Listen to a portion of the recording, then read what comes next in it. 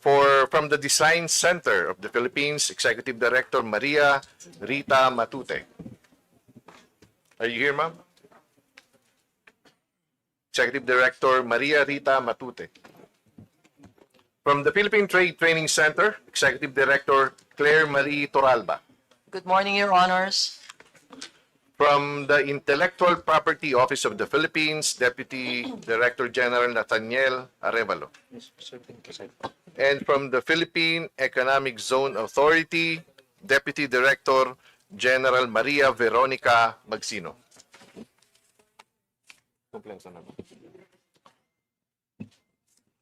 And also may we acknowledge for the legislative concerns of the members, all the regional directors present here today. May we, starting from the Regional Director of NCRO, Acting RD J. Akar. Morning. Regional Director of CAR, RD Raymond Panhon. Are you here, sir? Regional Director of Region 1, Merly Membere. Morning. From Region 2, RD Maria Sofia Narag. From Region 4A, RD Marisa Argente. From Region 4B, RD Armormio Carmelo Joselito Benter. From Region 5, RD Dindo Nabol. From Region 6, OIC RD Maria Dinda Tamayo. From Region 7, Acting RD Esperanza Transfiguracion Melgar. From Region 8, RD Celerina Bato. From Region 9, ARD Maridel Denga. From Region 10, RD Ruel Palikpan.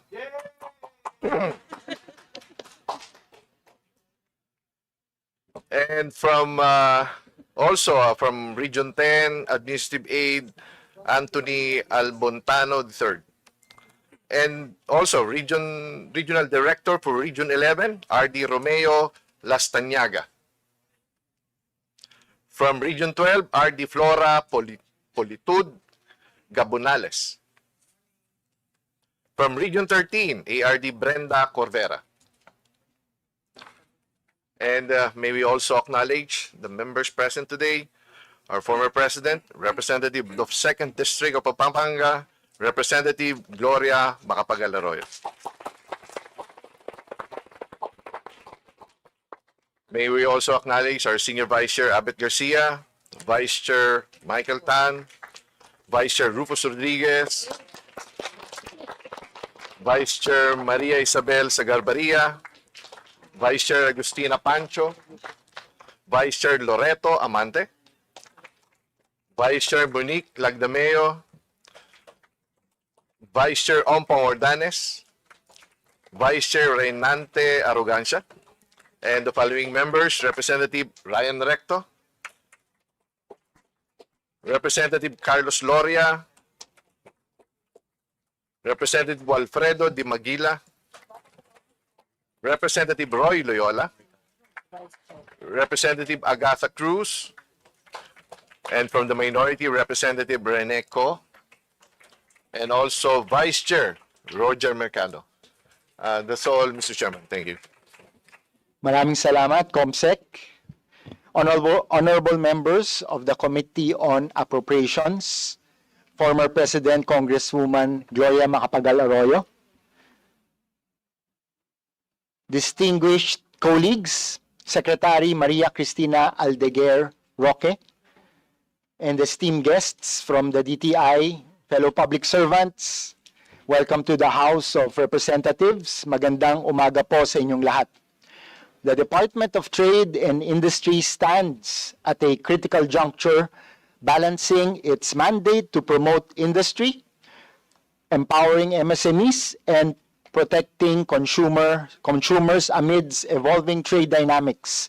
Recent policies, including the 60-day rice import suspension and the newly imposed 19% U.S. reciprocal tariff, underscore the challenges of safeguarding local producers while maintaining stable trade relations and competitive exports. Internally, DTI has intensified enforcement against substandard products and leveraged AI tools to streamline business, licensing, and frontline services, initiatives that mark significant progress in reducing red tape and improving public access. In recent years, the DTI achieved key milestones in trade facilitation and digital transformation.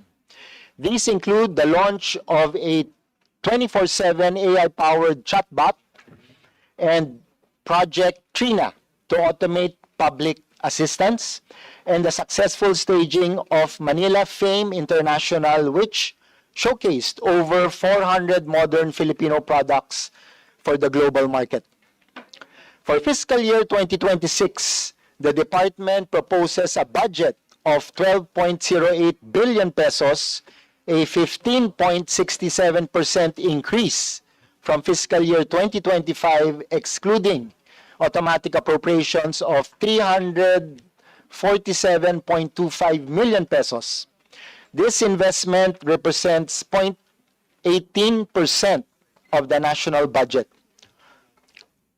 and it's positioned to strengthen investment, strengthen MSMEs growth, enhance export competitiveness, and fortify consumer protection.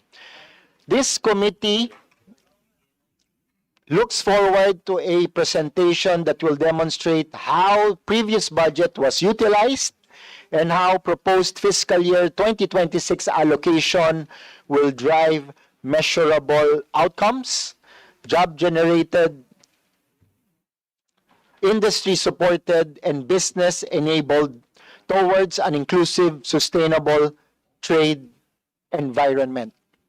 On that note, I will turn over the chair to the very able hands of Kong Mike Tan to proceed with our budget briefing this morning. So once again, to Secretary Roque and the DTI family, welcome to the House of the People. Maraming salamat po. Good morning po sa ating lahat. I would just want to introduce myself. I'll be the one assigned to sponsor the budget of DTI, also its attached agencies and corporations. So looking forward to working with you all.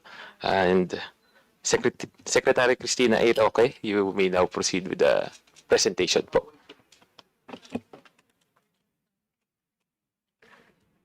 To the Honorable former President Gloria Macapagal Arroyo, good morning, ma'am. To the Committee on Appropriations Chairperson Micaela Swansing, Senior Vice Chairperson Albert S. Garcia, Vice Chairperson Keith Mike Tan, Attorney Mike Tan, Honorable Vice Chairpersons and members of of course, Honorable Congressman Rufus Rodriguez, and to the members of the Committee on Appropriations, to the other members present, the Committee Secretary Leo Liaño, and to the Committee Secretariat and the civil society organizations, good morning to everyone. I am pleased to present the Department of Trade and Industry, DTI, Fiscal Year 2026 National Expenditure Program, NEP. The main mandate of the DTI actually is really divided into three, which is number one, the foreign trade and international investment, which is actually very important for our country because aside from the income, bulk income that it generates, it gives us, it's also the bulk jobs that it generates for our people. The number one export now is our people, and we would like to lessen that as we would want our people to stay with their families here in the country. Number two is the consumer protection and fair trade. there are a lot of products. We must protect our consumers from the products that are being sold in the market. There are a lot of products now that are being brought in and that are being sold in the market that are substandard. So we need to enforce strict guidelines and strict rules to be able to make sure that the consumers are protected from the products that they purchase, especially in the online, the e-commerce platform. And of course, number 3 is the MSME development, which is a sector that we definitely cannot ignore. 99.6% of the business establishment in the Philippines is MSME, and 60% of the labor force is MSME. So this sector we really must put a lot of effort on. The total budget of the DTI in the fiscal year 2026 NEP is 9.951 billion, up by 3% or by 253 million compared to last year, compared to fiscal year 2025 GAA. Of this 9.9 billion, 6.9 plus billion is for the Office of the Secretary and 2.974 billion for its 5 attached agencies: the Board of Investments, the Construction Industry Authority of the Philippines, the CIAP, the Cooperative Development Authority, CDA, the DCP, the Science Center of the Philippines, and the Philippine Trade Training Center. Next slide, please. Okay. The Department of Trade and Industry, created under Executive Order number 133 of 1987, is mandated to plan, coordinate, and promote programs on trade, industry, and investments. Guided by this mandate, the department focuses on 3 core areas, which I already mentioned a while ago. Through these mandates, the DTI contributes to Sustainable Development Goal 8, decent work and economic growth, and supports the national vision of a matatag, maginhawa at panatag na buhay by 2040. The organizational outcome refers to the short to medium-term benefits delivered to clients and communities. These outcomes are intended to contribute to the fulfillment of our mandate and achievement of our goals. Emanating from our mandate, we have identified 4 organizational outcomes: exports and investments increased, industry developed, MSME assisted and developed, consumer welfare enhanced. In DTI, as this presentation, we use org outcomes and major programs almost interchangeably. The DTI, next slide please. The DTI Office of the Secretary composes of 28 bureaus, offices, and program management. Office of the Special Mandate on Vape, Bureau of E-Commerce, Halal Project Management Office, International Trade Relations, Strategic Management Office, Export Marketing Bureau, Bureau of Import Services, Foreign Trade Service Corps, Supply Chain and Logistics, Finance Service, Human Resource and Administrative Service, Information System Management Service, Planning and Management Service, Resource Generation and Management Service. Then Bureau of Small and Medium Enterprises Development, Comprehensive, the CARP, Negosyo Centers, Bureau of Market Development, Bureau of Policy Research and Innovation, Bureau of Competitive Development, and the Creative Industry Development Office. Then we also have 7 attached agencies: the BOI, the CIAP, which is the then the DCP, PTTC, IPOFIL, FDCP, and Film Academy of the Philippines. The 6 corporations are SITEM, NDC, PEZA, PITC, PPI, SB Corporation. FTSC has 29 posts in 21 countries with 21 trade attaches. We are in America, ASEAN, and we also have 1,408 negosyo centers. 1,384 of them is all over Luzon, Visayas, Mindanao, while 24 is in the BARM. Our strategic approach involves enhancing our mandates with the goal of creating a sustaining, a vibrant, and sustainable economy. We will continue our efforts in negotiating international trade trade agreements and investment promotion, especially for the trade agreements. This is the mandate of our president for us to be able to do at least strengthen our trade with our other countries is to really push for the FTAs. BOI and PEZA and other agencies shall intensify their approach to foreign investments and investors. Aside from the industries we have been pushing, we are also pushing halal.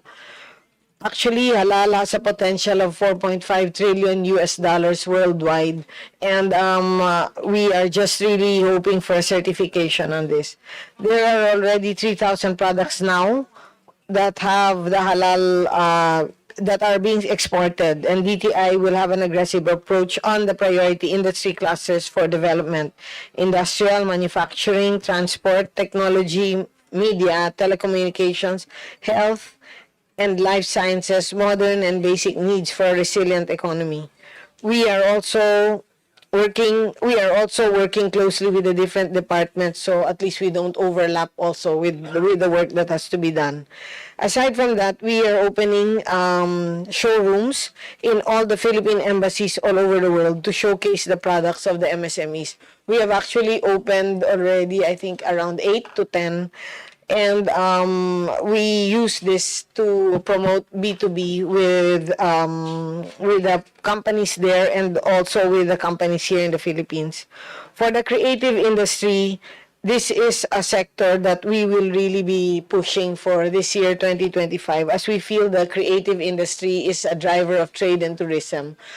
We may not be on top for other areas that we focus on, but for the creative industry, we are quite known all over the world for this. And just the same way Korea has used the creative industry to drive their trade and tourism, we can also do this for ours, as we have already a lot of stars that are known abroad in the different fields of the creative industry.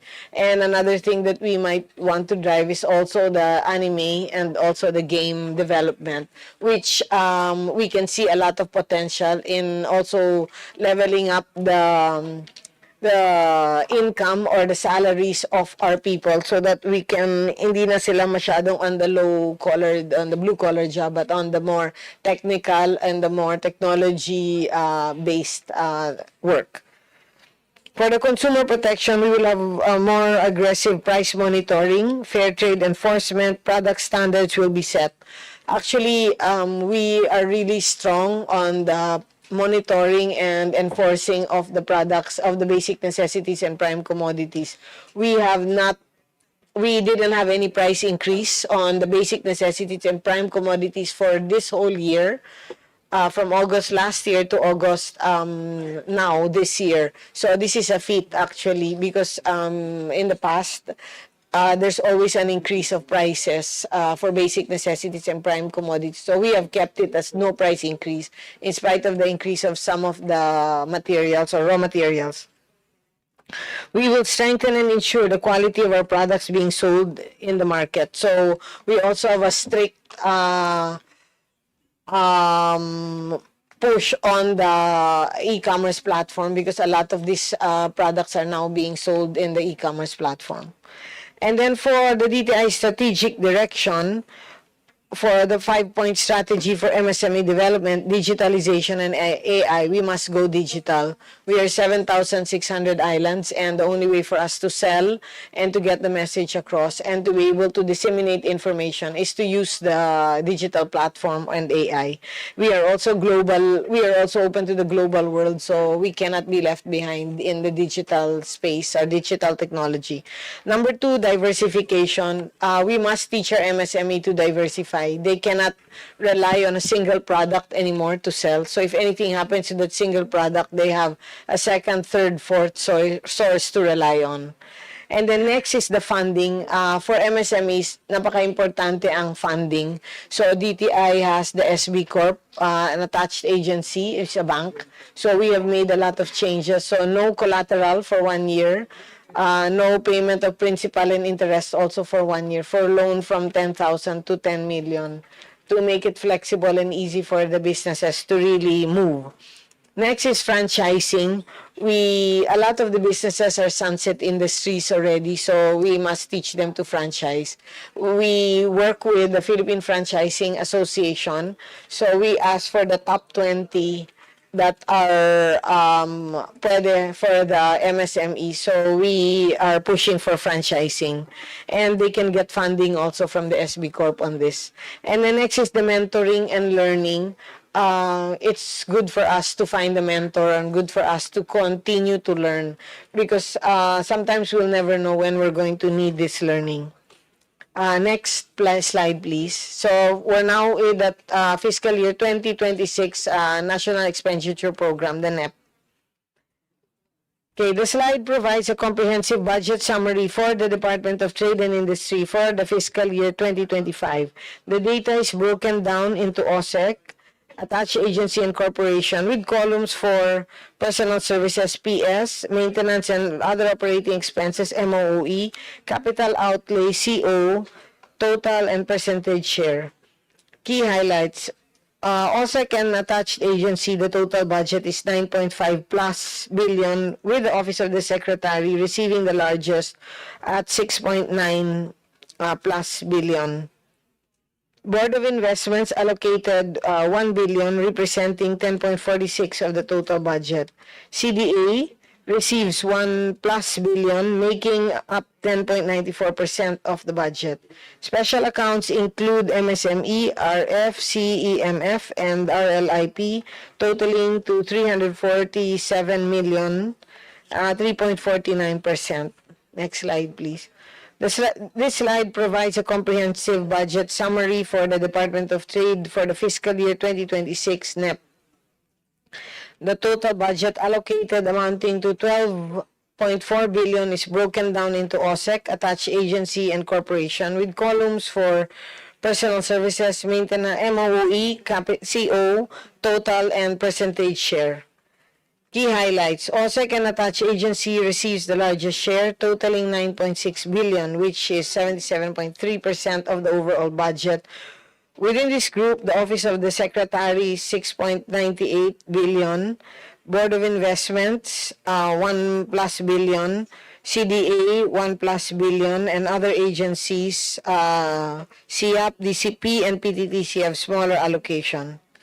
Additional budget item is the automatic appropriations, 347 million, retirement and life insurance premiums, 273 million, special account, 73 million. Attached corporation, these entities, receives a combined allocation of 2.47 billion, including Aurora Pacific, APECO, SITEM, and the SB Corp, additional 1.5 billion. Next slide, please. The narrative report on budget comparison for fiscal year 2025 and 2026. The financial table compares the budget allocation for various agencies, including attached corporation. Under the DTI between fiscal year 2025 and 2026, the data is categorized into PS, MOE, CO, and the total budget for each year. The table also shows the variance of each category, both in amount and percentage. Overall budget, total budget increased by 1.6 plus billion from 10.7 to 12.46 in 2026. The OSEC, number 2, the OSEC shows a net decrease in total budget by 3%, primarily due to reductions in MOE and CO, despite the increase in PS. BOI, the budget increased by 177 million, primarily due to additional MOE. CDA, the budget also increased by 135 million with additional budget for PS and capital outlay.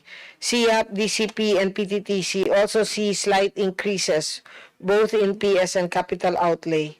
Automatic appropriations, these include a slight increase of 15% for PS, representing the retirement and life insurance premium. Attached corporation, the total budget increased from 1+ billion to 2.474 billion and has a total net increase of 1.4 billion or 137%. APECO with a total increase of 7 million, SITEM with an increase of 421 million, 145%, and the SB Corp shows a hefty increase of 1 billion, 200% from 2025 to 500 million 2026, NEP of 1.5 billion. Okay, next slide, please. This slide presents a comparative analysis of the budget appropriations for DTI OSEC, highlighting changes between 2025 GAA and 2026 NEP draft. The budget is categorized into general admissions and support and operations, projects, and automatic appropriations, with further breakdowns under operations and projects. For the general admission and support, 2025 GAA, 2.19 billion, 2026 NEP draft, 2.21 billion, the variance of 25, positive 25 plus million. This category saw a modest increase reflecting a stable allocation for administrative functions. Operations, 2025 GAA, 3.06 billion, 2026 NEP draft, 3.24 billion, the variance of 176, positive 176.7 million, a 5.77% increase. Operations received a notable increase, indicating strengthened support for DTI's core programs. Breakdown includes 001 Exports Investment Development, increased by 29.34 million, positive 3.25%. Industry Development increased 19.72 million, positive 3% increase. MSME Development, an increase of 11.44 million, positive 1.27% increase. Next is the Consumer Protection, increase of 11.13 million, positive 2.11% increase. Consumer Education and Advocacy decreased by 0.38 million, a negative 4.84%. Next, number 3, subtotal regular programs. 2025 GAA, 5.25 billion. 2026 NEP, 5.45 billion, a variance of 201.87 million. Regular programs overall show a healthy increase, supporting DTI's ongoing initiatives. For projects, 2025 GAA, 1.92 billion. 2026 NEP draft, 1.53 billion. Variance of negative 394.17 million, negative 20.52%. Projects experienced a significant reduction, particularly in locally funded projects, which dropped by 27.67%. Foreign assisted projects remained stable. Total new GAA, 2025 GAA, 7.17 billion. 2026 NEP draft, 6.98 billion. So a variance of 192.29 million, which is a drop by 2.68%.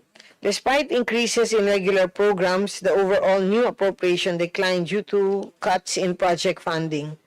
Automatic appropriations, increase of 304.57 million, which is a 13.34% increase, including RLIP, Retirement and Life Insurance Premium, 30.46 million or 7%. Special accounts, MSME, RF, 734,000. The DTI's budget for fiscal year 2026 reflects a strategic shift towards strengthening core operational programs and administrative support while scaling back on project-based funding. The increase in automatic appropriations suggests a commitment to employee benefits and MSME support. However, the overall budget shows a slight decline due to reduced project allocations. Next slide, please. The PS budget of 592.84 million will fund the salaries and allowances, including government share for the RLIP of 647 filled positions of bureaus, offices under the general administration and support, such as the HRAS, PMS, FS, ISMS, RGMS, LOLA, LS, CIS, and XCOM offices. 9.155 million PS budget to fund the salaries and allowances of contractual personnel under the Office of the Secretary. 335 million funding requirements for the milestone First Loyalty Award for 45 personnel. Next slide, please. Under the Exports and Investment Program, 962 million is allocated to support trade promotion activities, LEAP initiatives, and overseas allowances for foreign trade service offices. The budgets of the regular programs of our Export Marketing Bureau and the Foreign Trade Service Corps are embedded in the fund of Org Outcome 1 Exports and Investment Development Program. An additional 387.6 million is allocated for the continued implementation of activities related to the formulation of strategic plans, programs, and policies on exports and investments, as well as the development, facilitation, and promotion of exports and investments, both domestic and foreign. These activities are carried out through the following regular programs: investment promotion, export promotion, strategic partnerships, commercial intelligence and policy, export assistance, exports information, communication, advocacy, and capacity building, Philippine Export Development Plan, business matching missions, and activities, Philippine Export Competitive Programs. Next page, please. Okay, the budgets of the regular programs of our EMB and the Foreign Trade FTSC are embedded in the fund for Org Outcome 1, Exports and Investments Development Program. Tier 1 total FTSC is 273 million. FTSC is committed to in assisting foreign investors to promote Philippines as a premier investment destination, as well as assisting exporters and foreign buyers during outbound mission, trade shows, fairs, and activities. Then the regular budget of EMB is only at 58.45 million. The Bureau is mandated to formulate, implement, and monitor programs, plans, and strategies pertinent to the development, promotion, and expansion of Philippine export, conduct research on new products development, and to identify domestic supply base for exportable products. Next slide, please. Under the Industry Development Program, the MOOE amounting to 381 million supports key initiatives such as the Tatak Pinoy, the implementation of the Internet Transaction Act, the operational requirements of the Film Academy of the Philippines, the Philippine Halal Industry Development Program, Go Local, Malikain Pinoy, and the regular programs. Meanwhile, 179.5 million is allocated for activities related to the formulation of strategic plans, programs, and policies to develop competitive industries. The Philippine Quality Award guides the MSMEs in managing organizational performance and ensures sustainability and growth of the organization. Domestic Bidder Certificate of Preference Program, this grants local businesses a competitive edge over foreign bidders by providing from 15% to 25% margin of preference. Malikain Pinoy, this is actually part of the creative industry that we really want to push. Industry Cluster Enhancement Program, this is the 8th National Priority Industry: rubber, coffee, cacao, cocoa, coir, processed fruits and nuts, wearable and home styles, bamboo, and palm oil. These are getting popular now, especially in the global stage. The Tatak Pinoy strategy, this aims to increase industry productivity, produce high-quality products, create jobs, and strengthen economy. We will be using the Tatak Pinoy to really promote Philippine products, both locally and globally. And if it has a trademark na Tatak Pinoy, kahit pa paano, it's something that we can be proud of. Then the implementation of RA 10697, or the Strategic Trade Management Act, STMO, which performs the registration and licensing, outreach, and enforcement functions pursuant to RA 10697. So companies and individuals engaged in the trade of strategic goods should first classify their items using the National Strategic Goods List. Okay, next. It's the budget for the Industry Development program fund the regular programs of our competitiveness and innovation group, supply chain and logistics group, as well as the international trade group, all embedded in the fund for org outcome 2. Okay, I've already mentioned the Philippine Quality Awards, no? Okay, next slide. Wait, is this the one? MSME development. Yes. Yeah, MSME development program. Bulk of the budget goes to the implementation of rapid growth or the rural agro enterprise partnership for inclusive development, shared service facility program, and the negosyo centers.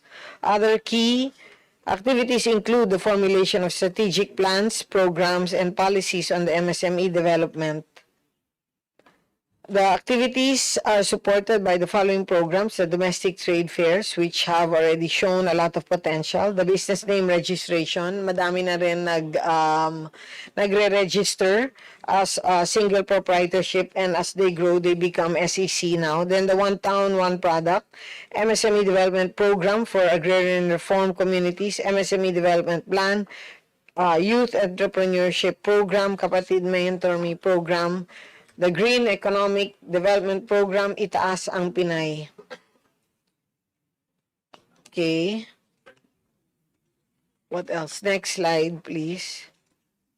Dito na tayo. Mr. Chairman, I'd like to know how many more pages will be presented because actually all of us have been given through Okay. copies electronic. Actually, and also madami now. pang pages. So if you have any questions, it's Yes. better for us to just Yes, answer the I think questions better because there correctly. are many who will be asking Yes, questions. better. Kasi I'm sure you have na rin a background on all of these things. that Yes, we're so I supposed to move, Mr. Chair, that we go ahead with our questions Yes. from our members who are present. Thank you.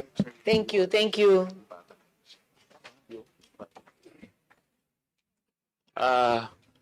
Before we invite questions from the members, can we have a short presentation of the BUR, the budget utilization rate of the department? You have the budget.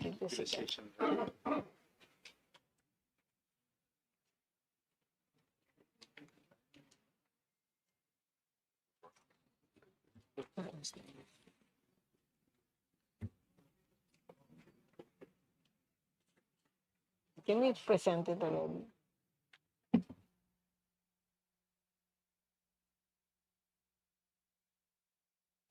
Okay, here it is already.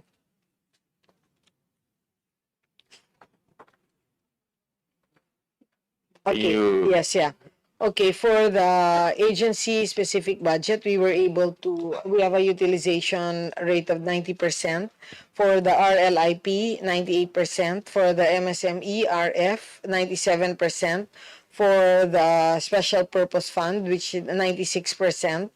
And then for the unprogrammed, of course, the rapid growth, 69%. Then the continuing appropriation, 91%. And the agency-specific budget, 91%. Okay, thank you to our secretary.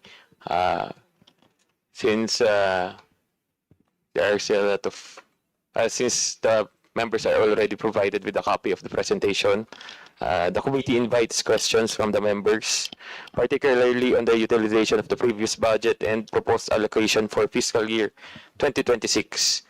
Secretary Cristina A. Roque and her team are requested to provide the necessary clarifications and to respond directly to the issues at hand to ensure that this committee and the public following this proceeding are fully informed of the anticipated impact of the proposed budget of the DTI and its attached agencies and corporations. May I remind our distinguished colleagues that each member is allotted 5 minutes for questioning or interpellation, excluding the responses of the resource persons. When you hear the first bell, it indicates that you have 30 seconds left to conclude your questions. The second bell signifies the lapse of your allotted time. In accordance with the long-standing and respected tradition of the House of Representatives to accord preferential treatment to the minority members, followed by the independent and majority members in an alternating manner. The chair now recognizes from the minority, Honorable Rene Co. Thank you, Mr. Chair. Good morning to my distinguished colleagues and the Department of Trade and Industry and all its attached agencies. Uh, this representation shares yung kagustuhan natin na lumago yung mga pambansang industriya natin. Gusto natin na may kakayahan na makatayo sa sariling paa yung mga industriya natin, no? And I'd like to focus on yung transport industry natin, no? Lifeblood yung mga jeepneys, modes of public transportation sa ating vast network of roads dito sa Pilipinas. And it goes to show na sa kabataan, no, sa mga Pilipino, invested kami sa kakayahan ng mga local manufacturers na makapag-produce at makapag-provide ng necessities ng transport system natin. So may budget po ba para sa pagpapataguyod ng mga tunay na local na manufaktura ng mga sasakyan for NEP 2026 po?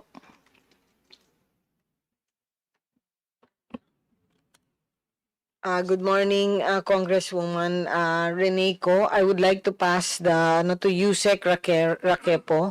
He'd be the one to explain the programs for this for your question po. He's from the Cooperative Development Authority. Good morning, Your Honors, to the Chair, morning, and to our esteemed Secretary of the DTI. As far as the CDA is concerned, we do not have any budget for assistance to local manufacturers of modern jeeps, Your Honor. But instead, we are assisting technically cooperative transport organizations in terms of management as well as in terms of their financial capability to handle the finances of their cooperatives, Your Honor. Mr. Chair, bakit po walang programa para sa pagtataguyod ng mga lokal na manufaktura ng sasakyan? Alam naman po natin yung krisis sa trapiko, no? Bakit po wala? Actually, for the bigger players, no, let's say Francisco Motors and others, we have incentives for them. They qualify for either PEZA or BOI. In fact, meron silang, I'll pass you to, is Yusek, who? Edife. Wala si Yusek Perry. Okay. Edife here to actually explain to you the different incentives that we give to the local manufacturers of transportation.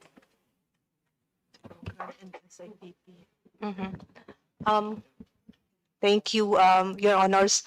For the BOI, we actually have the CARS program, and it is aimed at improving the industry in terms of the manufacture of the vehicle, and we provide incentives. Second, the fund will also cover the improvement in terms of the parts manufacturing. And then in the SIPP, we also provide incentives to manufacturing.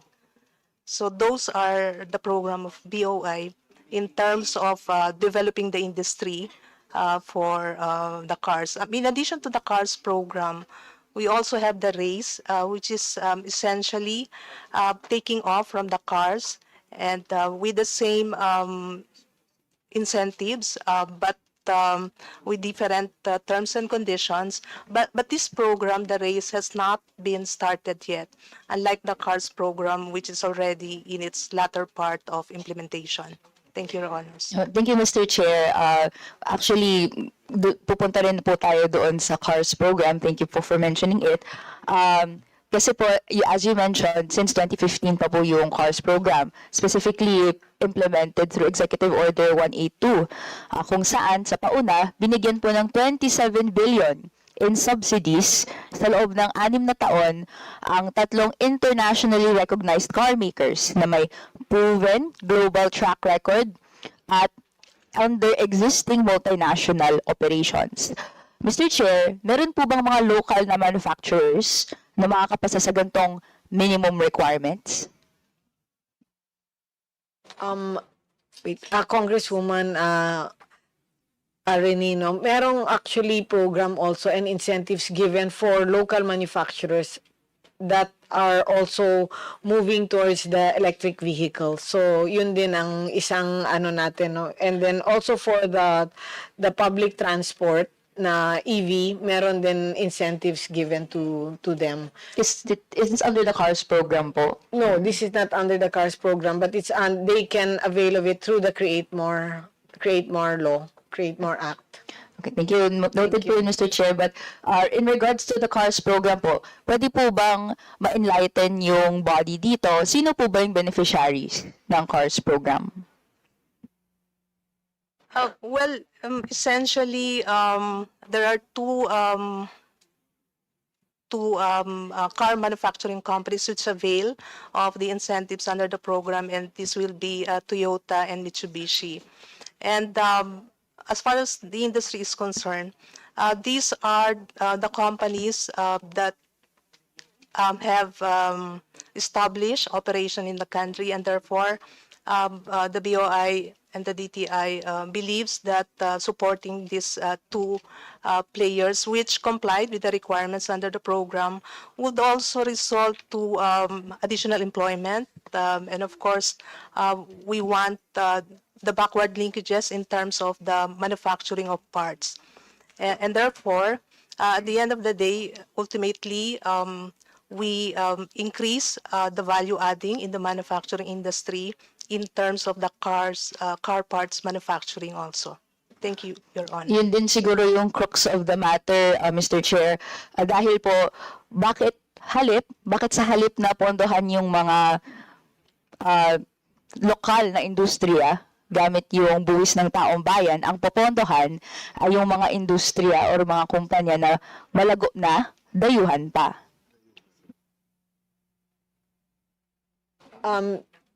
Honorable Congresswoman, actually for part of the CARS program, what it states there is they need to support the local MSMEs, meaning part of the parts of that car must come from local industries.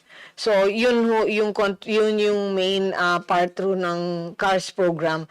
In the CARS program, only 2 were able to avail of the slot, no? But in the RACE program, which is almost gonna be implemented, more than 2 na po ang pwedeng mag-avail doon. And then part of the requirement is for them to be able to buy a certain percentage of the parts from the local manufacturer. So yun po yung naging contribution ho nila sa industry. Mr. Chair, since na-mention na po yung RACE, no, which is the Revitalizing Automotive Industry for Competitive Enhancement Program, in a article from the from PNA, na-mention noong February, no, na it will be implemented by a joint administrative order. Nasa na po ang joint administrative order for the RACE program? Is it available na po ba? Actually, we're almost going to implement it already. We're just fixing some other things, we just need to get some information. Pero we're really moving to that kasi we want more companies to avail. Kasi like Francisco Motors and other local companies have also expressed their interest to really avail of this program. So may inaayos lang na mga additional information, but definitely the CARS program will be moved to the RACE program kasi syempre through the years, di ba, we also want to at least parang improve yung mga program. So from CARS magiging RACE na siya. So, wala pa pong joint administrative order. So, ang next question ko po, kung wala pang guidelines, bakit po pinopondohan na po ito sa NEP 2026? Hindi, meron na pong guidelines. We're just adding some, I'm not totally familiar with the final, no, but we've already actually put down a lot of may konting na lang na tinatapos. Is this available na po ba to the public or to the companies na gusto pong mag-avail through the RACE program? Can we have a copy po ba, Mr. Chair? Yes, we'll give you a copy, Honorable Chair. We've already discussed this with the different companies that's the stakeholders that may want to avail of this program. So, na-discuss na po nila. So, usually we do naman a consultation. So, there's like a back and forth and then may mga ibang ano lang. Would it be possible po ba to receive a copy of the guidelines Yes, we'll today? give you. Sige, Before we'll plenary? we'll give you the guidelines today and then I can explain it to you further. Yung mga, konting, na lang, tweak. Pero that was supposed to be done, you're correct, a few months ago. But meron lang ibang, that we want to also at least give these local manufacturers para yung mga parts ng cars ng mga kotse nila, they can really get from the local MSMEs. We appreciate that, Mr. Chair, but we'd like to manifest po no na ideally before guidelines are being implemented, they're already released publicly so that the public are able to scrutinize po yung parts of the for the administrative order or whatnot bago po siya ma-implement. Siguro po yung next question po, dahil hindi pa siya publicly available, meron beneficiaries na po ba yung RACE program? If I may, Your Honors. So right now, the Secretary is correct. There's no guidelines yet. In fact, the JAO is currently being coordinated among agencies concerned. So insofar as the application, it has not been opened yet. But just to add that in terms of even the cars and for this race program, it's actually open to both foreign and Filipino. So it's not something that is tailor-fitted to any just two companies, but the program is designed so that other players can avail of it. So both for cars and the race. Thank you, Your Honor. Mr. Chair, na-mention po na nagkaroon na po ng discussions with companies in relation sa sinong pwedeng beneficiaries. Can I ask po, sino na po bang publicly nagpahayag na gusto nilang sumali sa RACE program? So far, I think the existing players, I would say maybe Toyota and Mitsubishi, but again, just to emphasize, the program is not limited to only these two companies. So the program is designed for everyone in the industry. Maybe that is what I should say insofar as this program is concerned. So just to correct the impression that this is not just for foreign or for big companies, but in fact it is open to everyone. So it's the industry in totality. Thank you, Your Honors. Magiging eligible po ba yung truly local automotive manufacturers? Ano pong encouragement yung ginagawa ng DTI para makasali po sila sa RACE program? Just like the CARS program, what we do is really promote the program, and it is something that is open and transparent. So once the guidelines or once the JAO is signed and the guidelines is formulated, then it will be disseminated to the industry players, because after all, that is the reason why we're doing this program. It is for their availment. So it will be open to those companies that will qualify under the program. We're looking forward to that po dahil kung Toyota and Mitsubishi na naman po yung magiging mga beneficiaries and hindi magkakaroon ng mga local beneficiaries, ang mukha po to this representation ay patuloy na hindi nakakapag-unlad po ito ng local industry. Mukhang nangyayari ay kukuhanan yung pera ng bayan, ibibigay bilang ayuda sa mga malalaking dayuhang negosyo. So, siguro, I'd like to, one last question before I move on to siguro the second round po. Bakit po mas malaki yung proposed budget ng CARS and RACE kaysa sa mga regular programs po ng DTI BOI? I think based on the proposed budget of BOI, we've increased our budget in our in the industry promotion and investment promotion, these two are the main operational functions of the BOI. So I would not say that the budget of cars and the race is bigger than those two main functions of the BOI. Kasi po, from the budget items, mukha pong the race is provided 250 million pesos. And mukhang the continuous fiscal support arrearages for cars is at around 225 million pesos. So if you total this up, mukhang 575 million pesos. So it's a lot po. Yes po, Your Honor. If you'll note, the budget on the CARS program pertains to the arrearages. So it means that, ang government po owes these companies actually. So, but in terms of operation for new projects, then I would say that the budget of BOI is really geared towards investment promotion and industry development. And for that matter, if we're talking of CARS program or even the race, it is actually part of the industry development program. So it's not something that is independent of what we're doing. If you look at the operation of BOI, it is really geared at developing the industry. And to do that, we come up with programs and we do investment promotion. So that's how it is in terms of the operation of BOI. So again, the value in the budget of CARS is basically the arrearages. But it's still support. And siguro for this representation, it's ironic that Marcos Jr. says that it's trying to move away from car centrism.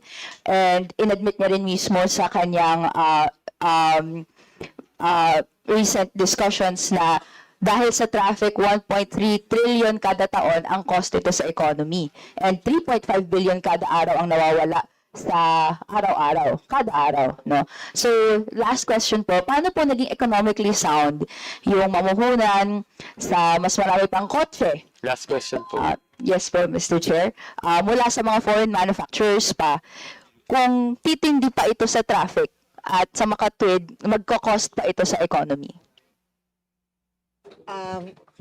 Honorable Chair, actually when they purchase cars, no, a bulk of that goes to buying the parts from the smaller parts from the MSME. So the bigger players, let's say Toyota, Mitsubishi, they're the ones that sell. Although we have others. Encourage other companies to join. Sila lang yung gusto mag-join doon sa cars. Dito sa race, we've opened it to everyone. So, syempre, pag malakas magbenta ang, let's say, Toyota, Mitsubishi, yung mga parts nila, madaming binibili from the local MSME. So, nag-grow din po ang local car parts industry. And then, syempre, the more, kahit sa repair also, dun rin, since madami itong brands na to, madami din ang local MSMEs na nasusustain din po. In fact, when we talk to these big players, there's really a percentage na dapat ibili sa local MSME. So even in the race program, ganun din po yung way that they actually buy a percentage, actually malaking percentage to the local MSMEs na nasusuportahan nila. Be that as it may, this is still all in the framework of supporting a car manufacturing industry. And it's still hindi in line doon sa sinabi ni Marcos Jr. na we're moving away from a car-centric form of traffic. But thank you, Madam Chair, Mr. Chair, for the time. I yield the floor po. Thank you. Thank you, Representative Ko. Question lang kay Representative Ko. You have a request to have a copy of the joint administrative order. Since it's not yet publicly available, do you still want a draft of the joint administrative order for the race program? Yes po, Mr. Chair. If We will get it. Okay. Please furnish a copy of the joint administrative order to the committee and also the draft po to this committee and to Representative Ko po. Yes, Mr. Chair. Thank you, Mr. Chair. Thank you po. Next in line po, from the majority, Representative Ryan Recto. Thank you, Mr. Chair. Secretary Christine and the whole DTI team, thank you for your time today po and coming to Congress and giving the presentation. I just have an inquiry po about the Malikhaing Pinoy program, about the creatives industry. Ma'am, you mentioned a while ago that it is a priority, and correct me if I'm wrong, you mentioned a while ago that it's a priority industry this year. However, upon checking the budget, its MOE decreased from 100 million last year to 50 million this year. Correct me if I'm wrong with the figures. And the deductions have been consistent. Noong 2023, it had a budget of 360 million pesos. Then 2024, it was reduced to 200 million pesos. And again, this year, for next year rather, reduced again.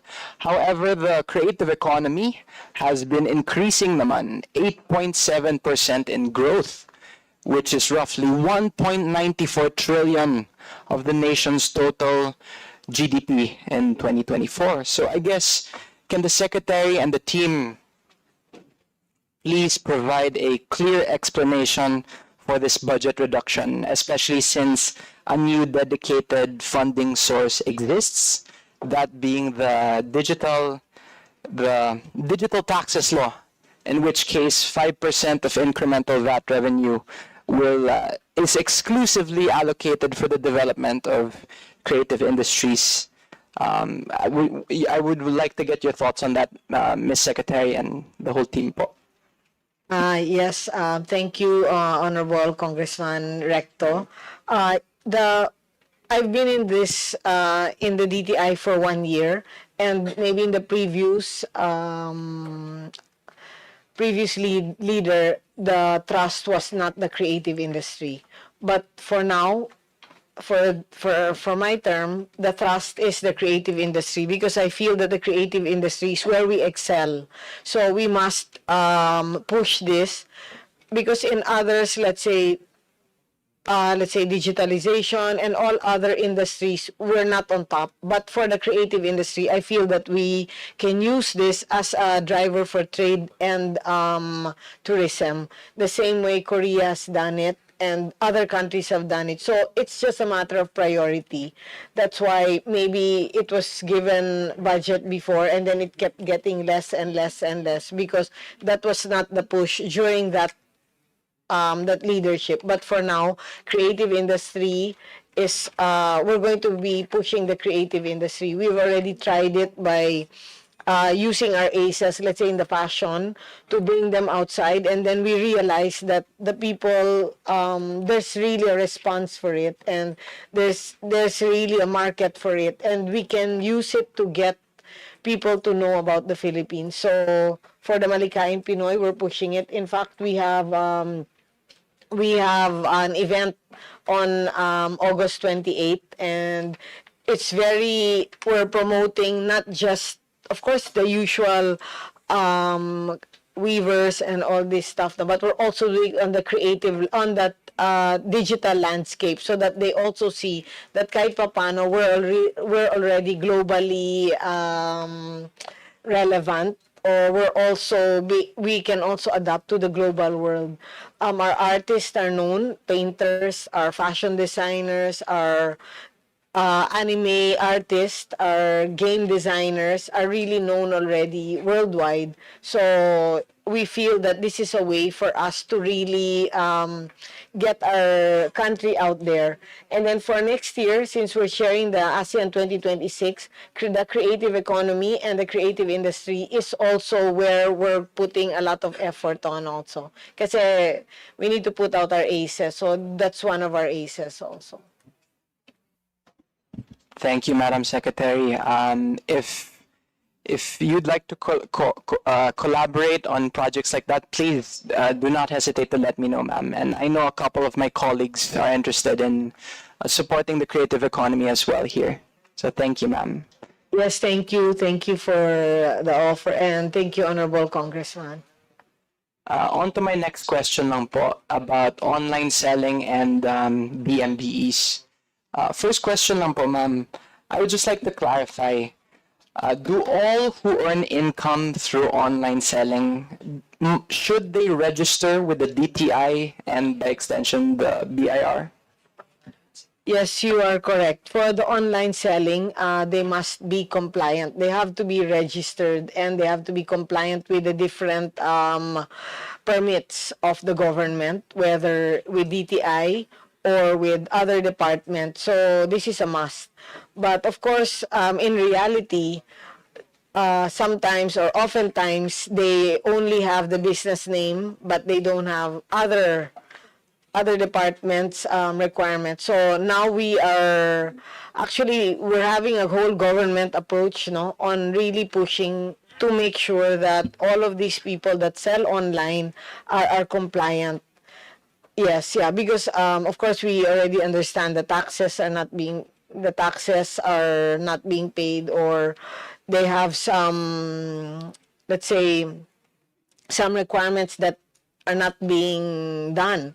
Like for us in DTI, we have already started the trust mark because there's a lot of goods being sold online that are below standards. So the DTI enforces, monitors all of this. No? But how can we assure the public that what they're buying is actually what is delivered to them?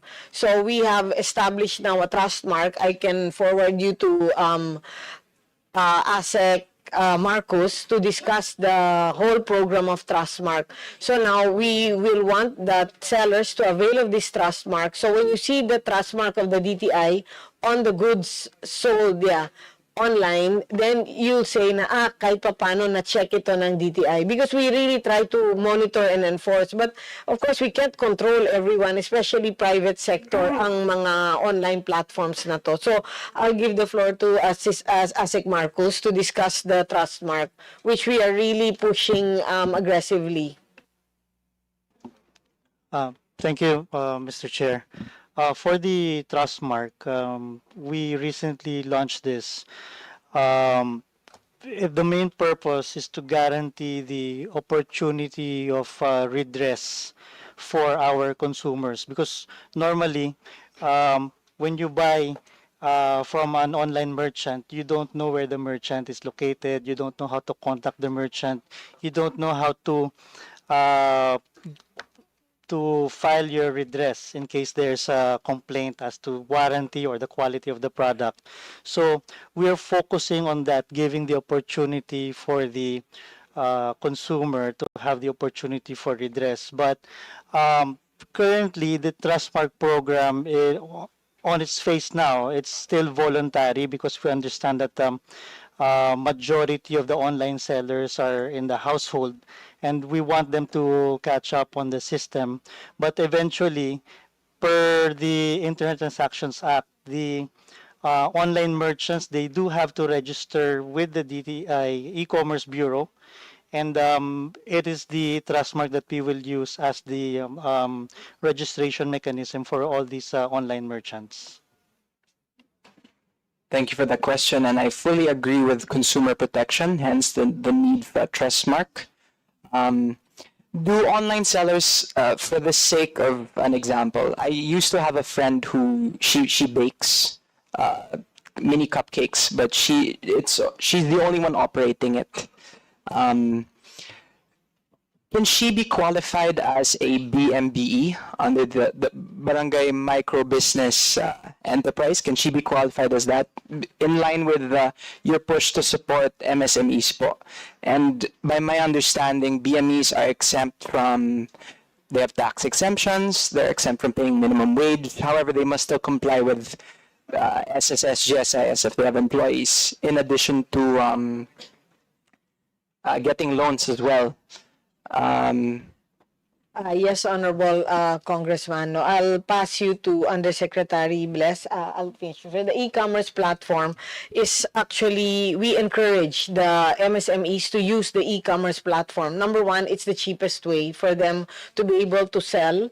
Number two, we are 7,600 islands. So the only way for us to be able to really move the products is to use the e-commerce platform. But we need to be also very responsible when we use the e-commerce platform. So for DTI, we're really strictly regulating this as we there are a lot of substandard products that are already being sold. And of course, like you say, the home-baked products. So regarding the BMBE, I would like to turn the floor to Undersecretary Bless Lantayona, who can discuss this further. Thank you very much, Madam Secretary. Thank you very much, Mr. Chair. Yes, as long as the asset size of that company is 3 million and below. And below. Thank you, ma'am. And just a quick follow-up to that po. With regards to that hypothetical example I posed a while ago, would they be, I'm assuming they'll be considered as BMBE, and so they'll have to register under that. Quick question lang po, how much do BMBEs contribute to the economy? I know po they're a part of MSMEs, but do you have a specific figure how much BMBs specifically contribute to the economy? I ask this po in aid of legislation, if the BMBE law can further be improved pa, or what have you po. Okay, as of now, we don't have really a very specific figure as to the contribution of the micro sector, micro enterprises. However, based on the PSA, Philippine Statistics Agency, the micro enterprises actually composed of something like 87% of the MSMEs, and that is quite big. Now, starting about 5 years ago, 3 or 5 years ago, when DTI registration is starting to register already, the BMBs, because of the creation of the negosyo centers, we have drastically increased the number of BMBE registrants. So more or less, they are encouraged already to register under the BMBE program. However, because of the big number of micro enterprises still, we still need to do a lot of campaign, for them to really avail of the registration under the BAMBI. May I ask usually what is stopping online sellers from registering, if you don't mind my inquiry po? Yes. Yeah. What's stopping? Of course, sometimes kung makalusot, lulusot, di ba? Sometimes we need to make sure that these private companies adhere to the law, that they must be compliant and registered. Because like us in DTI, when we have all these events, let's say the trade shows, ang pinaka-importante is for them to be compliant with the government requirements. So for the e-commerce platform companies, they must insist on the compliance talaga. No more questions for now. Mr. Chair, I yield the floor. Thank you po, Madam Secretary and the DTI team. Thank you po. Thank you, Kong Ryan. Next in line, from the minority, Deputy Minority Leader Antonio Tino. Thank you, Chair. Well, una, ilang follow-up questions po kaugnay sa Cars and Race program. Pwede po ba pa-explain fully ano yung mga subsidies or benefits to which qualified manufacturers, auto manufacturers, are entitled under these programs? At nabanggit kanina, ang pangunahin, ang unang-unang nakikinabang dyan, Toyota at Mitsubishi.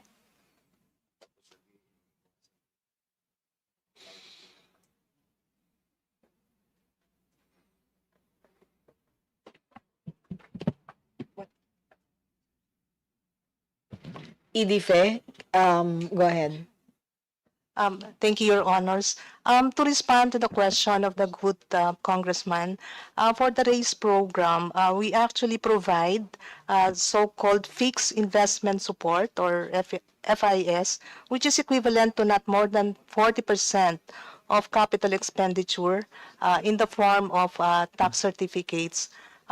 This fixed investment support is not really that automatic because in the guidelines, there's a committee which evaluates the claim of the company. So it passes through rigorous evaluation on their claim, Mr. Chair. More or less for the cars, for the race, it will have the same incentives, but actually, it will have the same incentives, but in terms of the volume requirements per model, it will be lower because for the cars, it's 200,000 assembly of cars, and for the race, it's 100,000, Your Honor. Thank you. Okay, so magkano po yun? Yung sinabi niyong 40%, did you say? Yes, Your Honor. 40% of fixed capital investment? Capital investment. Okay, gaano kalaki po yon in monetary terms para mas maintindihan natin? Magkano yung ayuda na binibigay ng gobyerno sa Toyota at Mitsubishi?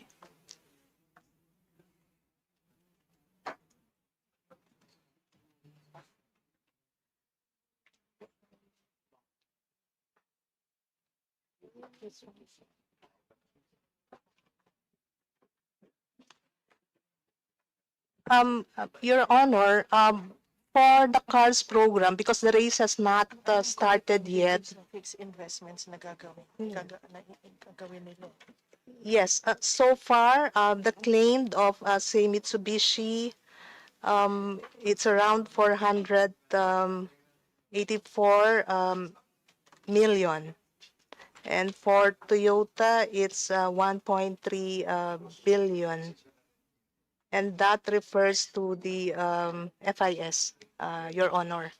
But note that that would equate. Ulit lang po. So Mitsubishi may claim na 400 million? 484 million. 484, almost 500 million. Samantala yung Toyota may 1.3. 1.3 billion pesos.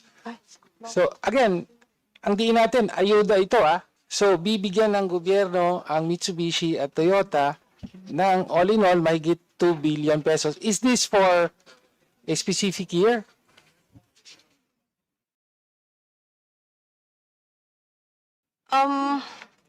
My understanding, Your Honor, is that this is for the whole duration of their application with the program. And therefore, So ano pong gaano katagal po yan? I mean, anong period po ang tinutukoy? in terms of their enrollment, the production period for the enrolled models ended in 2024. For Mitsubishi, it's Feb, and for Toyota, it's July 2024. So it's the whole availment of these two companies. But again, note that in terms of their qualification, the requirement is that they should be able to produce 200,000 vehicles. And again, we'd like to emphasize that the 200,000 vehicles, in terms of the backward linkages, in terms of the cars parts manufacturing, would have a greater impact. Okay, nabayaran na po ba yung 500M sa Mitsubishi at 1.2 billion sa Toyota?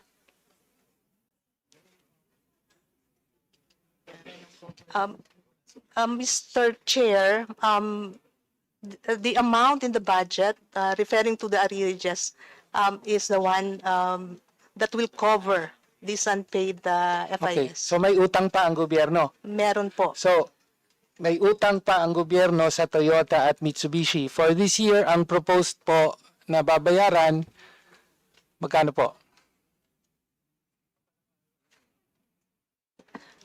My understanding, Mr. Chair, is that the BOI, because it used to be handled by a PMO, now it's BOI handling the evaluation. So it is undergoing an audit in terms of the claim, in terms of what was approved, and what should be paid to the companies. Magkano po ang inihingi ng BOI para ma-cover yung, kanina na binanggit niyo yan, arrearages di ba? So magkano po? Para malinaw. Based on the NEP, Mr. Chair, the fund allocated for this is 225 million, meaning once our audit is done, then that should cover the claim of the companies, whatever can be covered, Mr. Chair. So, for next year, 225 million. Yes, Your Honor. Okay, ang pwedeng ibayad sa Toyota at Mitsubishi. Okay, parang ang intindi ko, ang strategy, hindi, bakit binabayaran sila ng gobyerno? Bakit may utang pa tayo nga na umaabot sa more than 2 billion pesos? Tama ba ako? 1.2 and 5. Yes. Okay. Tapos gusto natin sila Sorry. mag-expand ng production. So kung ano yung mga 500 and na 1.2. Hindi naman 2 billion. plus yung na-encourage nila na local producers, yun yung sinasubsidize. Mr. Chair, BOI would like to emphasize that one benefit of the CARS program is that we do not import anymore, those that will be produced locally, and that's 200,000. Second, the incentives is really to encourage them to expand their operation. And third, again, if I may reiterate again, that amount in terms of the subsidy would really be lower in terms of the benefits that will accrue to the overall economy in terms of labor, employment, in terms of improvement in the backward linkages, meaning the parts manufacturing. So it's not just these two manufacturers being benefited by the program.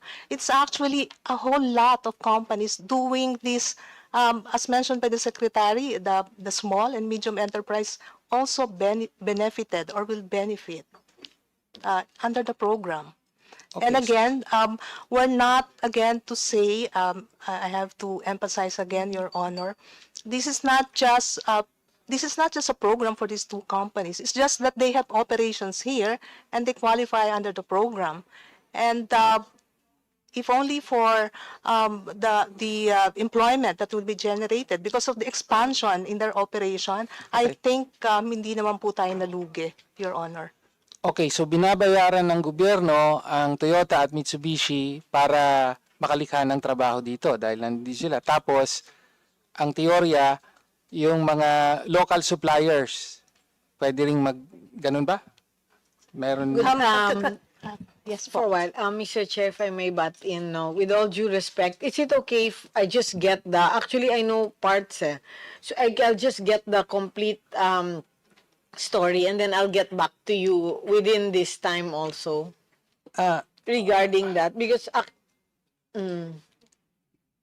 the head of this department is not here with us. They're in another meeting. So I'll just confirm everything and then I'll get back to you, Mr. Chair, regarding this. Para at least what we can give you is comprehensive also. Okay, we would appreciate a comprehensive information on the programs, but nevertheless, I still have some questions. For example, meron po bang technology transfer requirement para sa mga nakikinabang sa CARS program? Ibig sabihin, yung teknolohiya, yung kapital, yung IP, etc., meron po bang ganong requirement? Kasi sa ibang mga bansa, for example, India, Indonesia, Malaysia, etc., ni-invite nila yung mga foreign manufacturers like that. Pero, requirement, magtayo kayo ng pabrika, planta, pero at some point, magiging pag-aari ng mga Pilipino yan. And we can use that for our own. Yes, Mr. Ganun po ba? Meron po ba? Yes, Mr. Chair. Actually, these companies are locally owned. They're not foreign companies. What if Toyota then decides, naku, mas maganda ang incentive sa Thailand. Mas malaki ang ino-offer. Alis na kami. Meron pa ba tayong manufacturing ng Toyota, kaya pa nating mag-produce ng mga kotse na yon? Yes po, meron. In fact, yung Tamaraw, they have already moved it here from another country because of the create more incentives. No, and I understand that. They're setting up plants here. But what if they then decide, oh well, now it's cheaper elsewhere, or there are better incentives in another country. Parang nangyari na yan previously with several other car manufacturers. Was it Mazda ba yun? Ano ba yun? Yes, Kong. I mean, What was that? Ford. Nangyari na yan sa Ford, di ba? They moved to Thailand. Are we still able to produce yung mga Ford cars? Obviously, we're not. Siyempre being in business, as a businessman, ang punto lang po natin, walang requirement na gano'n, no? Na sige, babayaran namin kayo, magtayo kayo ng planta rito, pero walang requirement na kung ano man ang itayo nyo rito at yung teknolohiya na dadali nila rito, eventually magiging atin para may kakayahan tayo on our own na mag-produce. That's one way in which our neighboring countries have been able to build their manufacturing sectors. Sa atin, hindi po ba? Sige, magtayo kayo rito. Pero the moment they decide to pull out, wala na. Katulad nga nung nangyari sa Ford. Tama po ba? Hindi po ba ganon?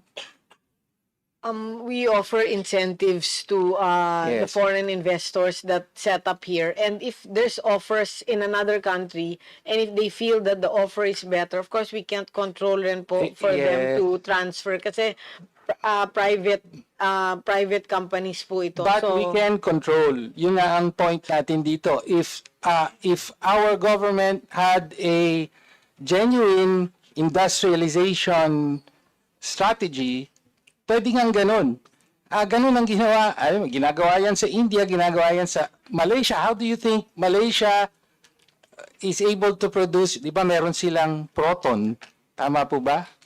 yes. It's actually parang originally Mitsubishi yon. Kaya lang meron silang kasunduan na technology transfer component. So now they're able to produce their own cars. No? So ang point lang po natin ay hindi po ito industrialization plan or strategy. Basically, binabayaran lang na, tayo pa nga ang nagbabayad para mag-set up sila rito. At any time, they can decide to pull out at saan tayo pupulutin. Parang ganon. No? Kaya nga kanina, sinasabi, bakit hindi gamitin ng gobyerno ang pagkakataon para ma-develop ang local manufacturing. For example, not in the production of cars, kundi vehicles for public transport. Yun ang kailangan natin. Diba? So, mga bus or jeeps, modern jeeps, whatever. But, Mr. Chair, yun lang po ang gusto natin din. Ang malaking problema po na may utang pa tayo, bilyones ang binabayad natin sa mga manufacturers na ito para mag-produce sila rito. But in the long term, it will not build our domestic industries. Okay? So, yun po muna. Okay. Thank you, Deputy Minority Leader Antonio Tino. I think what TML Tino is proposing is if the DTI or BOI is open to the idea of creating a more reciprocal guideline wherein it contains a technology transfer provision so that the local manufacturers would also benefit and not only the yung big players yung nakikinabang kasi malaki po yung incentive na nakukuha po nila sa gobyerno. So, are you open? Okay. Sige po. Thank you po. Thank you po, DML Tino and Secretary. Next in line, from the majority, Vice Chair Rufus Rodriguez. Thank you very much, Mr. Chairman, Attorney Mike. Pleasant good morning to Secretary Maria Cristina Aldeguer Roque and all the assistants, the USEC and the ASECs here, the regional directors, the CDA. Again, good morning to all of you. We congratulate our Secretary for that presentation showing the accomplishments of the Department of Trade and Industry in the past year and the plans for the future. certainly this agency has done so much for the Filipino people. And that is why we are grateful. And that is why I am here, because I'd like to thank the Secretary, not only in the national level, but because your officials in my city and your region have been doing very well. I would like to refer, therefore, to our Regional Director, Roel Paglipan, who are here, and also Assistant Regional Director, Almer Masillones, and our Provincial Director, Jesse Abriar. I know them because they work with me. And let me say, for example, that the City of Cagayan de Oro, especially in your two funds, which they coordinate with and which we distribute, Madam Secretary, this is the pagkabuhayan sa pagbangon at ginhawa, and also the serbisyo ng negosyo serbisyo sa barangay. We have been going to the different barangays. When there is a flood, there are fires, and the small business are involved, we give these funds to them.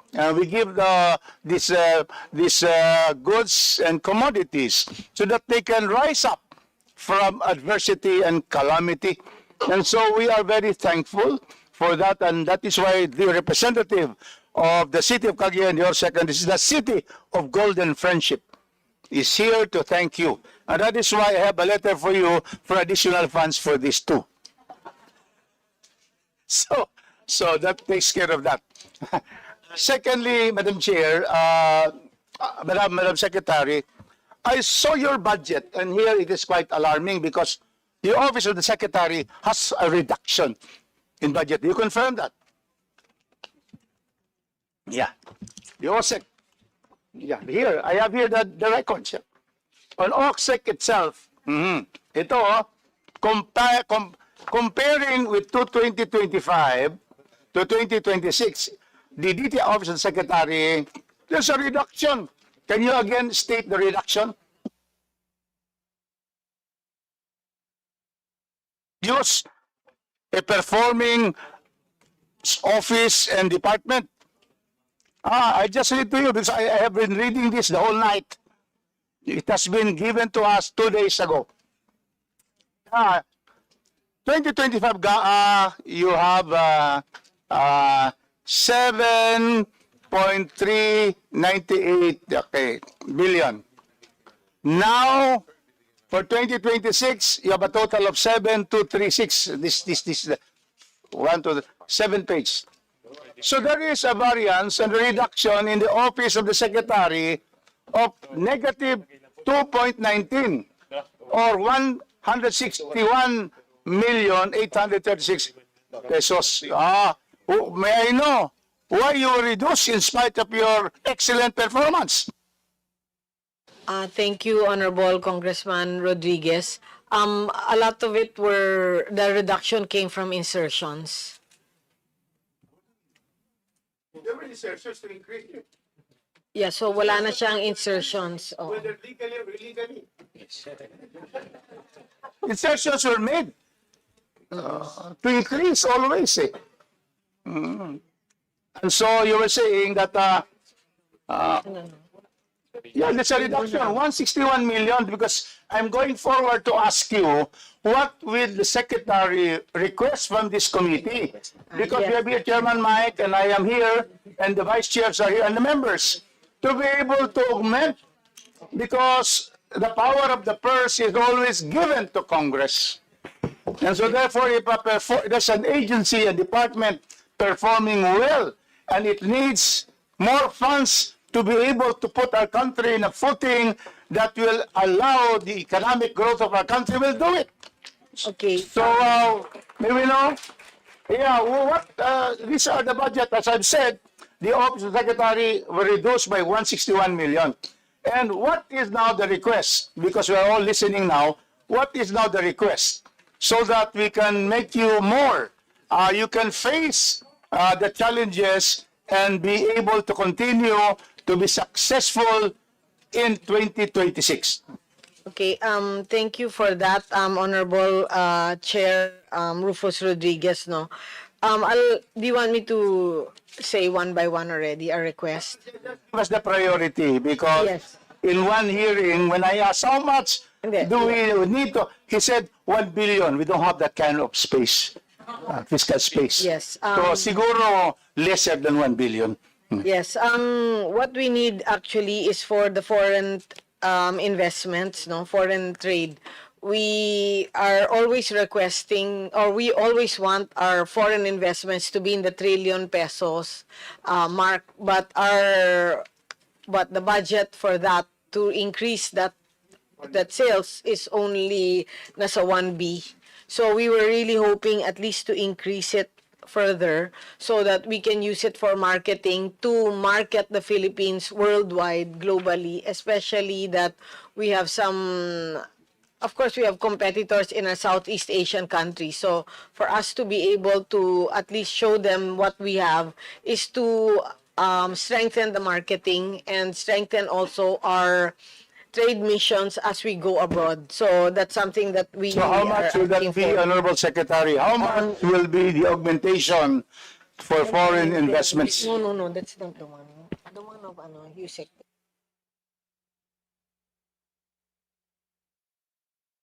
Okay, and then another thing that we are also looking at is for the MSME development program. Maybe we're still looking for the amount for that, no, the marketing for the How much would you need for the, my for the favorite, MSME development. micro, small, and medium? Yeah. I was with the Masikap. Yes, what was given to us is 500 million, but 99.5% of the business establishment is MSME and 60% of the labor force is MSME. So if we want them to grow, we need more funds for the Servicio Negosyo Caravan, meaning we go around the country, which we've already started in the DTI Goes to the Regions, to really promote also what are the programs of DTI that these MSMEs can avail, and what are also the initiatives of DTI that they can avail of, whether local distribution or global distribution. So How we much need would that.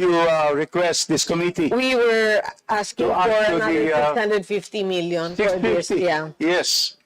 So for everything else that has to go under the MSME development, kailangan yun, no? And we will be putting that under the Tatak Pinoy program, meaning proudly Filipino. So proudly Filipino products, proudly Filipino services, everything that we can be proud of. We want to be able to push that both local and global.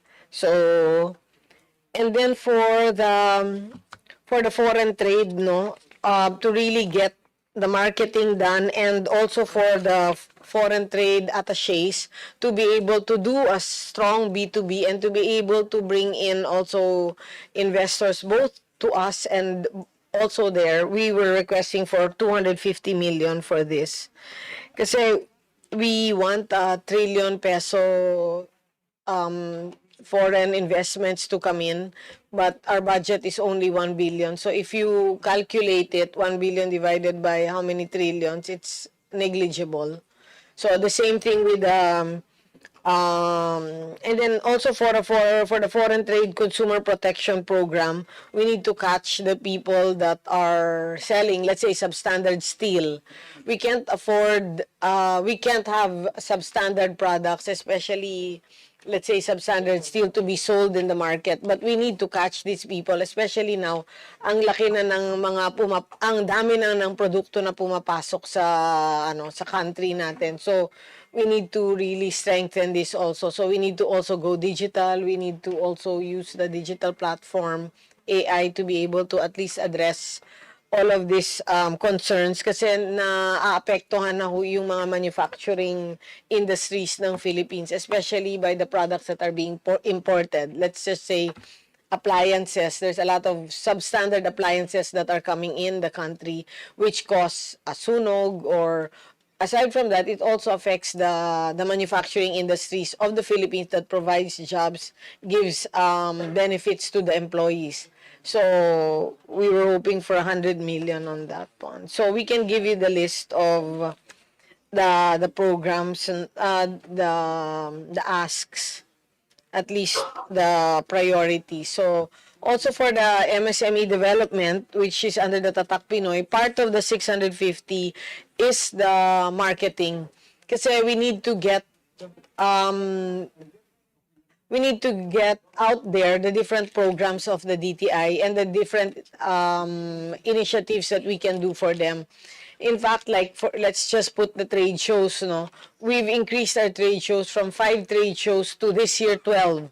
So yung sales ng MSMEs have really grown leaps and bounds. So we've already also got people who could find wholesale buyers both locally and globally. So the sales has improved. Let's say we started off at 10 million sales, 15 million sales with 10,000 people coming in the trade shows.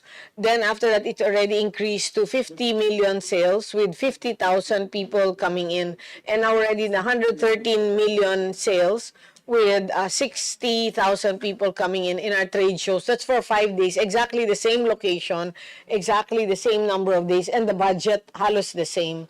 But we've really used marketing to really draw to really get the people to come to us. And then we've also leveled it up because we invite a lot of international, people, let's say ambassadors, buyers, to really check out also the products, you know. So we've also leveled it up. We've also used like the Philippine Philharmonic Orchestra because we also want to show the people what we have. We can't just keep them in the sidelines. So part of the budget goes to promoting also people like them. And we also encourage the young people to come to see also what we have, not just, it's just kept and they're left behind. So we really need this budget, especially to push the MSMEs. But marketing and product development and packaging design will also come into this 650. Kasi if we really look at it, no, our products, wala namang problema na sa taste, but natatalo talaga tayo sa packaging. We're really lagging behind on this. So, those are the things that we would like to use the budget. Thank you, Secretary, for encapsulating really the important thrust of the DTI. Foreign investments, and you need those funds, and then our small, medium, and micro enterprises, 99%.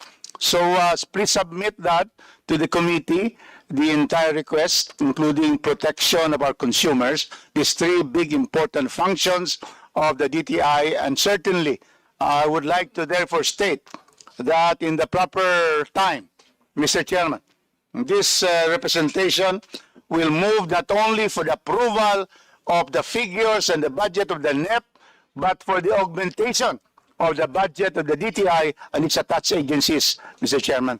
So, now, lastly, I still have some time. I'd like to ask Yusek Jean Pacheco, what are your needs? Thank you, Mr. Chair. Thank you very much, Kong Rufus. Thank you, sir.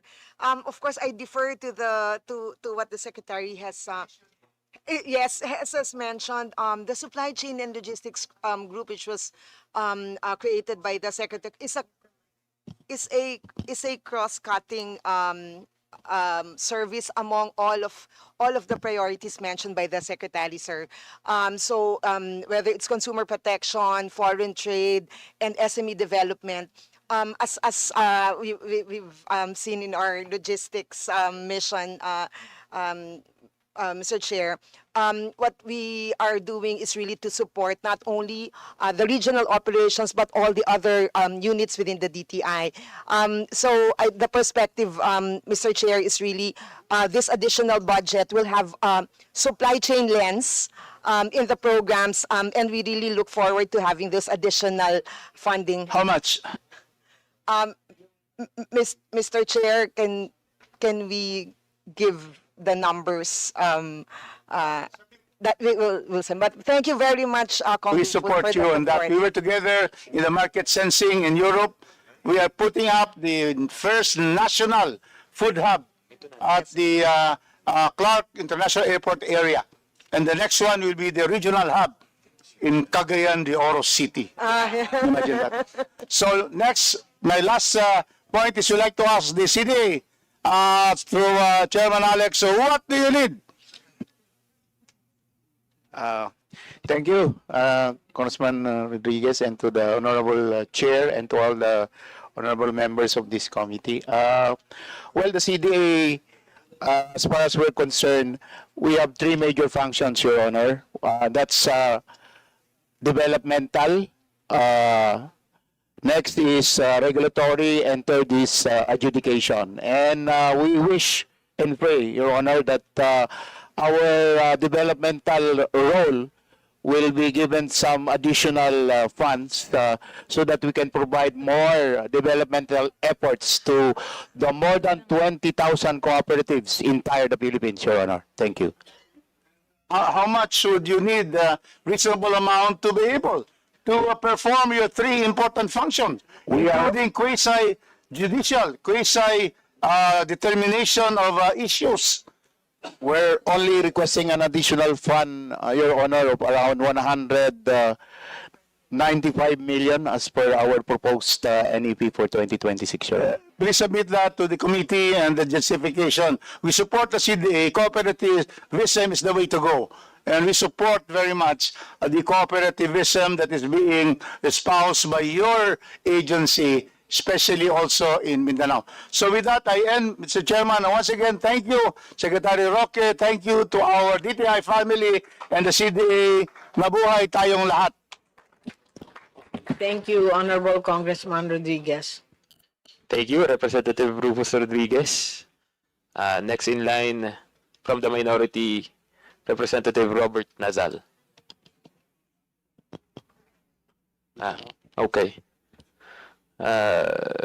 Next in line, Representative Antonio Roman, the third.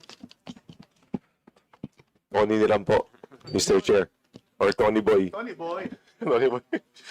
Magandang umaga sa lahat. Alam nyo, it's a pleasure to attend today's hearing for the simple reason that when I was a young man, I worked for the DTI as a liaison to the Philippine Senate. Now, don't ask who the senators were because you'll find out how old I am. But just to contextualize my questions, let me just say that the heart of development is economic empowerment. When people are financially capable, when they have access to credit, markets, and the right infrastructure, they are no longer just beneficiaries of aid, but become drivers of growth themselves. Empowered citizens are more productive, they reinvest, they innovate, and they become entrepreneurs. This to me is true emancipation when people are free, not only from poverty, but also from dependency. Yet empowerment cannot come from fragmented programs. Microcredit without market access traps people in debt. Skills training without jobs creates underemployment. And economic zones without linkages to surrounding communities widen inequality. What our people need is holistic, convergent, master plan where agencies work together across the value chain so that every peso spent by government produces not just short-term relief, but also long-term emancipation. Now for my question. How does the DTI ensure that its programs, whether micro, small, or medium enterprises, entrepreneurship, or trade facilitation, are not isolated interventions, but part of a larger convergence with DA, DOLE, TESDA, and DICT so that our people can walk the full journey from capacity building to production to marketing to trade?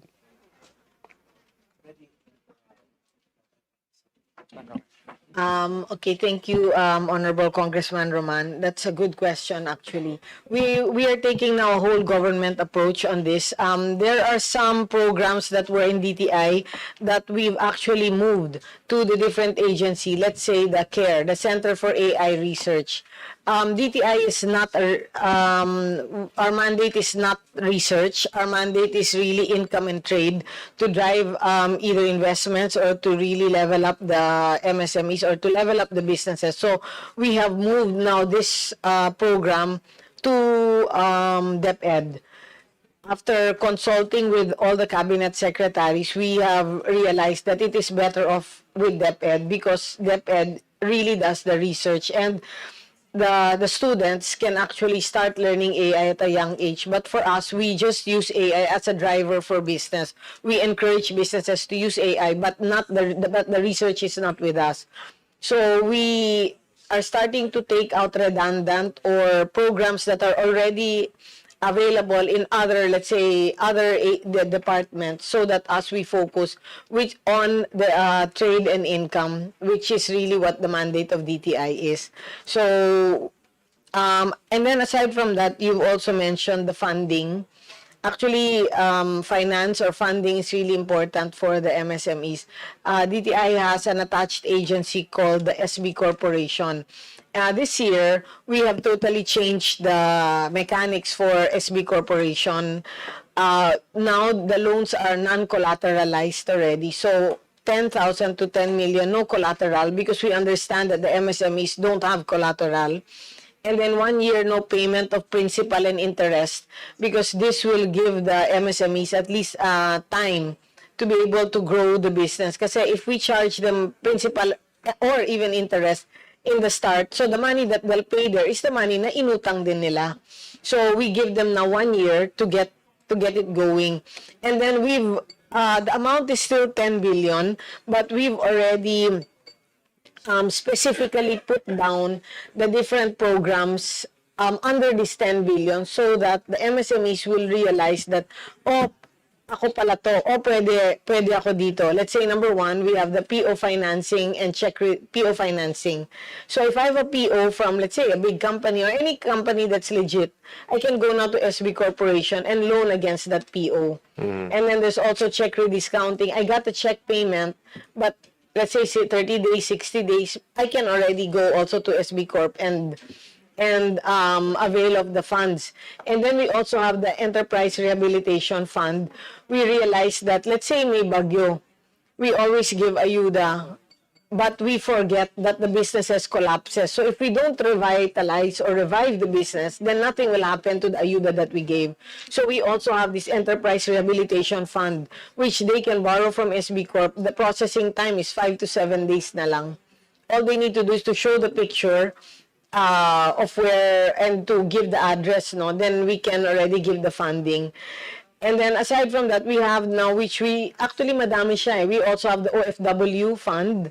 So if I'm an OFW and I want to start a business, pwede din silang umutang doon sa SB Corp. Then they have the franchise funding. Let's say I want to get into franchise, pwede din. And then we also have the last one, what we just launched was the Women Enterprise Fund, meaning we support women-led businesses, women-owned enterprises, because we also encourage now the double income in a family. Kasi, di ba, usually sa family, it's only the husband who works. So if anything happens to the husband, the whole family suffers. So now we can have the wife start a business, let's say home industry. We've seen a lot of stars even now that have started from the women-led businesses. Let's say Mary Grace, the wife was making the ensaymada and the cheese roll at home while the husband went to work. And then that one pala became really big. Even yung mga CDO, yung mga meats. So we have a fund for the women-led enterprises to encourage double income. So pag then the education gets better kasi may extra fund na sila, then they can now go on vacation and ano. So we have a lot of programs now or funds now under the SB Corporation with the same amount na 10 billion, but we made it strategic na. Although we have the fund naman for the business expansion fund, no? But at least sila, they can say na parang, oh, para sa akin pala ito. Yung ganon. So we have that funding. And before, the utilization rate of SB Corp was 2 billion, 20 billion, 2 billion, sorry. Now we've already consumed the 10 billion. In fact, we've asked from DBM an increase of 1.5 and we were able to get the 1.5 billion because of the utilization rate and because we're really able to let the people avail of this fund. So, yun. And other programs, we've used marketing strategies to really get the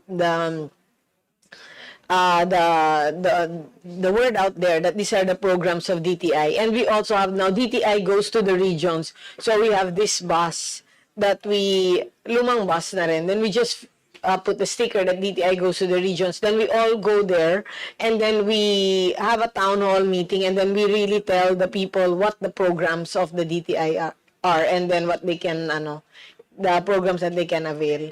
So there's a lot of coordination, I would imagine, that happens Yes, we between do. and among the different departments to make sure that there's no overlap, that everything is streamlined, and that whoever's best capable of actually delivering the service that the people want is actually doing that particular job. Yes, correct, Honorable Congressman. So we don't want the overlap na. So we, example for DOST, which before we would do DTI had that program, we already referred to DOST. So they join us also in when we go to the regions. Yeah. Do you feel that there's an overlap when it comes to implementation of the Innovative Startup Act? I know that DTI is involved, DOST, and other departments. Is there an overlap that you feel takes away from the effectiveness of the program? Yes, yes, there's an overlap. So what we're doing now is we're transferring some, let's say, departments or some GOCCs from us to another department, which we feel na mas bagay sila doon para wala nang overlap. Is that the reason why your budget for the Office of the Secretary was slashed to the tune of 25 million for ISA, for the Innovative Startup Act? I think there was a... I'm not sure if that or maybe the utilization rate, because to be honest, that wasn't our expertise. So maybe for some, let me check. I'll forward you to Undersecretary Bless if that's... But for some, the utilization was very low because, again, we were not the agency or the department that's really expert on that. So it's really best for us to transfer it. To take a back seat and let Yeah, other to take a agencies back do it. seat and Okay. let them handle it. Yeah. Now, you mentioned earlier access to loans and credit. How can DTI help establish a unified ecosystem by working with the Department of Finance, Land Bank, DBP, and private lenders that not only extends credit but also builds a financial capability of our people, enabling them to graduate from subsistence to sustainable entrepreneurship? So it's more about capacity building. How do you ensure that? Actually, I've met with the different banks. I've also met with government banks. But of course, for them, they have certain guidelines that they need to follow. But for us, SB Corp, which is under us, we have more control of the patakaran or of the rules that we can really give to the MSMEs. This is precisely why we also ask for bigger budget for SB Corporation. But for other banks, let's say the private banks, of course, they're limited also from what they can offer, especially that they need to earn money or they have a certain income that they really expect every year. But for Land Bank, I spoke to the president also. They also have some programs, but of course they also have guidelines that they need to follow. Then for DBP, I'm working on something with DBP, which is the palengke for the people in the palengke, because part of our job is to go around the palengke and they borrow a lot from the bigger interest companies. So what we want to do is to let DBP, Paymaya, and GCash, the three of them plus us, to work on a system on how we can loan to the palengke using the same strategy that they use, but of course with a really much lower interest rate, especially because these are government banks. So parang the process kasi of the palengke is, I'm a palengke owner, I go to the lender, I get the money, and then tomorrow I go to, let's say, Divisoria to get my items, sell it in the palengke, then in the night pay the lender, then borrow again. So that's the cycle na paikot-ikot. So DBP, GCash, and Paymaya, using the digital platform also makes it easier for them. So this is something that we should be launching anytime soon. Can you, Madam Secretary, outline how you align entrepreneurship and SME development with TESTA training and DOLE employment programs to ensure that training translates not into underemployment but into thriving enterprises and sustainable jobs? Again, this is the coordination between DTI, And TESTA. and DOLE to make it more relevant for the beneficiaries? Yes, okay. Thank you, Honorable Congressman. For TESDA, I'm working really closely with Secretary Kiko Benitez, and we've already agreed to implement specific training. We can't be general anymore. Let's say general business, general whichever industry ang malakas or whichever industry ang may potential, doon kami talagang nakafocus. Let's say semiconductors or let's say yung mga aviation engineers, pero specific, doon talaga nakafocus ang TESDA training in coordination with DTI. We don't do any more generals, but we do specifics. Okay. What are DTI's concrete plans to strengthen local value chains by linking rural producers to urban centers and global supply chains to ensure that growth is not concentrated in enclaves but cascades to the grassroots? So giving them access to market, being the bridge between the producer and the consumer. Okay, we've also added now our trade shows when... Please wrap up, Kong Tony. Yeah, she's Last na po, okay. So before we had konting trade shows lang, mga three in a year. Now this year we have 12. Because in the trade shows, we were able to see the potential of them really generating income.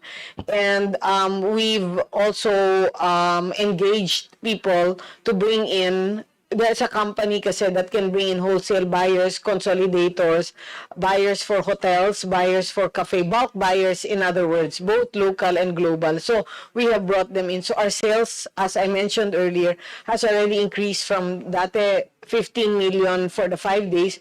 We've already increased to 50 million, and the people attending now is already 50,000. And then we had now the 113 million pesos for 5 days also. Yan yung sales nila with 60,000 people coming in. Those counts are not ours. Those counts are SM's count. So we've already increased the sales leaps and bounds times 5. Yung iba nag-increase na by 49%. So madami na sila talagang nag-export. In fact, the people that joined the trade show, dumadami na sila. And we've also established now specific trade shows. Hindi na yung labo-labo, ganon. So we have food trade shows, we have bridal trade shows, we have cosmetic trade shows, we have arts and crafts trade shows, meaning we made it also specifics. Para it's not in general na tayo. We make it, example, like the doctors, di ba? Wala nang general practitioner masyado. It's like heart doctor, cardiologist, OB-GYN, yung mga specific. So that's also what we did to the trade show, so that we can put in the best of what we have from Region 1 to Region 18 by using this platform. And all of these are free.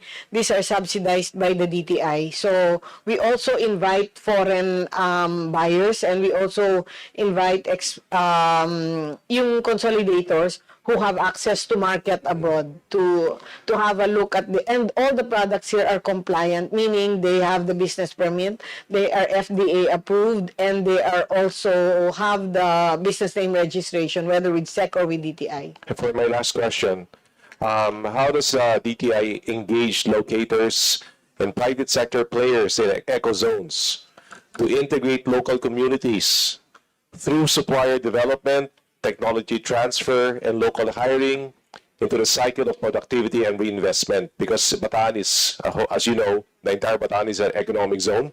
So that question is really special to Bataan. Okay, of course, for the trade zones, no, we encourage that for foreign investors. But for the bigger players, we give them actually the options for them where they want to open the manufacturing plant for the big players in the Philippines. And then plus the incentives of the Create More, they are now actually really looking to establish their manufacturing plant in these zones, whether in Bulacan, whether in Bataan, whether in Clark, or also in Batangas. So that's what we constantly have meetings with them talaga. And you encourage them to basically tap local talent. Pardon? Yes, and of Tap course, local yeah, talent. we tap local talent. Actually, we really need to beef up the local talent because like even for the semiconductor, which we are putting now a department in the DTI, parang yung mga malalakas, we put somebody to really take charge of that because I asked the companies, what do you need? Talent, talent, talent. So again, we really need to beef up and work closely with TESDA, CHED, and DepEd. Is my time up, or do I have one last short question that I can ask? One last question. Ma'am, I saw you have a lot of programs. It's in one of the pages. I actually wanted to count them, but I kind of lost heart because there were too many. This must be a big marketing headache for you. Yeah. To what extent do you use AI to basically market your services, and how much of your budget is dedicated to AI? Yeah, actually for the programs, no, those were the programs made by the past. So what I'm going to do now is to actually put them, not really consolidate them, no, but at least strengthen them by putting, let's say, 2 programs can become 1, and then we use the budget to really push those programs out there.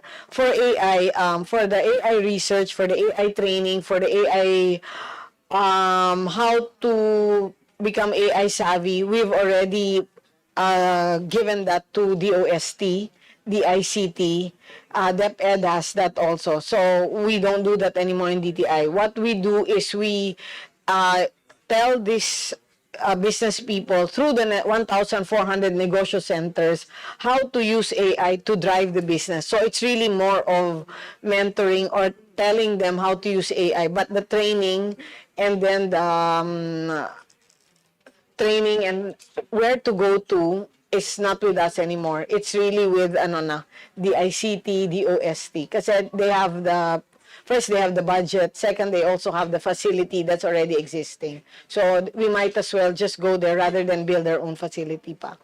I have nothing further, Mr. Chair. Thank you. Thank you, Representative Tony Roman.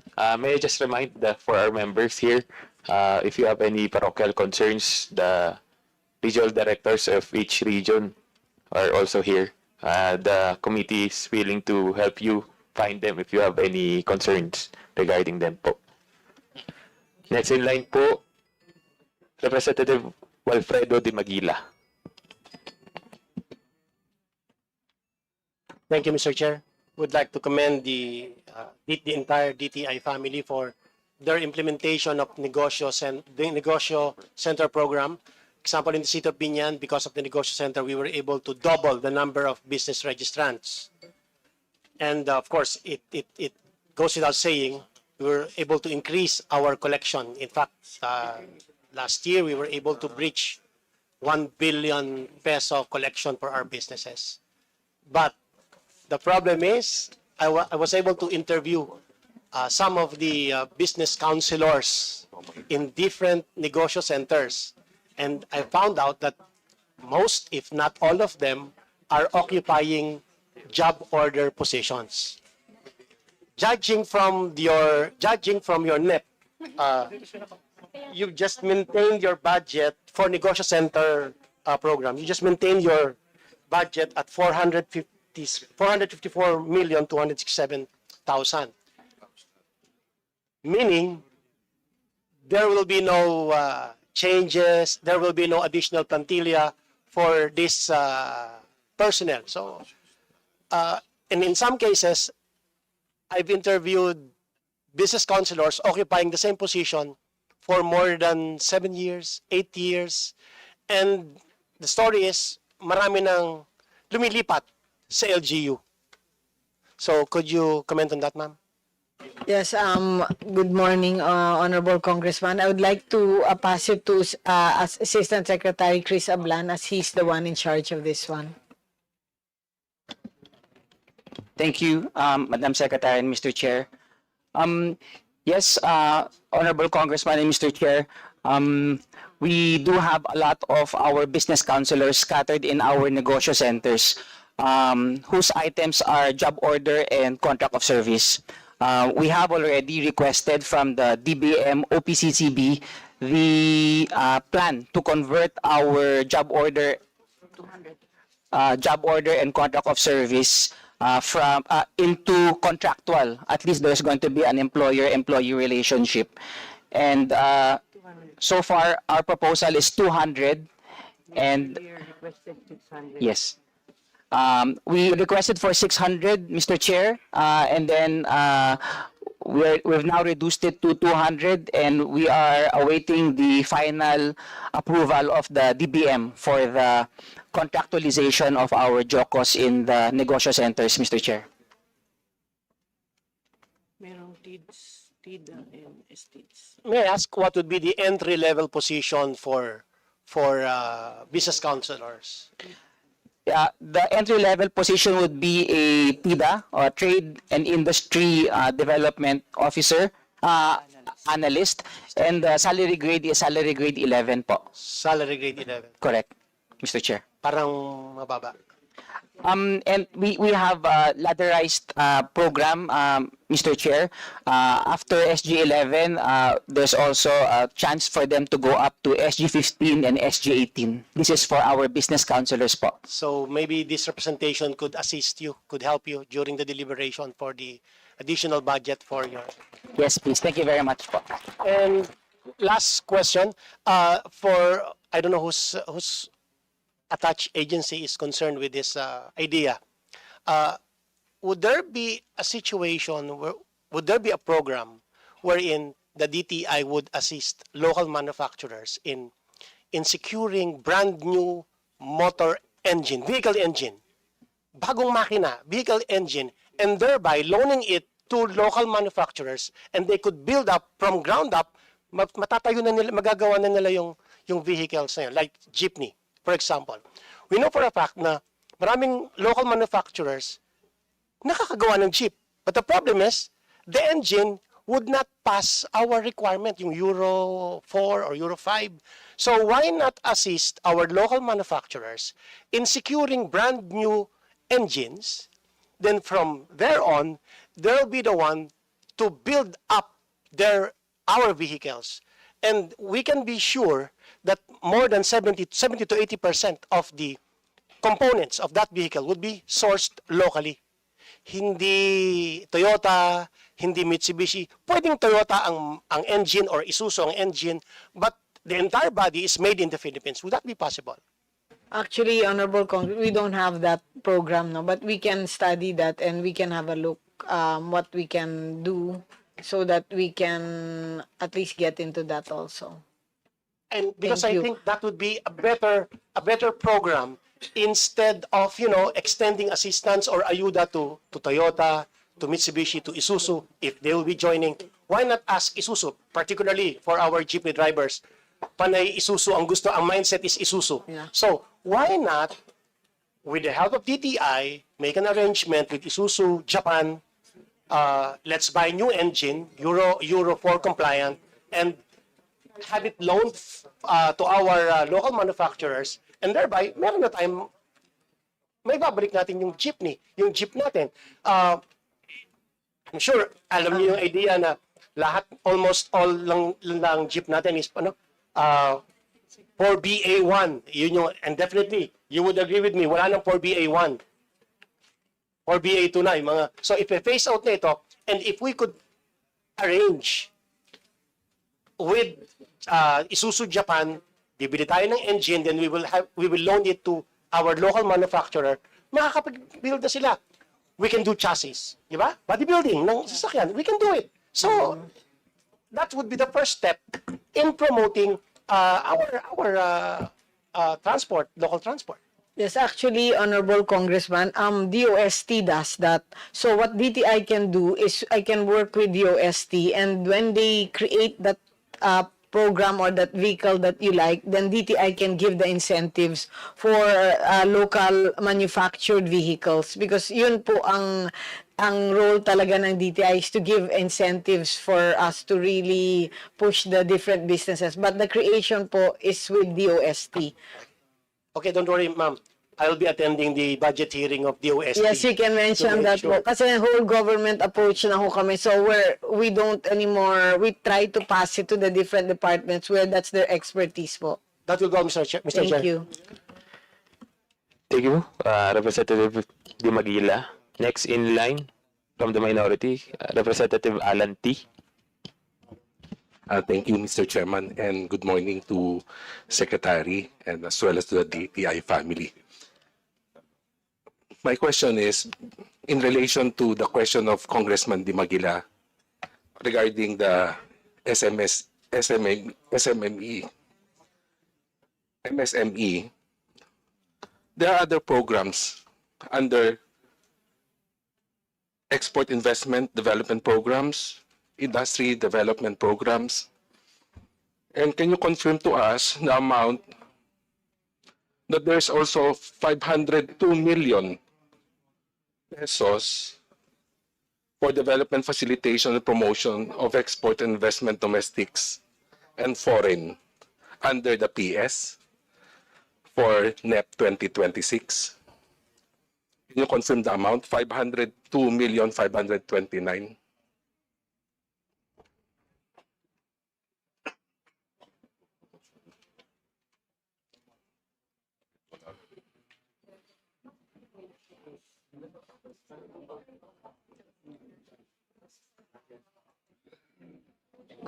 Honorable Congressman, that's for the overseas allowance and salaries of our trade attaches and the different offices kasi may mga tao tayo. So we have 29 trade offices all over the world with 21 trade attaches. So that's for their salaries po. All right. These are for salaries of our attaches. Yes. And the amount of 415 million is under Attaches plus the secretaries plus the and other secretaries. people there. All right. And MOE is also for those for the expenses of our trade attaches. Correct po. Correct. How about under the program industry development program? You have also have an amount of 321 million pesos 291 under the activity formulation of strategic plans, programs, and policies to develop competitive industries. You have an amount of 321 million 291. Can you confirm this amount? Okay. Congressman, that's the different offices also under that, meaning the BITR. So those offices that actually does our or processes our FTAs, our different free trade agreements, which our president now is really very much aggressive on. We want to get a lot of free trade agreements going because this can really boost the trade between two countries. But these personnel are they also contractual? Are they under contractual service or they are permanent positions? They are all permanent. Permanent positions. Yes. They are, so can you kindly distinguish? Can you kindly tell us what are those contractual services under the personal services? Into what programs are mostly under the contractual service? Okay, I'll pass it to Assistant Secretary Chris Ablan to discuss further. Yes. Thank you, Mr. Chair, and thank you, Madam Secretary, for the honorable Congressman. Our JOCOS would be under our negosyo center, as well as some in our CARP program po. So under your CARP program, you have 106 million pesos. Yes po. Allocated for PS. For Am I correct? And these are mostly for contractual services. But this amount is for contractual services. Yes, Mr. Chair, for PS, there's no allocation for the payment of the JOCOS. We source the payment for our JOCOS from our MOE po. But can you please check on your NEP? Because under your NEP, under the program MSME development program, under sub-activity for the requirements of program, beneficiaries development component of the comprehensive agrarian reform program, there's an amount for NEP 2026 under PS 106,427. Yes. Yes, Mr. Chair. Correct. So there is an allocation. Yes, po. So you are correcting yourself. Correct. Yes, Mr. Chair. I mistaken. You're mistaken. So these are all contractual services. That's correct, Mr. My Chair. point is, Madam Secretary, did you already request, as you mentioned earlier, under the MSME, you have already requested for permanent positions under these programs. Am I correct? Correct, Mr. Chair. We requested for plantilla items for the negotiation centers, Mr. For the Chair. negotiation centers before the Department of Budget and Management? That's correct, Mr. Chair. Can you furnish this committee a copy of that request for the permanent positions that you are requesting before the Department of Budget and Yes, Management? we will give that, Honorable Congressman. The reason for us wanting the permanent positions is it's hard for us to keep on changing people, especially that they need to be very knowledgeable on the programs of the DTI and especially the negotiation centers, which ito talagang inaasahan ng mga MSMEs from Region 1 to Region 18. Tapos 1,400 po sila. Tapos they are not permanent, nahirapan ho kami magbigay sa kanila ng mga information also. To which I agree, Mr. Chair and Madam Secretary, that there's really a need for them to be permanent under this particular program of MSME. Yes, That's why maraming for this salamat. as a copy, so we can make the proper representation also before the Department of Budget and Management for the approval. So if I may ask, since these programs have been in for how many years has been this program? Because if I notice under the 2024 NEP and GAA of 2024 and 2025, there's also these programs already. Am I correct? Yes, you're correct, Honorable Chair. Actually, yung ibang program doon, matagal na po. So what we're doing is we're actually, how do you say that? We're actually advancing them a little bit or tweaking them to be more relevant. Kasi syempre, yung iba from the past, di ba? So as years pass, example now we have to inject digitalization. We need to tell them that they must go digital. They need to use a digital platform, which was not there before. So ano rin kami, nag-tweak para maging relevant na po sila. Especially that from the different regions, 1 to 18, they can't be lagging behind from what we have here in NCR. On the matter of your utilization rate, Madam Secretary, Mr. Chair, if we may ask the Secretary about its DTI's utilization rate, but because based on the appropriation/obligation, they have still unobligated releases in the amount of, for fiscal year 2024, if I may be updated, around 1.014 billion pesos for 2024, and for 2025 around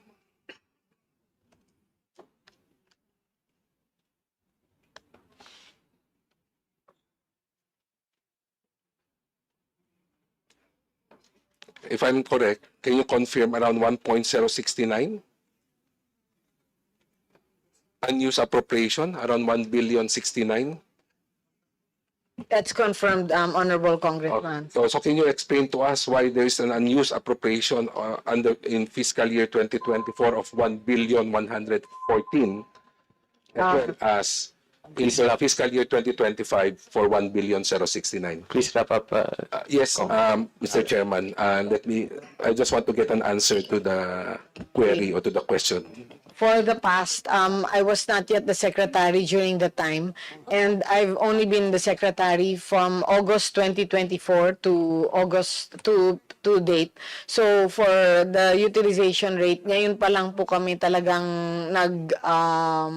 we are taking an aggressive approach on really at least getting the funds used, especially for the different programs for the MSMEs. Kasi doon talaga ang So we're really hoping that we can really push this for this year 2025 to 2026. Do you have any contribution? Mr. Chairman, if I'll pass also to ASEC Chris. I want to know the specific programs that were not yet implemented, or those programs that has not yet been utilized. Okay, I'll pass it to ASEC Chris Ablan for the... Thank you, Madam Secretary. Thank you, Madam Secretary, and thank you, Mr. Chair. The specific program, Mr. Chair, that has affected our budget utilization rate is our foreign assisted project called the Rapid Growth. The Rapid Growth is a project that would assist our agribusiness farmers in the Visayas and Mindanao. And it was a project that was initiated back in 2018. It was supposed to be implemented by the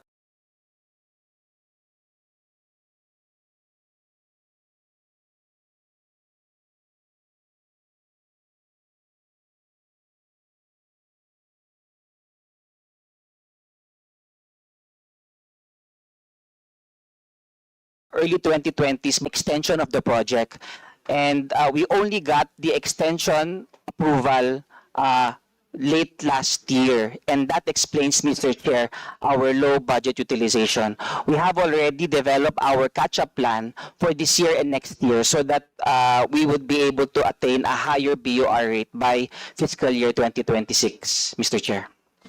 Mr. Chair, based on his explanation, I look at the GAA 2025. Under the foreign assisted projects, there's only the amount of 496 million pesos. However, your unobligated or unused appropriation amounts to 1,069,000,000 pesos.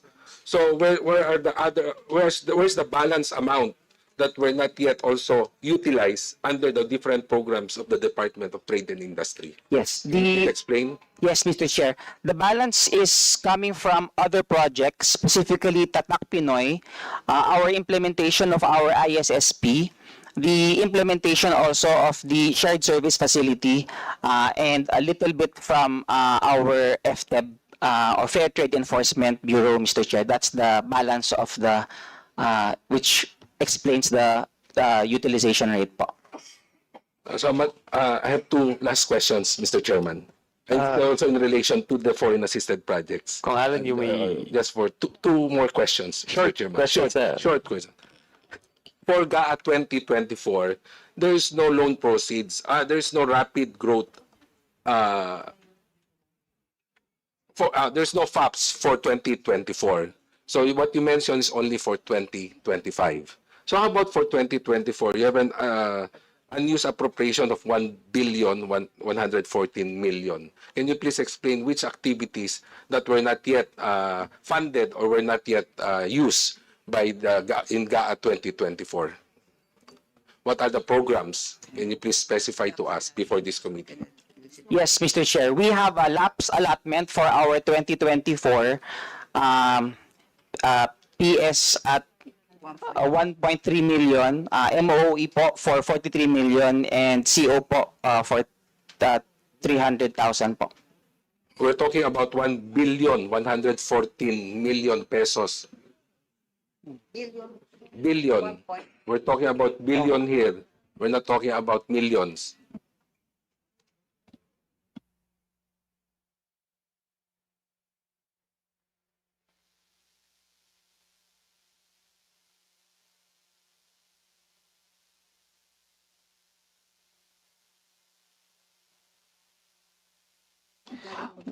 Mr. Chair, we will run the numbers so that we can provide Congressman T with our, because that sets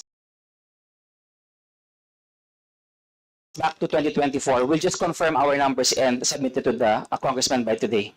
It's acceptable to me, Mr. Chairman, and thank you that they will furnish us a copy of those unobligated or unused appropriations for those programs and projects that have to be implemented under the fiscal year 2024 and fiscal year 2025, Mr. Chairman. Thank you. Thank you, Honorable Congressman. Thank you, Secretary. Please furnish us a copy po within the day as per request of Kong Alan T. Next in line, Vice Chair Pompong Ordanes.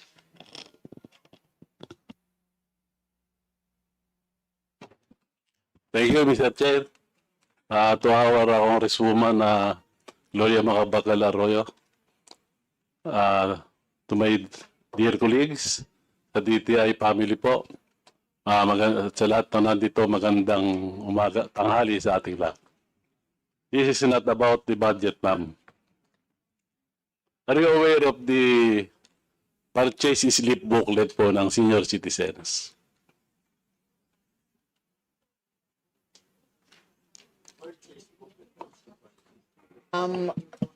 Honorable Congressman, that's under DSWD po. The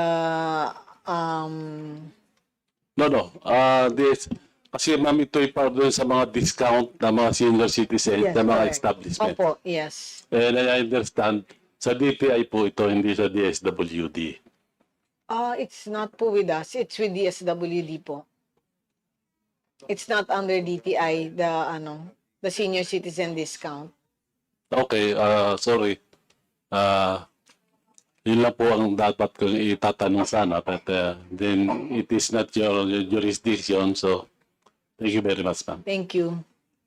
Let me clarify for Representative Ordanes. The question is with regard to the implementation of the senior citizen discount. Yes. Of the different establishments. Yes, that's why I am asking them, because this pertains to the business establishments. Is the DTI responsible for the implementation of the senior citizens discount of the different establishments? Actually, Honorable Congressman, it's not with DTI, but a lot of just to explain, a lot of the establishments have been complaining to us about the too many people that already have the PWD, or how do we call that? The use of the PWD is a bit careless. So they're complaining that nahihirapan na yung ibang business because of the discount that's given to the PWD. So I'm working We are with talking of the senior citizens, ma'am. yes, correct. Senior citizens card. So we're working with DSWD on this. So that's why we know that DSWD po is the one in charge of that. But for us, the business establishments are complaining regarding this one. But of course, since Yes, this is ma'am, the but law, we can't do anything about it. So it's not your It's jurisdiction. not for ours. Yeah. Okay, I will clear this matter to the DSWD para po magkaintindihan tayo. Yes, Kasi correct. kayo rin ay tinuturo naman ng DSWD. Hindi po. Hindi Okay po po? sa amin. Okay. Yes, thank you.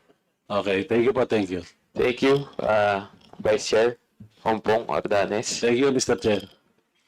Next in line, Vice Chair Loreto Amante. Magandang umaga, Vice Chair, Mike Tan. Unang-una po, Mr. Chair, medyo nababahala po ako dahil lagana po ngayon yung mga scammer sa mga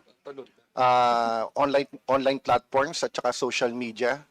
Ano po bang ginagawa po dito ng DTI para masugpo po itong mga online scammers po dito po sa ating bansa? Thank you, Honorable Amante. Actually, we've really been enforcing and monitoring the online platform, especially now na talagang laganap ang mga scammers, no? In the start of the year, I met with them one by one to really make sure that we can control this. But of course, sa dami ng produkto na rin na binebenta, dami na pumapasok na produkto dito sa atin, plus the local market, we can't totally control everything in spite of the fact that we enforce and monitor. That's why we have created this trust mark now. I'm not sure if you were here when ASEC Marcos explained in detail what the trust mark really does, but they get a clearance from us to be able to put the trust mark in the product so that when you buy from this online platform, pag may trust mark siya ng DTI, yung product meron siyang trust mark ng DTI, that means meron siyang go signal from DTI that they can sell and that they pass through the check of the DTI sa mga produktong ito. So kasama na po doon, Madam Secretary, yung quality control doon sa mga I can produktong pass you binibenta po to online. ASEC Marcos so that he can explain to you further. Thank you, Madam Secretary, Mr. Chair. Sir, the trust mark, the primary purpose is to give the opportunity for redress for our consumers. I mentioned earlier, when you buy someone sa online, hindi po natin sila nakikita, hindi natin alam kung saan hahabulin, hindi alam kung saan ko kontakin. Under the Internet Transactions Act, the E-commerce Bureau was created, and we have there the E-commerce Philippine Trust Mark, as well as the online business database. And to be able to get the trust mark, you have to comply with all the requirements that you need in order to engage in the business that you're doing, as well as the products that you're selling. Under the DTI, there are 111 products that require mandatory certification. This requires testing, this requires audits, this requires permits. And if the product is one of those in the list, then you have to submit your certification, your license as well.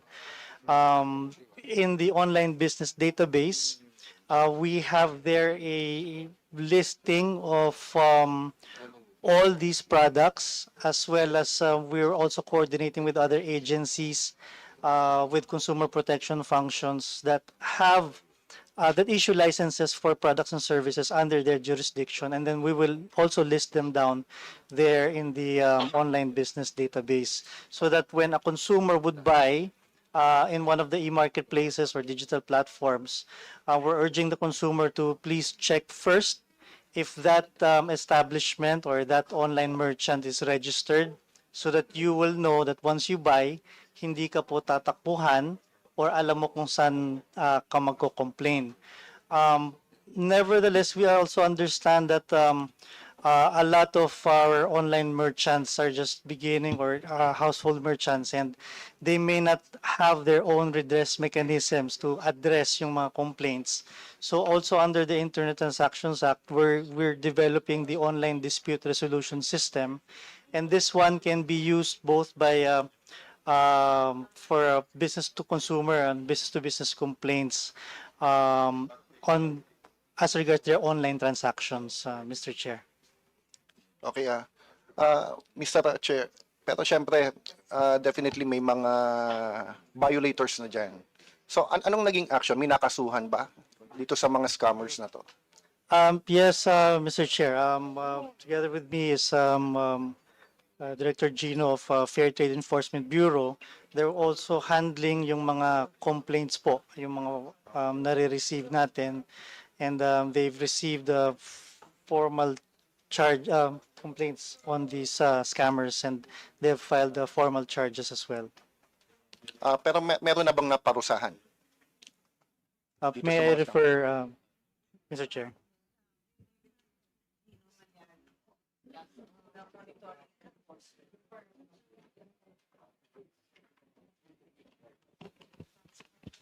Thank you, Mr. Chair.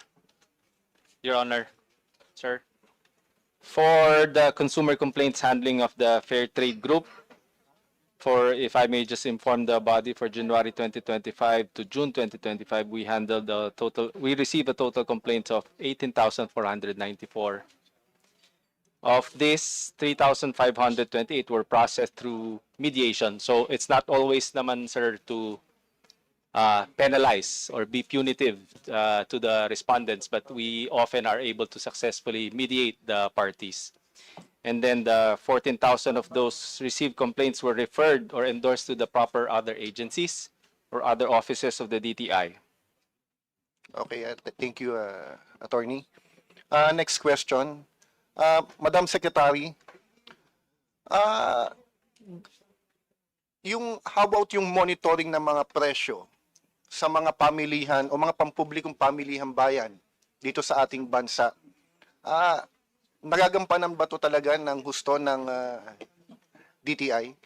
Yes, that's a good question, Honorable Congressman. Actually, we are proud to say that for the past 1 year, from August last year until today, we have no price increase for basic necessities and prime commodities. do a daily check and daily monitor and enforcement po sa lahat ng pamilihan from all the regions, from Region 1 to Region 18. We really have a department po under Gino Malyari also to really make sure that lahat ng presyo ng basic necessities and prime commodities are followed strictly by itong mga nagbebenta po. So far, yun talaga po ang ginagawa. In fact, nasama na rin sa amin yung pag-monitor and pag-enforce din po ng bigas, which is actually under DA. Kasi nga, meron kaming division or meron kaming department that really does the monitoring and enforcement. And for basic prices of basic necessities and prime commodities, we had no price increase for 1 year na po. Pero Madam Secretary, hindi kayo kinukulang ng manpower yung sa mga Of course, kinukulang po. That's why actually we've been, part of our budget, yung asks, is to really add more budget para we can get more people to monitor and to enforce, especially in the e-commerce platform. Kasi doon talaga yung mabilis na dumadami yung nagbebenta eh. Yes, ma'am. Kaya ko lang natanong, kasi sa lalawigan ng Laguna, ma'am, parang isa lang yung nagmo-monitor sa buong probinsya. So, kaya tinanong ko kung gaano ka-effective yung monitoring nyo ng presyo. So, correct. Ngayon, since kayo naman ay nag-ask ng additional para sa personal services, so that's good. Para at least mas ma-maximize natin yung monitoring sa ating mga bawat bayan at bawat probinsya dito sa ating bansa. Yes, correct. Maraming salamat po. That's all, Mr. Chair. Thank you. Thank you, Representative Amante. Next in line, Representative Nico Daza.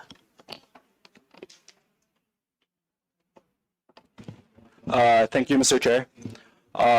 To my colleagues and attendants, our former President, Gloria Macapagal Arroyo, now Congresswoman, and our good Secretary, Secretary Roque, and the DTI family, our guests and attendants, maupay nga aga sa ating atanan.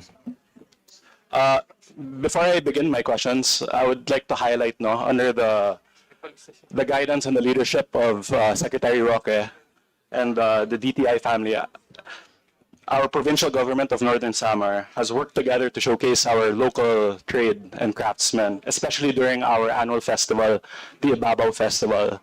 With that, I'm very grateful, and I only hope that we continue to deepen our collaboration with the DTI. Now, in line with the ease of doing business, one of the biggest challenges for entrepreneurs is the regulatory bottlenecks. Can you clarify, or with your budget, which programs or reforms that are being prioritized to reduce red tape and help our MSMEs, especially those in rural provinces, to grow faster? Thank you, Congressman.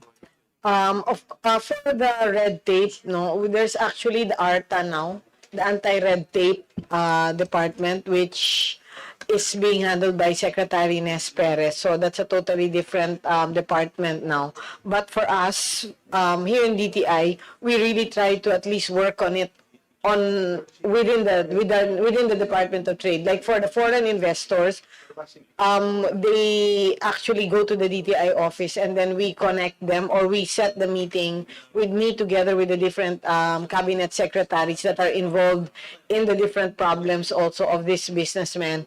But for the businesses that are in the provinces, we have the regional offices that can actually help them, and we also have the negosyo centers that can actually assist them. So if in case they're not being assisted, they can actually call the regional, can call the head office, and then we have the report to sec at dti.gov.ph, where they can report everything that they may want us to do or that they want to get done. So we're very aggressive on this, especially that we want the business to be going. We don't want businesses to be lagging behind, because we understand that, of course, naglagay na sila ng puhunan. Number two, the employees already, and we don't want jobless people also. So they need to take advantage of the different negosyo centers all over the country, which is 1,408 already.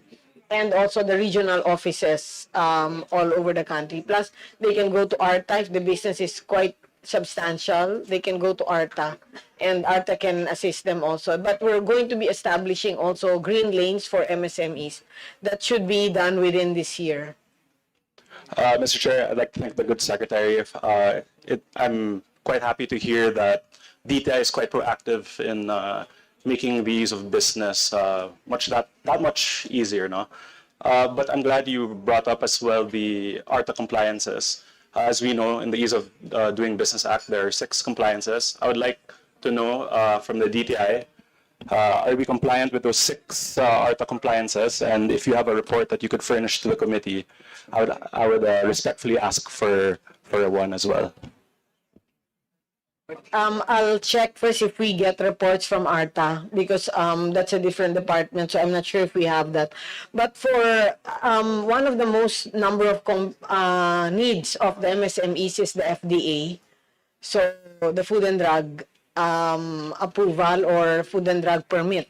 So DTI is working very closely now with DG Fenton. So we've told him to establish an MSME hotline. So since a lot of the products in the provinces are mostly food or let's say cosmetics, then they can actually go to the MSME hotline, which we will be launching in the next month or latest in the next 2 months. Because we realized that ito talaga ang main deadlock ng mga produkto sa provinces. Mr. Chair, it's often that DTI will champion inclusive innovation. I'd like to ask, in the budget of DTI, how do we ensure that investments and support don't just only flow to Metro Manila or urban centers, but also to far-flung areas such as mine and Northern Samar? Actually, that's really a good question. No? For now, we let the foreign investors actually choose where they want to open their manufacturing or their assembly plant or wherever they want to put their investment, as these are private sectors also, so they get to choose. So maybe what we can do is we can get information from your different provinces so that we can offer it also, because actually I've also informed a lot of these investors that they should do due diligence when they choose a province, because some of the province, the trust is culture and culture and heritage or tourism. So sometimes the permits are difficult, but there are some provinces where industrialization, modernization, technology is being pushed. So the permits or the licenses are faster to get. So if we can get information from each and every province that you hold, we can offer it to these foreign investors. Mr. Chair, in line with the response of the good secretary, is there perhaps legislation that we can push for that can help ease kind of these permits that you speak of, so that we can attract more foreign investment or local investment to our rural areas? Actually, that's really the problem of the investors, is the permits, is the licenses. Doon talaga sila nagkakaproblema. So if we can really find a way to get these things going, then we can get more investors definitely, especially in the different province that want to make it easier than other provinces. And then you may also want to accredit some of your areas, yung malalaking areas, through PEZA, through an economic zone, so that because these investors, once they hear it's an economic zone, or let's say it's like the Luzon Economic Corridor, they feel that these are the areas where it will be easy for them to open the business. It's more flexible, the permits are easier, and the incentives are there. So for the provinces that you have in your cities or provinces, we can separate an area that could be an economic zone. Okay, Mr. Chair, I have no further questions. I would just like to manifest my support for DTI. I've been, as this representation, I've seen the great impact that the DTI has, especially in our province. And so it is my hope that we only continue our collaboration and continue to strengthen and deepen those ties.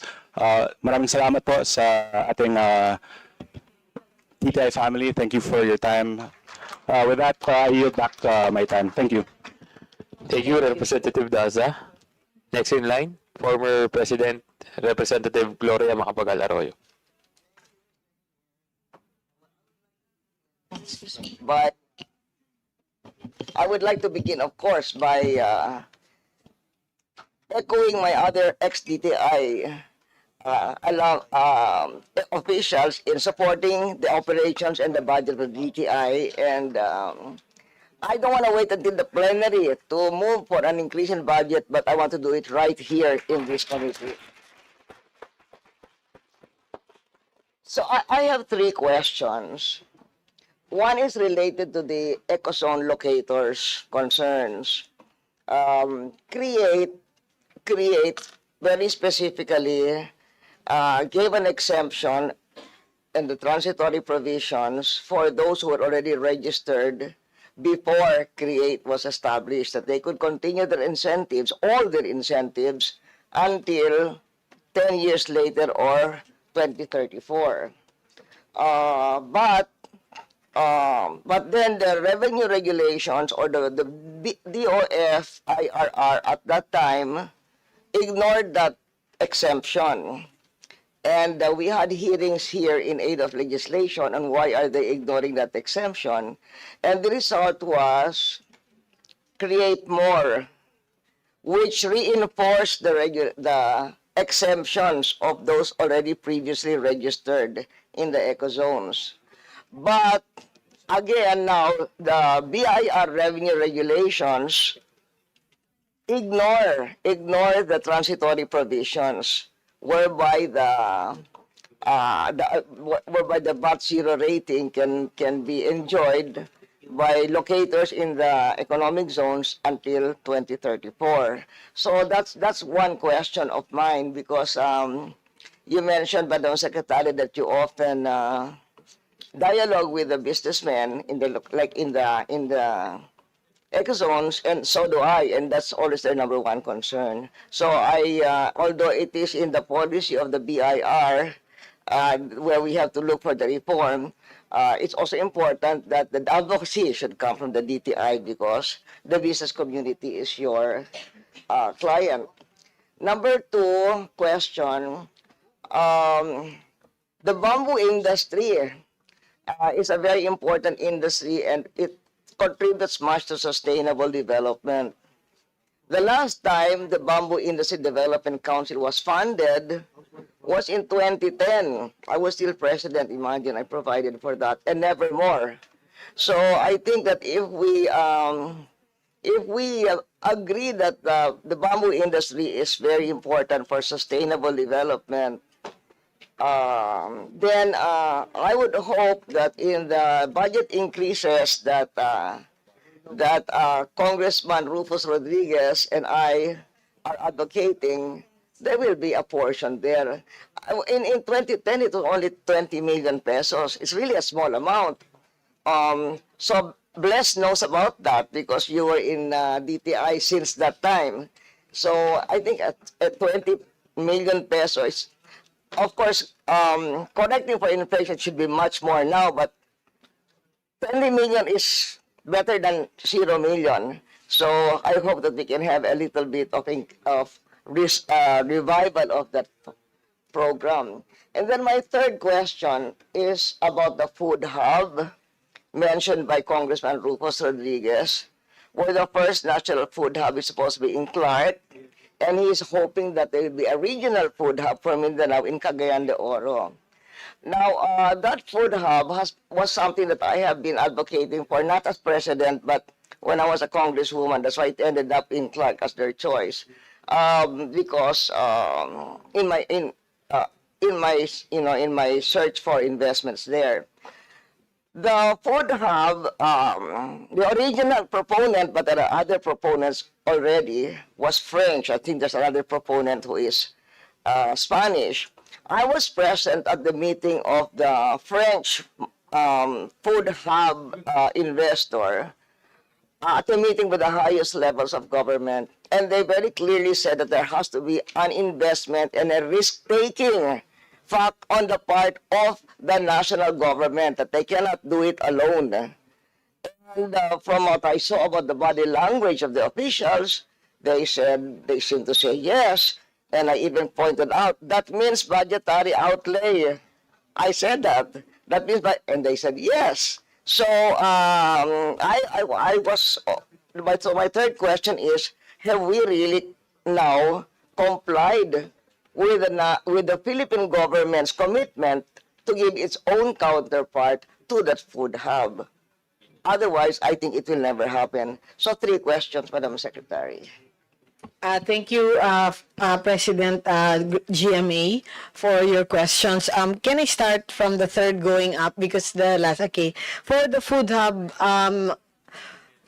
former president, we've talked about this with DA secretary, and we agreed that he will be the one to handle this, because number one, he has more budget than DTI, so he will be the one to execute this food hub. We've spoken about this early on when I just got appointed, around 6 months. So the DA will be the one to execute this food hub. And then, because this also has, aside from that, he has the budget, and he was already planning this actually. So we agreed that just one agency will do it, and all other one department will do it, will be the lead, and all other departments will be support. So that's for the food hub. And then for us, we will be establishing, in fact, in 2 months, we will be opening the MSME flagship store in the DTI office, which is around 400 square meters, where we will feature the products of the different regions that are compliant, that are registered, and that are ready for both local wholesale distribution and global sales also. So now we have a place where we can bring foreigners there. We can do B2B. We can also do, you can also buy retail to try it out. So they can sell locally and both globally. So that's what we're opening. And it's going to be a very, since I'm from the retail industry, more dynamic, more updated, and more globally accepted. Yes, yes, ma'am. And then, so for that, and then for the bamboo industry, ma'am, I totally agree with you. Coconut is now our star, and I think we need another star, which is the bamboo. It's a nice story to tell when we go abroad. It's something that we can push. Last year in the presidential award, may nanalo yung bamboo na naging, yung wood that can be used now for flooring, can be used for furniture. So thank you, ma'am, for the suggestion. We will, actually, I didn't think of this, to be honest. So we will push for budget for this, so that now we have a star number 2, which is, aside from the coconut, we also have the bamboo. And I was just talking to a congressman from Isabela who makes now the bamboos into, because he's congressman of Kawayan, so, or mayor of Kawayan, so he made into clothing, aside from the different products that can come out of the bamboo. And of course, the first one, which is the different eco zones, I totally agree with you, ma'am, that the eco zones need to be pushed na it's very, parang it's clean, it's easy to be able to open businesses in the eco zone. Dapat wala siyang glitch from the DOF or from other departments. So we're working on this with Secretary Ralph Recto for this one. But of course, there's some challenges pa rin, especially for BIR and for the different, especially when another department is also part of this whole, so because for us, we give the incentives that create more, can give, which we also explain to the different investors. But yes, you're correct that there are problems that we encounter regarding the DOF. So I have here DG Massimo, yeah, DG Massimo, to discuss further on this, ma'am.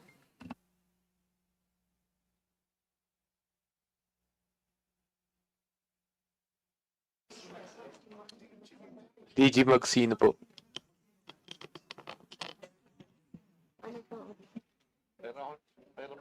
Yeah. Thank you. Good morning, Secretary, Mr. Chair, Congresswoman. What has happened in the case, I'm from the Philippine Economic Zone Authority, and what has happened was that the VAT zero rating incentives for those in the transitory, including all the registered business enterprise, is still granted to them, provided that they meet the 70-30 export to local sales. This was Mr. Chairman, exactly. There is no 70-30 in the create nor in the create more. So what happened is that DIR is legislating.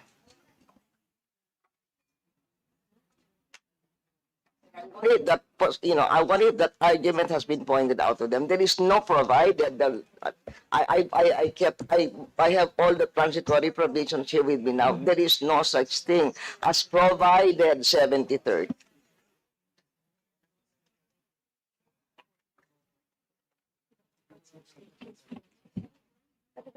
It's incumbent upon the eco zones to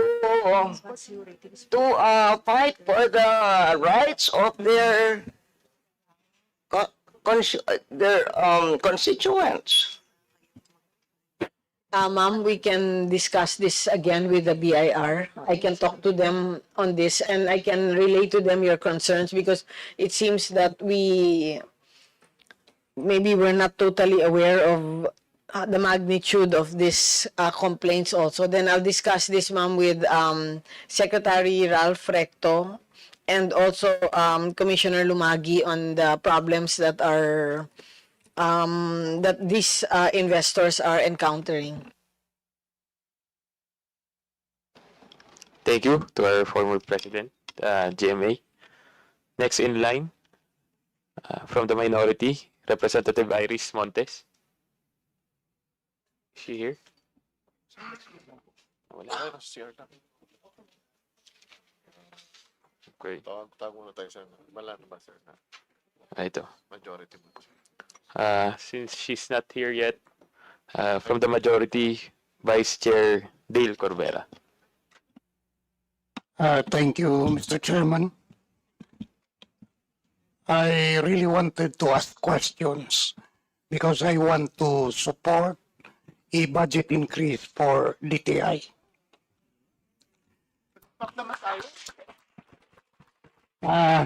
Lalo na dito sa mga attached agencies and GOCCs under DTI. My question, Mr. Chair, what is specific accountability mechanism will DTI implement to guarantee that these budget increases translate into tangible economic gains and alignment with the Philippine Development Plan, assuming na may increase sa budget ng mga attached agencies at GOCCs.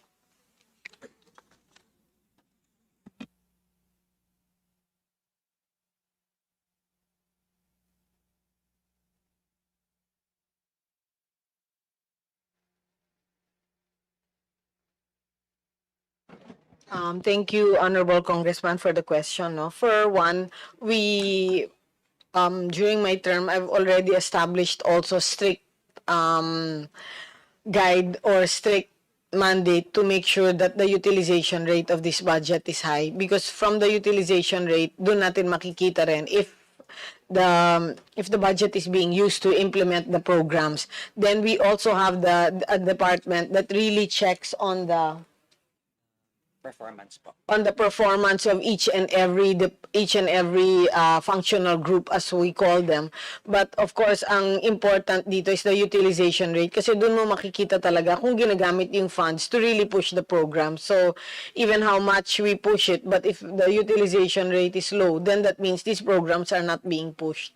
And of course, we also have kasi for the MSMEs lalo, they always tend to complain also, especially if we don't give them enough opportunities or enough programs or enough time to really make to get their business going. So our regional offices, headed by the regional directors, they're being bombarded by complaints also by the different MSMEs in each of the regions. So pinupush talaga. Ang important is really to make sure that the procurement is being done and the utilization rates are very high. Thank you, Madam Secretary. Sa ngayon, ang issue, ang flood control project.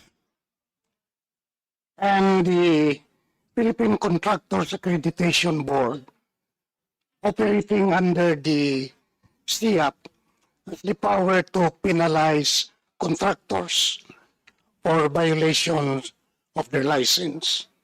Ang tanong ko, what budgetary allocation has been provided to PCAB SIAP to fulfill its regulatory and enforcement functions? At ang amount nito, sufficient ba? That's a good question, Honorable Congressman. No? Yeah, SIAP and PCAB is under DTI, and we give the license for the different contractors, whether they're the regular contractors or the AAA or quadruple A, based on their based on the different guidelines set by the PCAB and the SIAP. I will forward you to Attorney Matienzo, ED Matienzo, who is the head of the SIAP and PCAB, to explain further.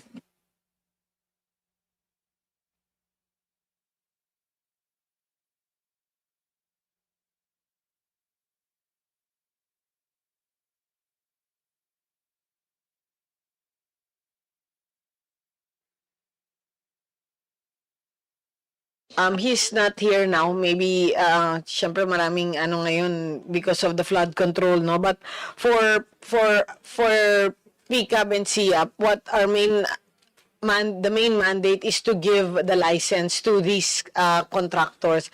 And if they fail to deliver, or they fail to comply with the different guidelines, then of course they're being penalized. Actually, I have it. Hold on.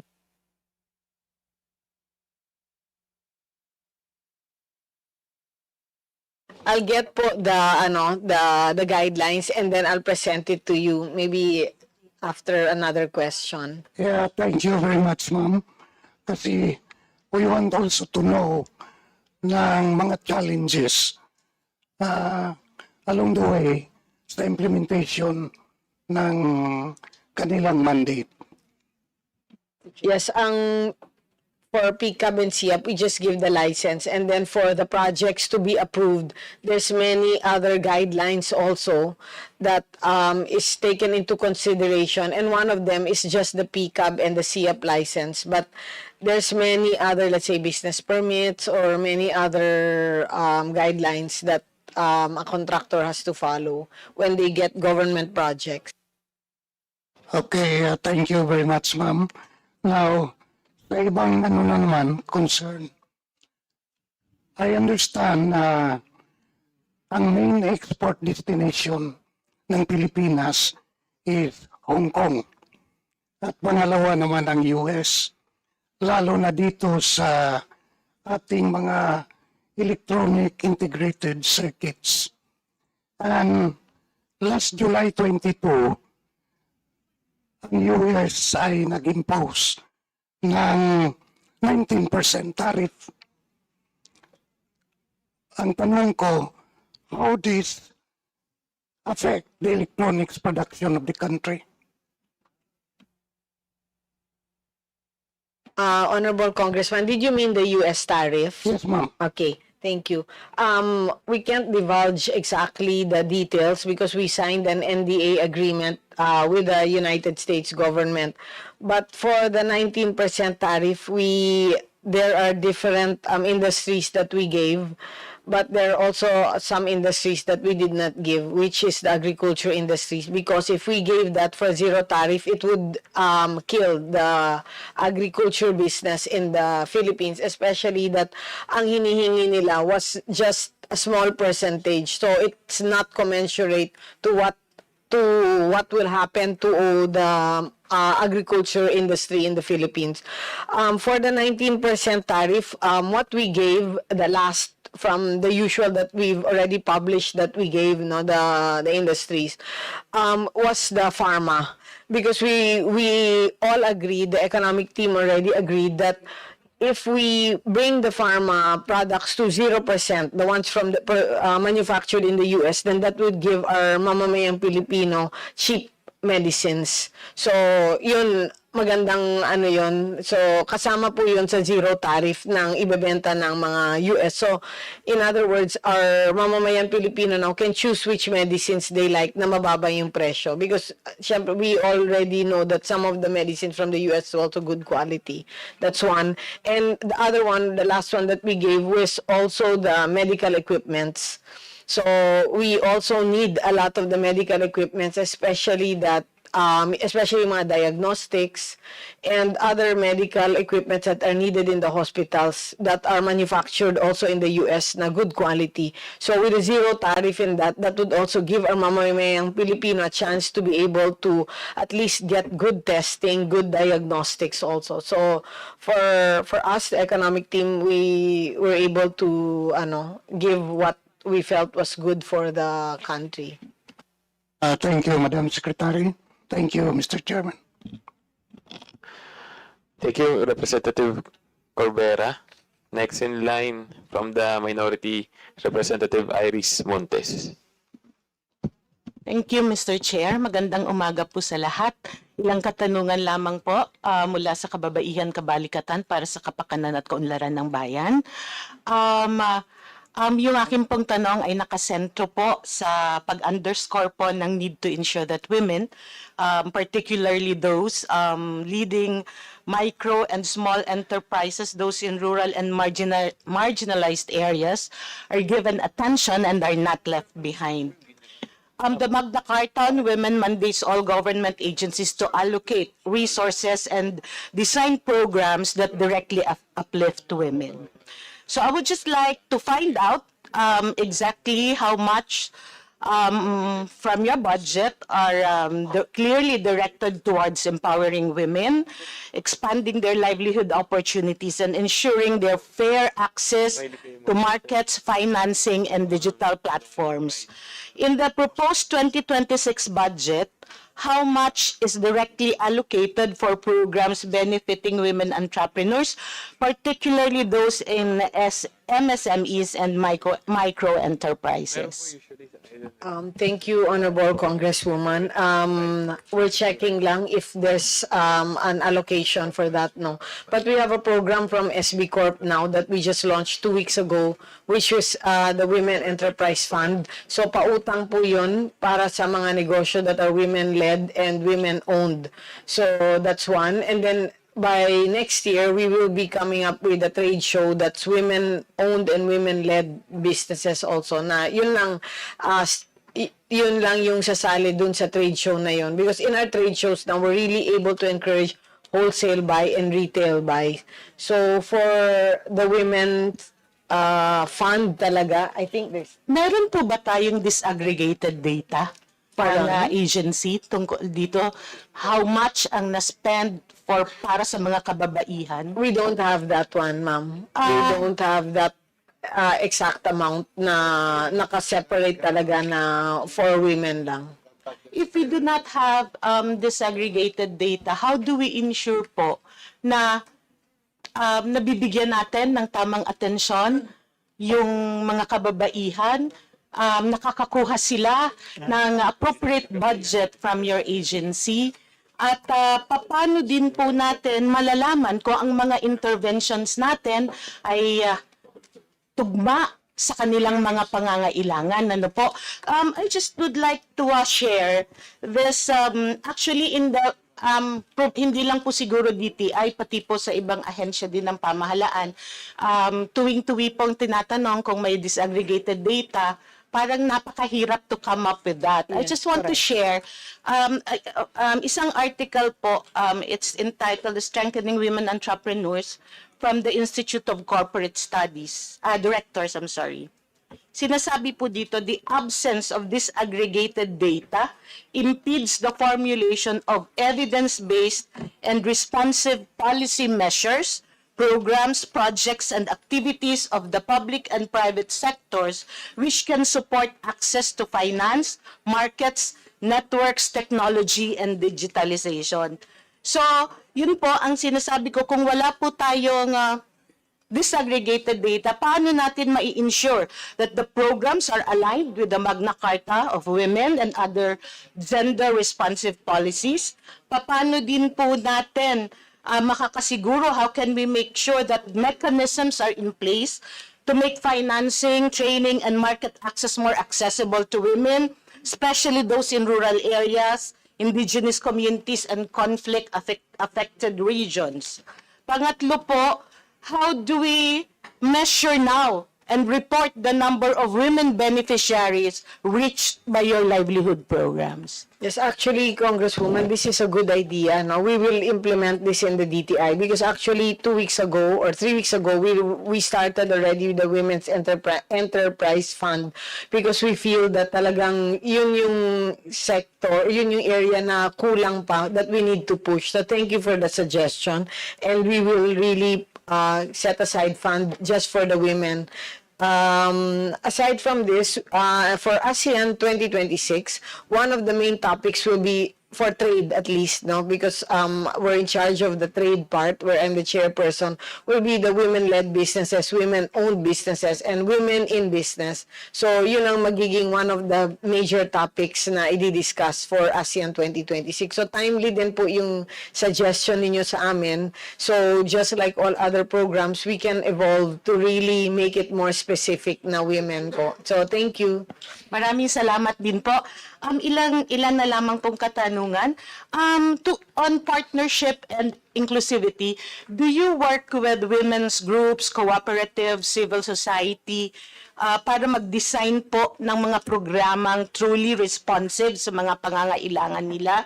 Nakikipagtulungan din po ba kayo, nagko-consult at least sa level ng LGU para naman mapalakas natin yung women-led enterprises sa grassroots level? Yes, actually, we work with the different may women biz, what's the others nga? Women biz, AWEN, and many other women organizations. But what we don't have is we don't have yung quantifiable a number at least, or something na parang talagang specific program para sa kanila. But we work with them po closely. Sige po, maraming salamat po, Madam Secretary. I you. appreciate your response and your commitment Thank to you. at least endeavor na magkaroon po tayo ng disaggregated data on women para naman po yung ating mga polisiya at programa ay talagang responsive sa kanila, and we can come up with evidence-based policy and program formulation for our women. So yun lamang po, Mr. Chair. Maraming salamat po. Yes. And I hope I can receive that data from you kung Yes, we kaya will. pa, may disaggregated data para maging basis din natin in the future para meron din po tayong baseline. Maraming salamat. Thank you, Congresswoman. To be honest, tama po kayo. Kasi sa MSME, 60% of it represents 60% of the labor force, and 62% is women. So maraming salamat sa suggestion, and definitely we will do this in the DTI. Thank you. Thank you, Representative Montes. I would just like to remind the department there's already general provision in the expenditure program, in the NEP, regarding gender and development budget tagging. All national government agencies shall tag their GAD budget and the utilization thereof by submitting the annual GAD plan and budget and the annual GAD accomplishment report respectively to the Philippine Commission on Women and the DBM through the gender mainstreaming monitoring system. So it's mandated upon all national agencies to submit it or have a GAD plan already. So please provide the data requested by Representative Montes to this also to this committee. Salvador, please. Tawag na sir, tawag na tayo. Pag skip natin. Next in line, From the majority, Representative Leo Rodriguez.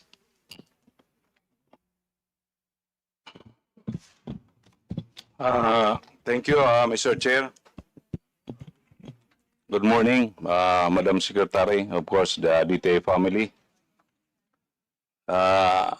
Yung katanungan ko lang po, Mr. Chair, regarding po ito dun sa programa natin na Roulette. Ano po ito, yung access roads leading to trades, industries, economic zone. Ito po yung roads leveraging linkages for industry and trade.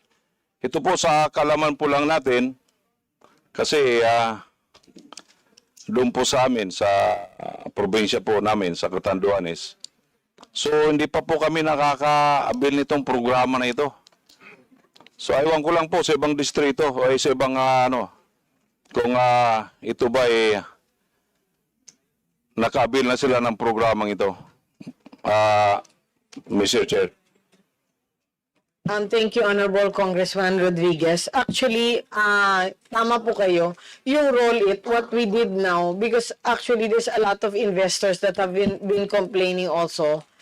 Not a lot, but there are quite a number of foreign investors that have been complaining about yung roads papunta sa kanilang factory. So nagtayo sila ng planta, pero ang problema, yung mga roads hindi paved. So nahihirapan yung trucks nila pumasok na yung nadadamage yung mga produkto na dinadala doon or siniship out nila. So what we did now in the DTI is to get one person that's in charge of roll it to make sure that lahat ng roll it projects magagawa po ito because we understand that the need for the road has to be done, especially to bring products from one location to another. Kasi like logistics, we need to get it done also. So, importante po yung mga roads na ito. So, I've assigned Attorney Ariel Nagtalon to actually tutukan yung roll it program na ito. So, Attorney Ariel, go ahead. Thank you, ma'am. Thank you, Ma'am Secretary. Mr. Chair, good afternoon. Based po dun sa based po sa regional office po natin sa Region 5, meron pong mga suggested projects po na has to go under validation pa po ng DTI and DPWH po. Meron lang po kasing mga certain requirements po yung roll it and we can extend naman po yung requirements po, mabigay po namin yung requirements po sa office nyo po para po guided din po yung. Kasi sa paliwanag po ni Madam Secretary, so parang ang mabibenepisyo lang doon parang yung malaking company. Ay, hindi naman po. Actually, hindi naman po. That's just one of the example po ng why we assigned also one person para lahat ng roads po I mentioned also to move one product to another. Let's say food products kailangan i-move. Let's say pag may bagyo, matsalanta, yung mga there's a lot of calamities. Pag hindi ho maayos yung road, hindi ho natin ma-move, which I mentioned a while ago, which we cannot move now, basic necessities and prime commodities or even food products from one area to another if the roads are not paved. And then another problem is also the investors who have invested in a certain province tapos yung road po hindi rin gawa. So parang the investment is done in bad faith, di ba? Hindi natin ma-pave yung road. So we have assigned one person that's really in charge now of roll it para niya yung mga to make sure that the roads are done. Ito po yung kasi minsan kasi di nyo masyado to na papaliwanag siguro doon sa lalong-lalo na po yung mga malilit natin na naghahanap buhay, nagsisimula. Kasi minsan, alam mo naman, Katanduan is abak capital. So, iyan ba, pupwede rin ba yan doon? sa mga abakano natin? Bukod doon sa ibang produkto.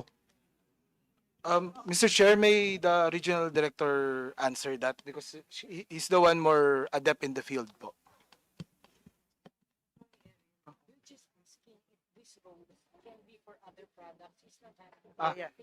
Yes, Mr. Chair. Yes, Mr. Chair. Pwede rin yung sa ibang produkto. Yes, Mr. Chair. We can forward you, Mr. Chair, the roller's guide so that you would be well informed, Mr. Chair. Kasi marami tayong produkto doon. Alam naman natin, mayroon tayong maisan, mayroon tayong mga manihan. So, bakit po hindi sila nakakabil nito? Yung mga lugar na yon. Kaya doon kami medyo nagtataka. So, kung bakit, sabi ko hanggang ngayon, simula nung in-implement yung programa na yan, wala pa po kaming hindi pa po kami nabibenepisyuhan na yan ng programa na yan. Samantalang kailangan namin yan doon. Yes, Mr. Chair. For 1 year lang po ako as DTI Secretary. So we're implementing kung ano yung may implement namin during my term. So we've assigned Attorney Ariel to make sure that lahat ng mga roads na nire-request ninyo can be done because we need to move the products. We need to move products from one point to another, especially the products that are food or products that need to be sold to the different regions. Thank you, Madam Secretary. So, nandiyan naman si Director. So, sana naman magkaroon na tayo doon sa isla, Kasi ilang years yun na ba itong programa? Ilang years na ito? 8 years, Mr. Chair. 8 years. Ni isa, wala man lang kaming hindi man lang kami na nalagyan yan ng roll-it na yan. So, samantalang marami naman tayong produkto doon na dapat natin na ibaba na galing doon sa taas. Kasi napaka-importante po yan doon sa amin. Lalo na, baka capital kami. So, alam naman natin, marami tayong farm-to-market road na talagang kinoconstruct para lang po dito sa mga produkto natin. Ito, sabi ko, isa to sa mga katulong. Kasi halos parehas lang po ang programa nyo. Doon sa DA, yung IPMAR, parang ganon din Ganon din, produkto rin naman ang dadaanan nito Para may baba natin nang mabilis na walang masayang. So, madalisa naman ito, po? Baka pwede naman bigyan nyo naman kami ako ng data po kung sino na po yung nakabil nito na region. Yes, Congressman. Baka Then, pwede. he can give you can get the number of Attorney Ariel and then you can follow up with him yung the different roll-it projects kasi siya talagang naka-assign just one person to make sure that the roads are done because nga we need to move the products also for sales and also pag may calamities and also for the investors. Okay, yun lang po. On the record lang po, Mr. Chair, na makahingi lang ako ng development plan ng itong programa natin ng Roll-it. Yes, Thank you and good morning. Thank you, Representative Rodriguez. Next in line from the minority, Representative Robert Nazal. Good afternoon to the DTI family. Good afternoon, Secretary. Thank you, Mr. Chair.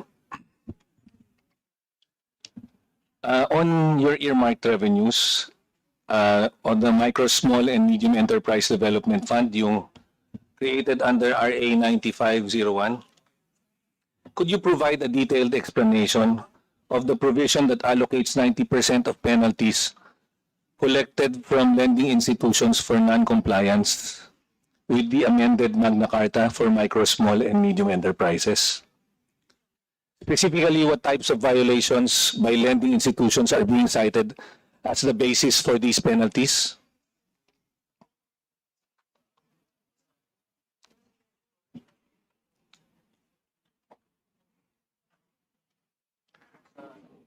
Undersecretary Bless Lantayon of the Regional Operations Group will explain this. Sige po. If I'm not mistaken, that is the provision under the Magna Carta that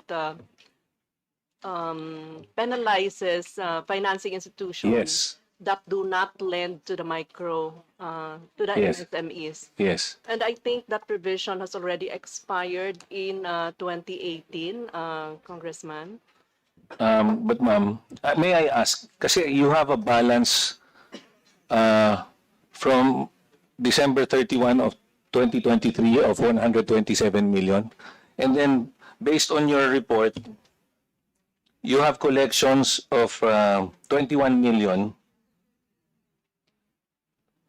in 2023, 2024, and 2025. Meron po kayo na kolekta.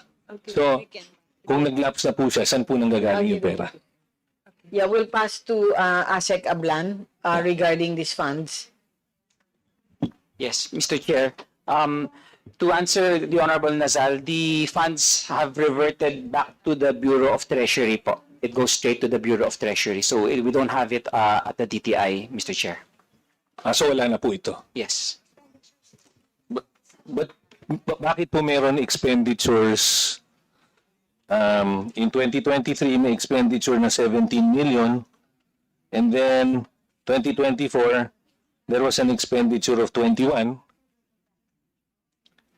and then 2025 may 21 million din expenditure. Mr. Chair, that goes to the MSME council funds. So it's that one is for the MSME council funds, Mr. Chair, which the group of USEC Bless implements. So hindi siya nag-revert? Yung, Mr. Chair, these are the remnants before the law expired. So we are finishing that funds. Any payment after that goes to the Bureau of Treasury. But you have, can you explain that? I just want to understand. Yes, Mr. Chair. Kasi meron kayong collection pa eh. So if you're saying it's 2018 na nag-lapse po siya. Yes. Yeah. Yes, Mr. Chair. That's the remnants of those collected in years prior po.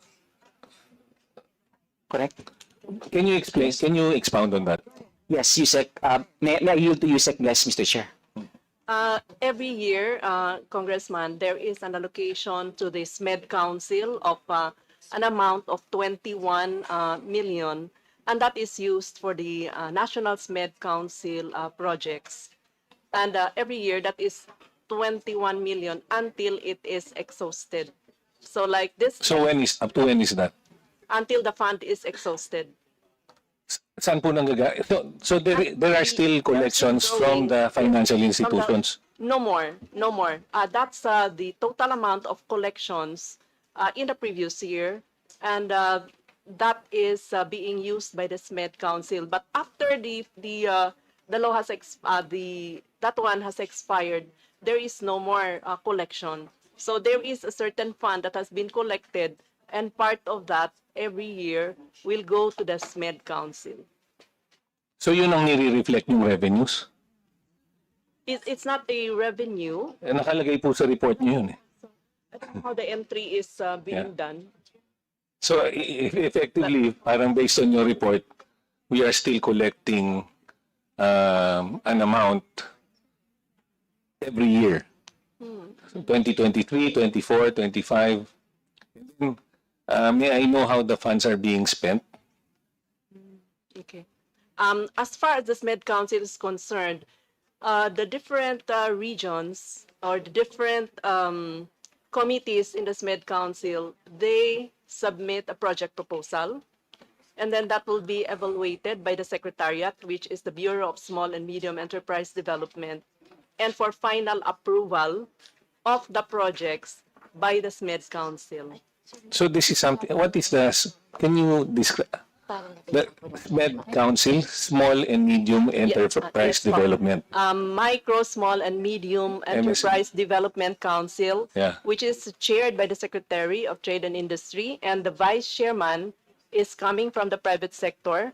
The island groups, Luzon, Visayas, and Mindanao, they also have their representation and appointed by the president. And there is also representation from the youth, from women's sector also. So that constitutes the SMED Council plus the other agencies.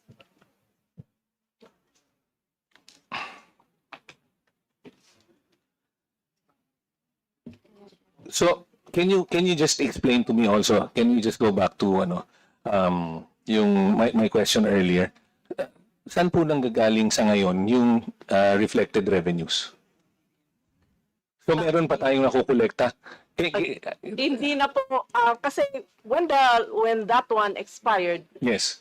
there are no more penalties collected from the banks which did not lend to the micro, small, and medium enterprises. So there's no more.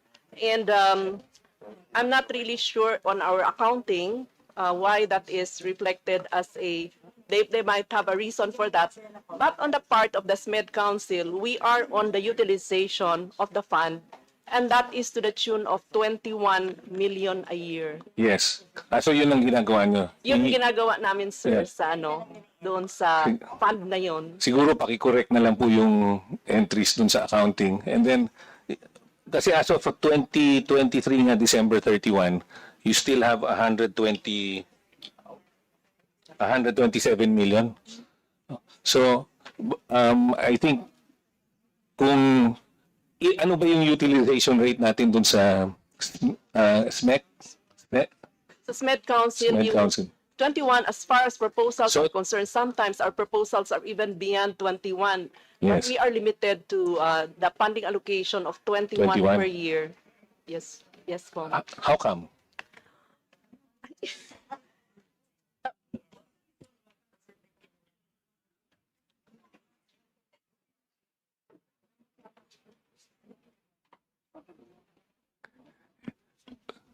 Are we limited to using these funds for the SMEC, or can we also use them for, let's say, SB Corp? No. Pwede ba yun? No? No? Hindi ata. Okay. Anyway, going to my next question.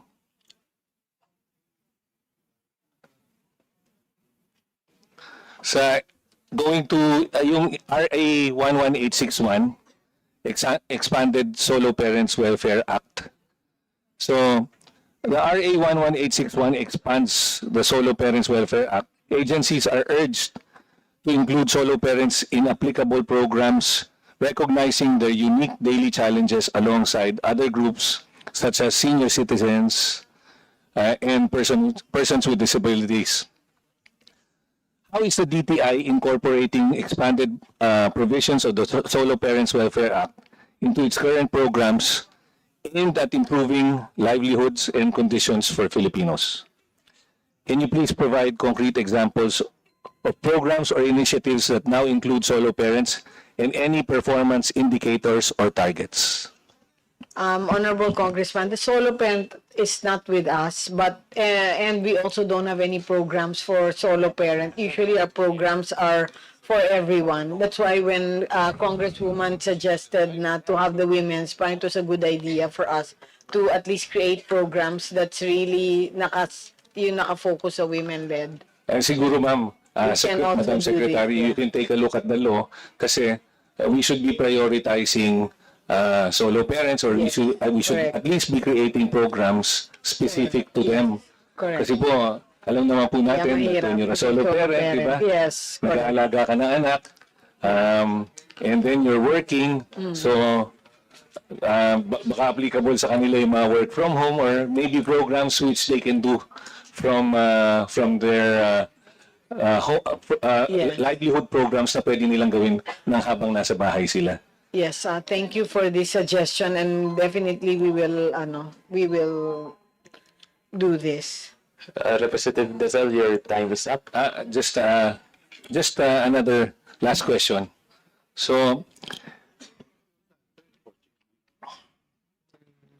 under the RA 11861, solo parents are entitled to 7 days of parental leave with pay, including for job order and contract of service employees. Are you currently implementing this? Gusto ko lang pong itanong. Ase Chris Ablan will explain this. Yes, Mr. Chair. At the DTI, and so far as our employees are solo parents, we do implement the law. So if this is even for JOs and COS? Only for our plantilla employees, Mr. Chair. Yun po. Kasi nasa RA 11861 na dapat po kahit JOs tsaka COS, included po, entitled po sila sa 7-day leave.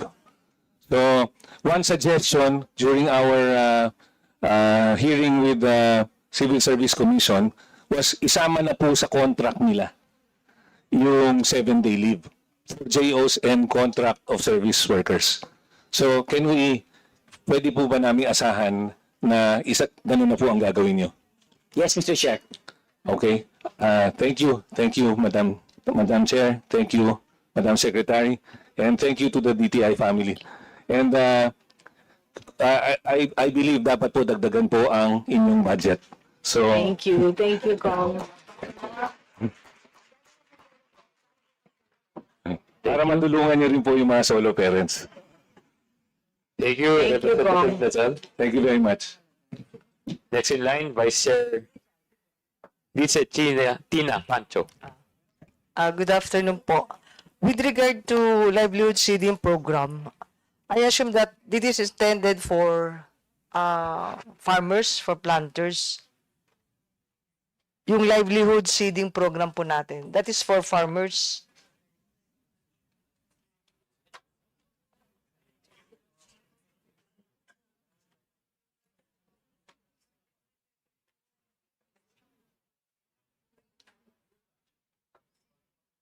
Yes, I'll defer to Asek Dominic Tolentino for the answer to this, Kong. Magandang hapon po, Madam Secretary.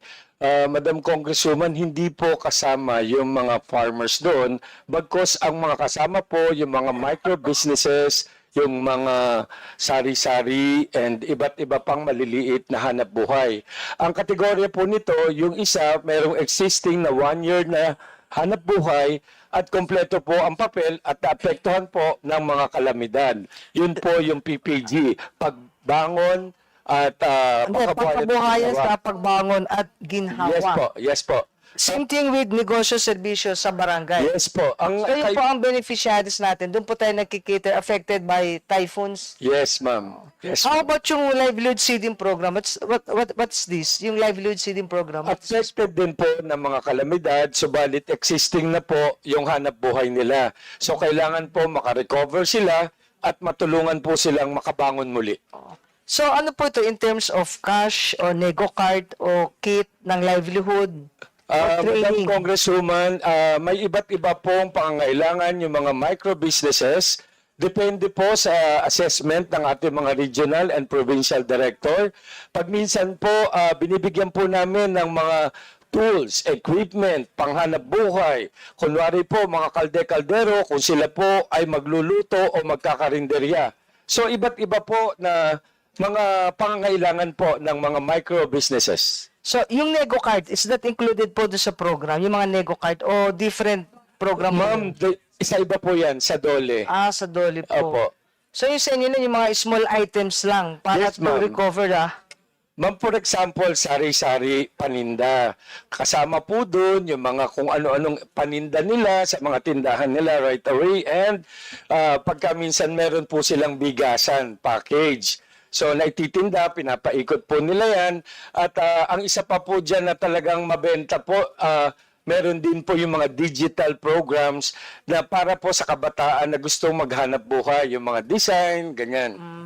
Opo. Yun lang po. Opo, thank you po. Sa Cooperative Development Authority po, sir. Sir, may na-encounter na po ba kayo na members po na jeepney drivers na naghingi sa inyo ng financial assistance para sa modernization program po? Thank you, Your Honor, and to our chair. Yes, ma'am, may naghingi na po the unfortunate situation lang, wala pong fund or budget ang CDA for that. What we do is refer them to financial institutions and cooperatives too, Madam Chair. Kasi nga, tama po sabi kanina ng ating kasama po dito na we have local manufacturers here in the Philippines. So, pwede mas mura po sila and mas kayang bayaran po ng ating po mga jeepney drivers compared po dun sa mga imported na dumadating po sa atin. So, you don't have funds for that. So, you refer them to other banks or other cooperatives po. Yes, we refer them to financial institutions like Land Bank, DBP, and cooperative banks and cooperative federations who have enough funds to assist our transport cooperatives, ma'am. But if you will be given the chance to have additional fund, kaya? Kaya po. Yes, we will. We can. And we will be more than willing to assist our transport cooperatives, ma'am. You will be given additional fund po para we can cater the local manufacturers here to have the jeepney drivers. Thank you po, Mr. Chair. Thank you rin po, ma'am. Mr. Chair. Thank you, Vice Chair Tina Pancho. Next in line, Representative Roy Gonzalez. Thank you, Mr. Chairman. Good afternoon, Madam Secretary. Good afternoon, DTI family. I'm from City of Santa Rosa, and Santa Rosa is tagged as the little Detroit of the Philippines. So that's why my question is gearing towards, is there a clear policy to safeguard or to maintain the operations of car manufacturers in our country? And while we have these policies, habang ang mga car manufacturers, as we fully understand, doing their CBU that is completely built up, all cars are coming from Thailand, coming from China. So the reason for this, it negates employment for our people. Kapag po ang dating ng mga sasakyan sa atin ay panay CBU, meaning to say, it negates employment. In line with this, is there a plan or a clear direction for the DTI to promote the local suppliers, the backyard fabrications, because the cars, like for example, the Isuzu, Toyota, and Mitsubishi, they are coming in a CBU, but others are coming in a cab and chassis. So in that sense, kung cab and chassis po to, may trabaho na naghihintay para sa mga Pilipino sa atin, no? Because like Almasora, Santa Rosa Motors, in that sense, I'm asking the good secretary, is there a plan or is strong to compel, since we are collaborating with the car manufacturers, can we compel, or not just to encourage, but to compel them to somehow discourage the CBU activity of this car manufacturing company? Thank you, Honorable Congressman. Yes, actually, in the cars and in the race program, there's really percentage that they are compelled to buy the parts of these cars from the MSMEs or from the local sellers. Of course, the cars that are being sold here, or the cars that avail of the plan or of the race program, I mean, are also the cars that are in demand. Kasi even if we encourage other people to come up with cars of their own, but if there's no demand, malulugi din po sila.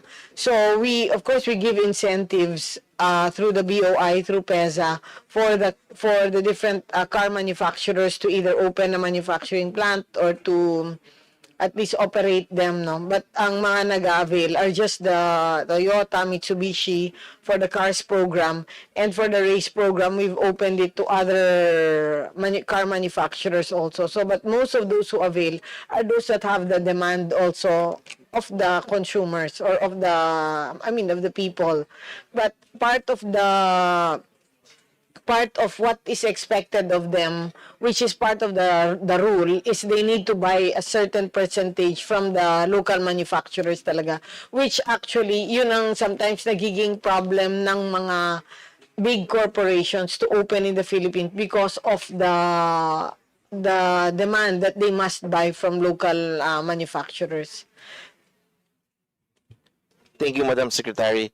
My next question is about Go Negosyo Centers are supposed to help MSME. While we understand, and alam niyo po naman, sa Santa Rosa, meron pong Go Negosyo Center. So you are fortunate enough because we gave a good place for the DTI. But some other cities or municipalities, wala pong magandang mga opisina ang Go Negosyo Center. Sa Santa Rosa po, considering the influx of businesses and the trade in operations in our city, meron lang pong isang business consultant, counselor na po, and there are 4 JOs given by the cities. So in that sense, how can we promote a strong mentorship? How can we promote marketing strategies? How can we promote partnership? So, siguro po talaga kailangan dagdagan ng budget nyo for this para po mapalakas natin ang negosyo natin. No? And I commend the DTI family dahil for doing well in our district. And lastly, I would like to invite you na sana po can you relocate in Santa Rosa to put your regional office. So somewhere in Nuvali or somewhere in Greenfield, Santa Rosa. Meron na po ba kayo? Nuvali. So, together with Congresswoman Cha Hernandez, Congressman Arman Dimagila, and Congressman Ramil Hernandez, so Laguna are doing well and with partnership with your DTI family. Thank you so much. Thank you so much, Honorable Congressman. Yes, tama po kayo. Yung budget ang naging problem namin, especially for the salaries also of the people. So we can really strengthen also the negosyo centers. And for Santa Rosa, I've actually been suggesting your location to the different foreign investors, especially that industrialization po ang nakikita namin talagang thrust ng city. Kasi some they want it closer, they want it south, they want it north. So we suggest locations that are really pro-industrializations para yung permit po mas mabilis. Yes. So thank you po. Thank you, Representative Roy Gonzalez. Next in line, Vice Chair Cha Hernandez. Good noon, Mr. Chair, distinguished colleagues, and our Madam Secretary. How are you? And our DTI family. Gusto ko rin sa Kalamba Kong Roy sana. So pinag-aagawan po namin yung reason for a office. Anyway, we've heard about the DTI's programs, diba po, especially to strengthen our MSMEs and export sector, and we laud you on that. And now I would like to highlight are 2 high-value crops that are full of potential and are really part of our Filipino identity, and that's ube and calamansi. And these are the products that are already earning recognition, and not just recognition, they're gaining admiration globally. So I hope they're given the support they deserve. And my queries are simple and just come from these farmers. These are the direct concerns of the farmers and the small entrepreneurs. First, in the case of ube, especially those that are being nurtured and cared for by our ITA farmers. And by the way, I know that this is a multi-agency, should be a multi-agency approach. Hindi lang naman po kayo dito, but I just like to pick your brain on this. So does the DTI have sufficient funding or programs to ensure that we are not just relying on big processors, but but are also directly supporting indigenous and smallholder farmers who are the true stewards of these varieties. And we have a lot of varieties of ube because I hope they're given priority. Second, regarding calamansi, baka po kasi isang sagot lang naman. A fruit that almost every Filipino has memories of, diba?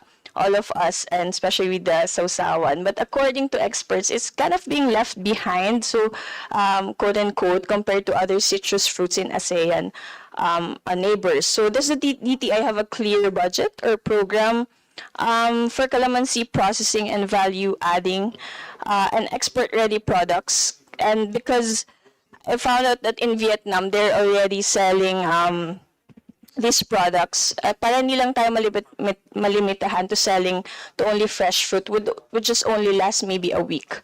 Third, on the aspect of market access and branding, both ube and calamansi have strong cultural branding. So how is the DTI helping local cooperatives and SMEs gain access to branding, marketing, and trade fairs so that these products can be showcased, of course, not just locally, but also on the international stage? And finally, how does the DTA ensure that the support for ube and calamansi is not just concentrated in major cities, but also truly felt in the provinces, and especially exactly where our farmers are actually planting and processing these crops? Because we can sense and we can see, and I'm sure there is data, there is a global demand for them, and I hope that the profit and benefits may be also felt by them. And that's, here in our own country, if you can see in social media, kitang-kita na po yung pagkagusto ng ube ng mga foreigners, especially in New York, in Australia, etc.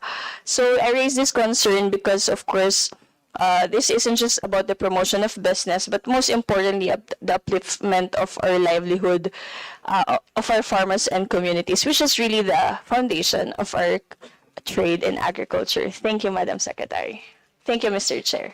Thank you, Honorable Congresswoman. Yes, actually, ube and calamansi are really, for me, ace products now, no, that we really need to market both locally and globally.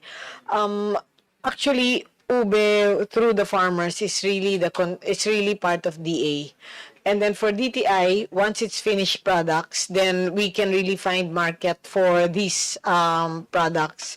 You can either go directly to me.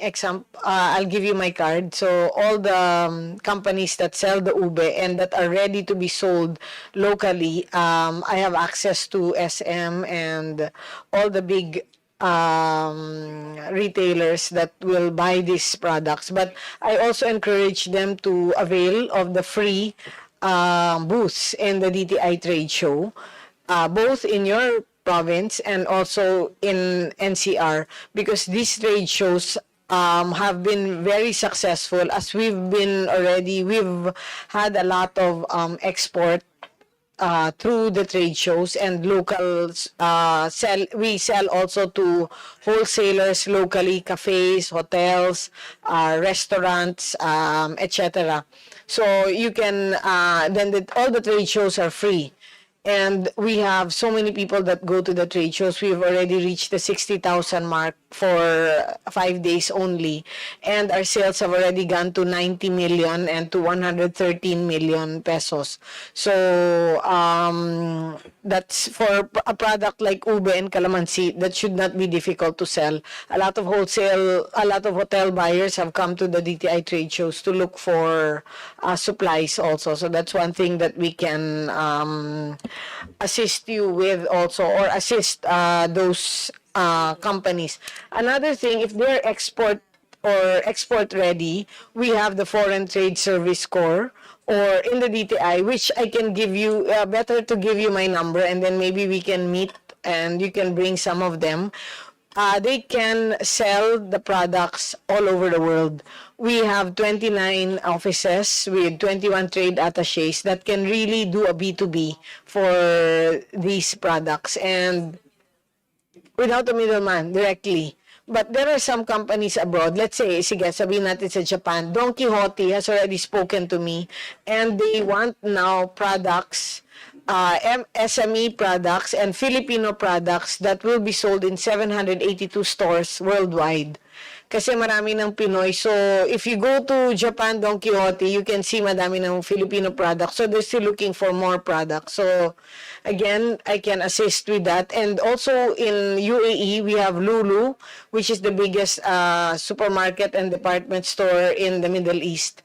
So, they've been buying a lot of these products also. And I've been, madami na rin nabibenta doon sa mga locations na yon. So, both locally and globally, definitely the DTI has market access to this. And hindi siya mahirap ibenta, especially ube and calamansi, except that, of course, they have to meet the certain standard set if the global market. But for the local, then we can just match them to the different wholesale companies, and then they can also showcase in our MSME flagship store, which we are opening in the next 2 months, where we will encourage local wholesale buyers also. And then for we have rin pala the DTI B2B, the B2B marketplace, which they can put their products in there. So when may mga naghahanap ng Filipino products, they just type in, then their name will come out. Parang Alibaba ito. So the DTI has that program also on the digital platform for products na you can enter. So that for that one, you can check with the different negosyo centers and the regional offices. They can onboard that. And then, what else pa? The support for the packaging of the MSMEs. Packaging is really our biggest problem, to be honest. So we have the Design Center of the Philippines that can make designs for those products. We have some products, let's say like Oro chocolate. The chocolate, of course, is not as good as the chocolate, or just as par as the chocolate in France or in Japan or what, but yung packaging niya maganda. So either you can put in your province design, like a design center to make the packaging, kasi yun na lang yung problem natin eh. Actually the taste we already have it, it's just the packaging talaga. So, but we're doing a pilot in the DTI office for this packaging design center. So we're hoping that if it does well, we can also suggest this in the different provinces. But I think you may use the design center, but sometimes overloaded na rin sila. So you might be able to suggest a company that may want to do this for them. And then, for access for financing, we have the SB Corp that they can go to sbcorp.gov.ph and they can loan from very low all the way to very high with a very low interest rate, and of course the payment terms are very flexible. Then the processing time, lalo na for konting loan from 5,000 to 5 million, 10 million, 5 to 7 days, no collateral needed. So we have a lot of programs for them. Thank you. Thank you, Madam Secretary. Mr. Chair, well, I'm satisfied with the response. A while ago, you've mentioned about creative industries, and for the coming fiscal year 2026, you've proposed around 50 million for Malikain Pinoy program at ang 6.7 doon ay para sa Go Local. And how would specifically with for creative workers, especially usually mga millennials and Gen Z, nakasama po kami ni Kong Nico doon pa. Tulad ng mga young designers, musicians, gamers, and content creators, do we have a specific program na po para sa kanila targeted for them because they are booming and they are really growing? I agree with you, Kong. No? We have the Malikain Pinoy program. And then for the Go Local, we will all put them under one branding, which is the Tatak Pinoy already, so that we can market the Tatak Pinoy proudly Filipino.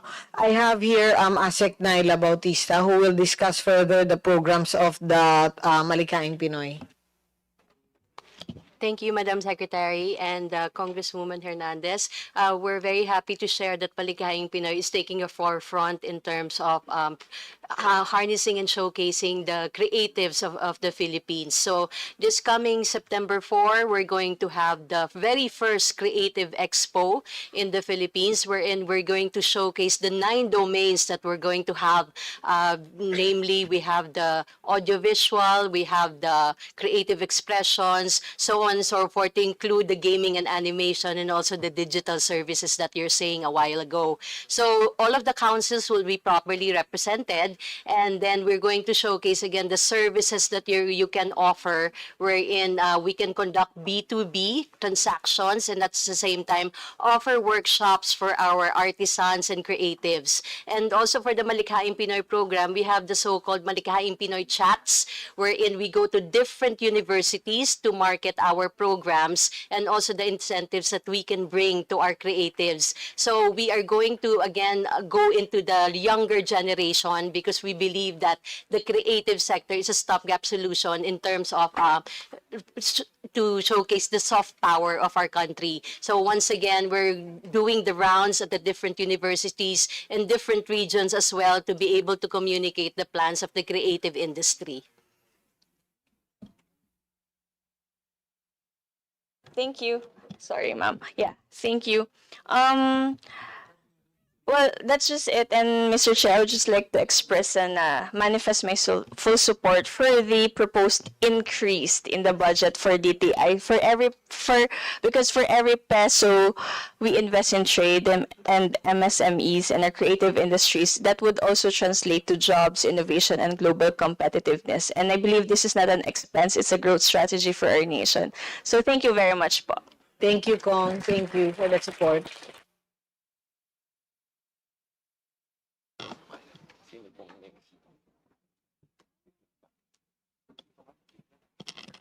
Thank you, Vice Chair Hernandez.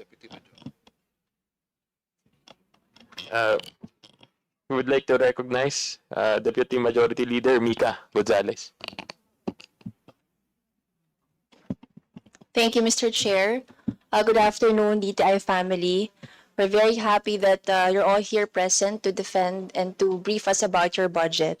So, just to cut the introduction, I would like to direct my question to anyone who can answer my inquiry.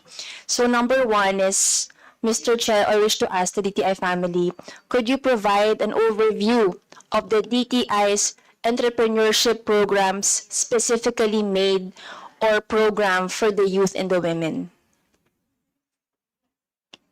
Okay, we have Undersecretary Bless Lantayona to actually discuss this further. Thank you very much, Madam Secretary. Thank you very much, Mr. Chair and Congresswoman Gonzalez, Mika. The Department of Trade and Industry is the main implementer of the Youth Entrepreneurship Program, YEP program. And we have been implementing this since the law was passed. And we have 3 components of the program, which is actually the components of the program. We have three components of the program.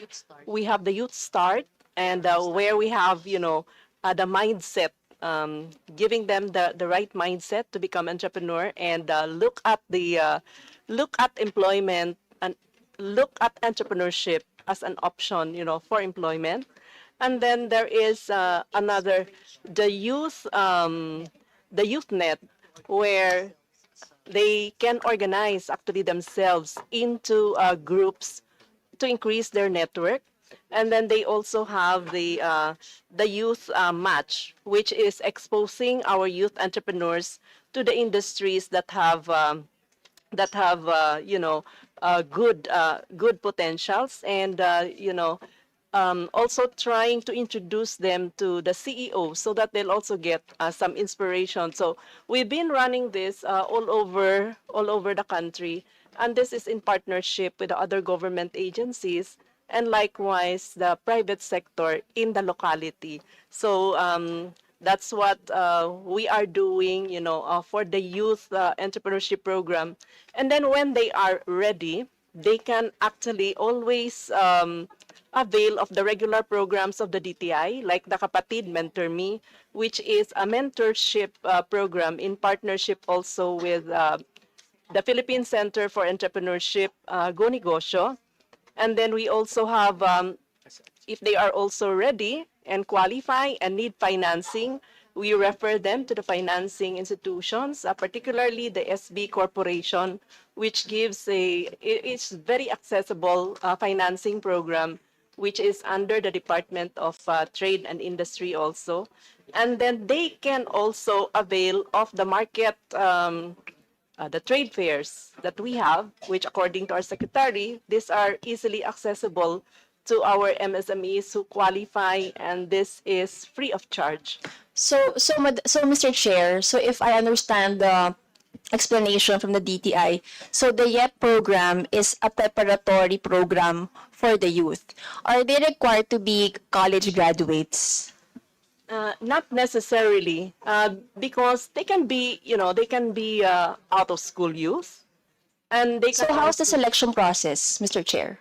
they just they just enroll, they just go to the nearest negosyo center or the regional office of DTI or provincial office of DTI. But since it is youth, then we are guided by the age limit, which is 18 to 35 years old. So given that program for the youth, do we have a budget allocation for programs directed to the youth, Mr. Chair? Or there's no specific allocation for this kind of programs? Actually, the budget is not that big, and we can really, well, if there's more budget, then we can make it more specific and make it more youth relevant na. Kasi syempre, this program has been there for a while, so we need to tweak it a bit to make it actually more updated na. Yes, Mr. Chair, because you've mentioned a while ago, Secretary, that DTI is also gearing towards AI, and I think that's the trend during this day, today. So I think what I'm trying to say is I think we have to encourage more youth to participate in this kind of programs, because I as well am not aware of these kinds of programs. No, so I hope that the DTI family will continue to market and to target this youth, kasi lalo na we want to encourage out-of-school youth, to expand their horizon. Thank you, Mr. Chair. That's all. Yeah, before we have an AI center that's opening. Dati kasi, a few months ago, the Center for AI Research was with us, but we're not, that's not our expertise to get into research. So we tweaked it. We put up an AI center which will open in the next few months in the DTI head office in NCR. And if it does well, then we will actually open it in the different provinces. But this AI center will teach mostly millennials, on how to use AI to drive the business. If you want to know more about this, because we're actually using the big players to drive this para hindi naman tayo napapag-iwanan ng ibang countries.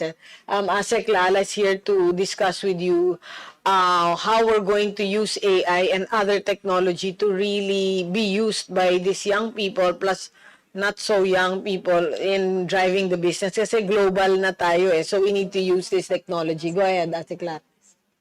Thank you, Madam Secretary. To give light to the AI and Startup Hub of DTI, it's actually a business and technology center wherein the startups can go to collaborate, ideate, and also network to the big companies that are interested in their startup businesses. So it's a good opportunity for them because, number one, it provides them a space to, again, use the equipment that's available there. So for example, you're a startup and you don't have an official office, so you can go there and then stay there for about 3 to 4 months until you're ready to fly on your own. So DTI gives a lot of programs, a lot of mentoring sessions, and at the same time, we also feature a lot of AI platforms that they can use to be able to propel their businesses. So it's also a good opportunity for the big companies to introduce, for example, the Chat Genie, also the Taxumo, to be able to reach out to those MSMEs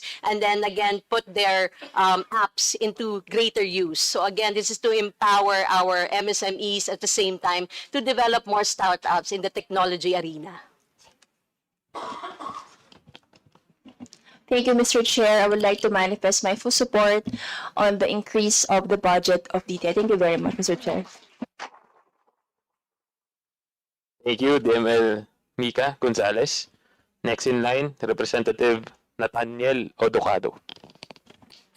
Thank you, Mr. Chair. Thank you, Sec Chris, and thank you sa lahat ng members ng DTI.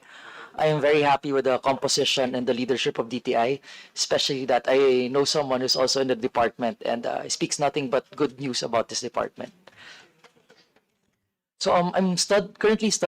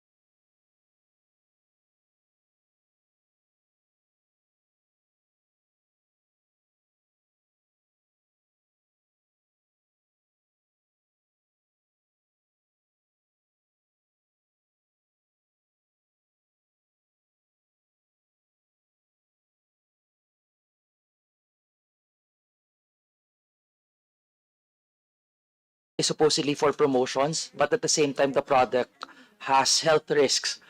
Did the DTI or is the DTI currently conducting an impact assessment because of the transition?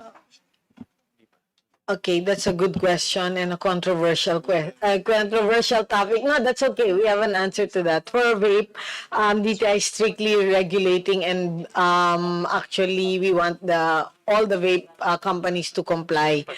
And so far, it was rough sailing in the start, but now smooth sailing. I have here ASEC Marcos Valdez to discuss, as he's the head of this department.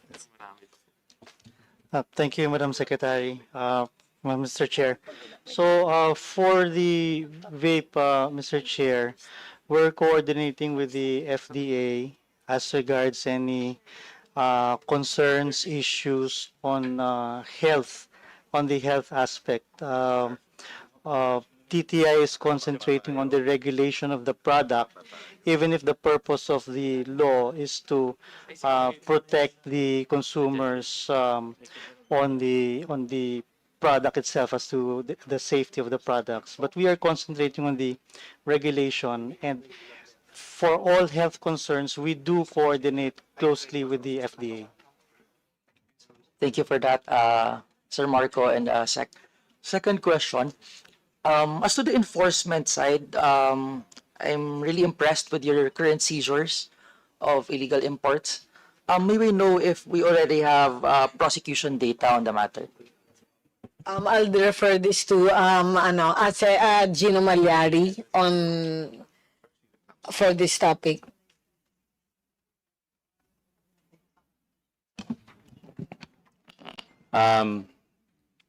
Thank you, Mr. Chair, Your Honor.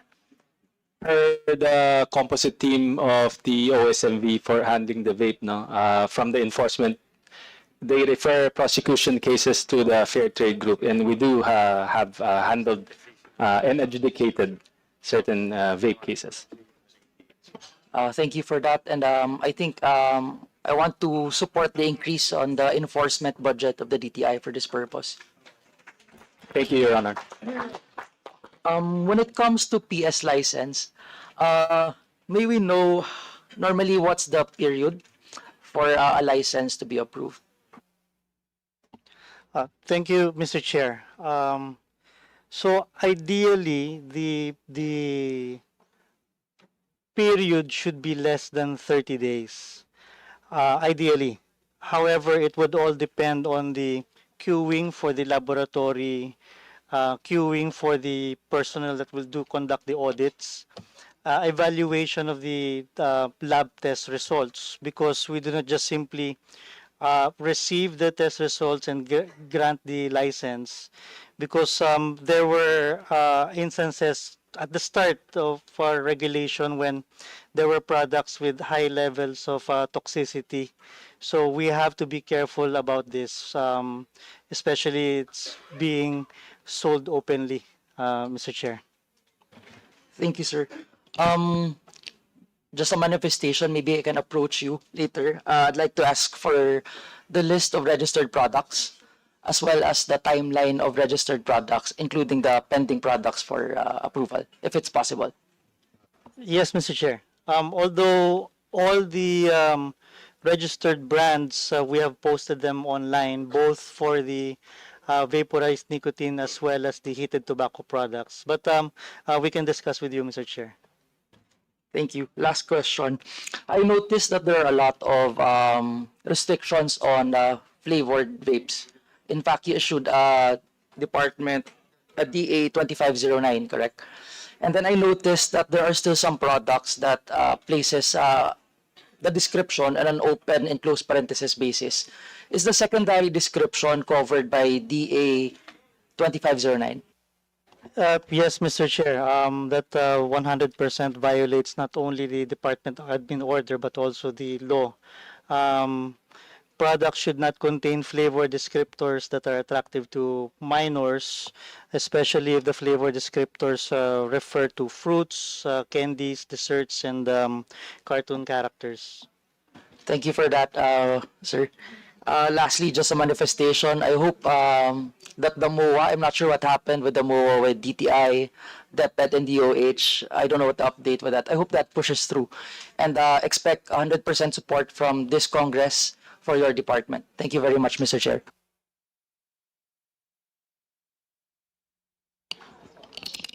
Thank you, Representative Nathaniel Odocado. Next in line, Representative Georgina De Venecia. Madam Chair, distinguished colleagues, I wish to manifest my strong support for the Department of Trade and Industry and respectfully appeal for the augmentation of its 2026 budget for the Malikhaing Pinoy program. The DTI plays a vital role in promoting trade, supporting enterprises, and strengthening industries that drive inclusive economic growth. I also wish to emphasize the need to provide greater support for the promotion and development of our creative industries, a sector rich with Filipino talent and innovation, and one that holds immense potential for jobs, investments, and global recognition. Madam Chair, distinguished colleagues, investing in the DTI is investing in our competitiveness, our livelihoods, and our culture. I therefore appeal for the generous consideration of this chamber to augment its 2026 budget. Thank you very much. Thank you, Honorable Congresswoman De Venecia. Thank you, Representative De Venecia. Next in line, Vice Chairman Pong Teves. Mr. Chair, fellow Congressman, the Department of Trade and Industry family, headed by Secretary Maria Cristina Arroque, a pleasant day to all of us. Mr. Chair, the paper manufacturing industry in the Philippines has over 55 billion pesos worth of investment from at least 10 major local paper manufacturing companies in all country.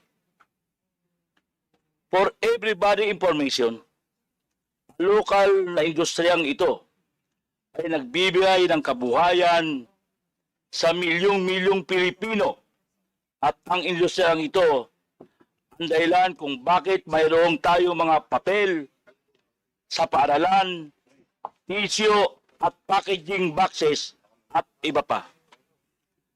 Sadly, Mr. Chair, this industry is slowly declining since the pandemic. ito po ay nalulugi hindi dahil sa mababang demand, kung bakit hindi dahil sila po ay pinapatay ng mga imported na produkto mula Vietnam, Japan, Australia at iba pang bansa. Last year, Mr. Chair, President Bongbong Marcos signed Republic Act 11981 o ang Tatak Pinoy Act. This law aims to enhance the competitiveness of the local product in the Philippines globally and domestically. Kasama na po dito ang mga papel na gawang Pinoy dahil ito rin po ay Tatak Pinoy. Ano po ba ang ginawa ng DTI para matulungan ang lokal na papel industriya natin in line with Tatak Pinoy law na layunin ni President Marcos Jr.? May mga incentives ba tayong ibinibigay para sa industriyang ito? Ang ating Pangulo po ay pumupunta sa ibang bansa para kumuha ng mga investor na makakatuwang sa atin ang maglagay ng negosyo sa ating bansa. Pero dito po sa Pilipinas, meron po tayong 50 billion pesos na investment ang mga lokal na papel. Ngayon, paano po sila mabubuhay kung hindi po natin ito bibigyan ng pansin? And I would like to acknowledge the 10th Department dahil nag-issue kayo ng Department of Administrative Order 25-11 granting the provisional safeguard measure of the importation of the corrugating medium. However, Mr. Chair, ang order po na ito ay provisional lamang at sa loob lamang ito ng 200 days.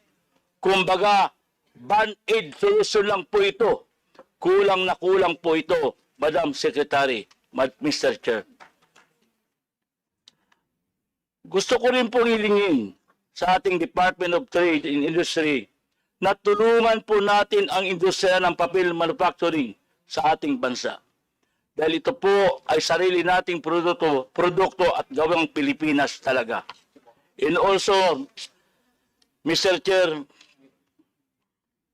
Madam Secretary, ako po ay sumulat sa inyo last July 17, 2025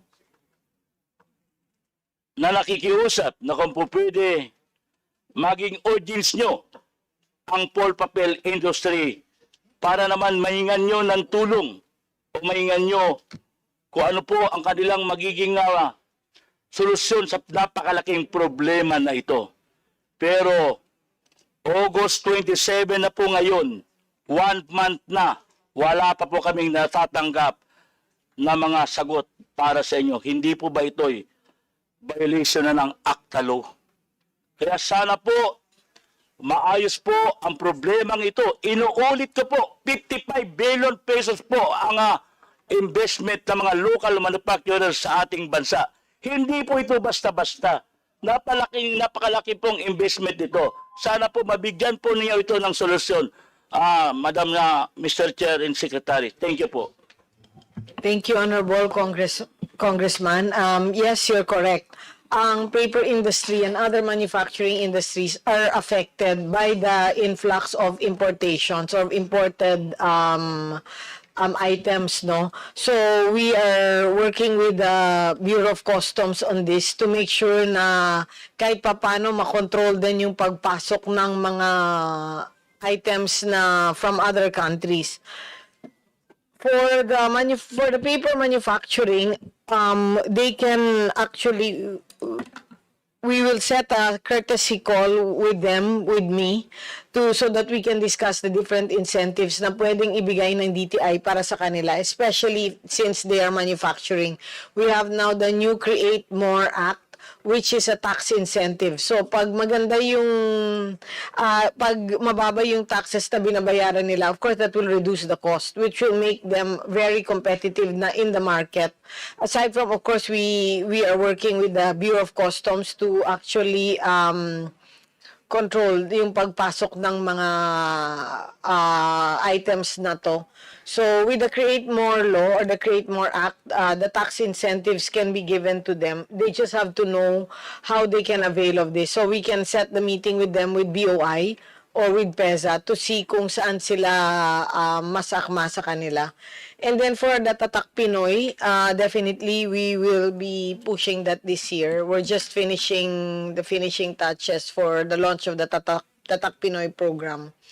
And then aside from this, we can also actually connect them to different companies that can actually buy from the paper industry. I've spoken to some of the paper manufacturing industry. They need to diversify din kasi actually most of them gumagawa ng notebooks, gumagawa ng pad paper, gumagawa ng yung paper that can easily be bought from China. But what the others did was they started to make packaging. Let's say packaging for the big, let's say, burger company or the big companies that require specialized packaging. So, hindi basta-basta makakabili ito from other countries. Yun ang nagiging trust ng ibang packaging companies. That's why they are able to survive in this industry.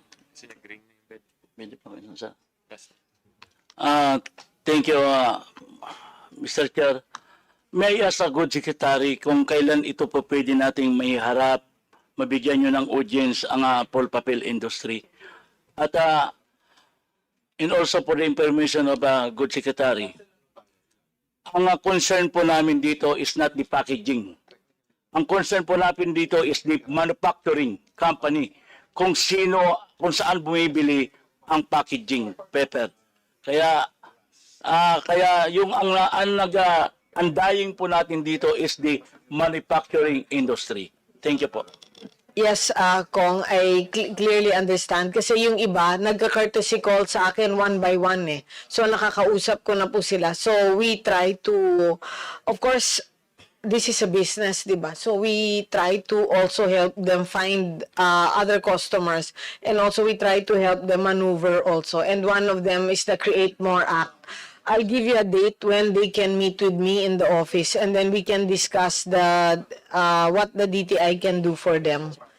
And then for the Tatak Pinoy program, I can transfer you now to ASEC Engel to discuss what's the plans for the Tatak Pinoy, which we will be launching this year. Sorry. Excuse me, Vice Chair Bong Teves already requesting, can you already provide him who can he contact to make an appointment Yes, for the September paper 4 already. industry? Now, the date kong is September 4. I'm just getting the time. Yeah, September 4 in the DTI head office. Courtesy call with me. And then, what time? 10 o'clock on September 4, yes.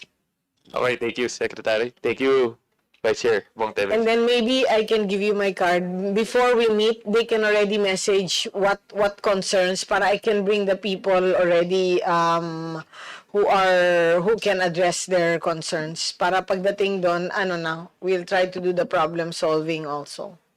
Thank you, Mr. Chair. Thank you, Secretary. Thank you. Thank you, Vice Chair Bong Teves. Next in line, Representative Vice Chair Edwin Ongchuan. Thank you, Mr. Chair. Dear colleagues, Secretary Cristina Roque of DTI and the DTI team, magandang hapon po sa inyo. My question can be addressed by any members of the DTI team. No? Having been a governor of Northern Samar for 2 terms, nagkaroon po kami ng maraming investments, no? Specifically the wind farm. It's a 200 megawatt wind farm, renewable energy. Malaki pong naitulong sa amin ng BOI, no? Specifically the One-Stop Action Center for Strategic Investments. I was surprised to see na the One Stop Action Center is composed only of 7 contract of service personnel, no? Parang kulang po yata, dapat po yata dagdagan.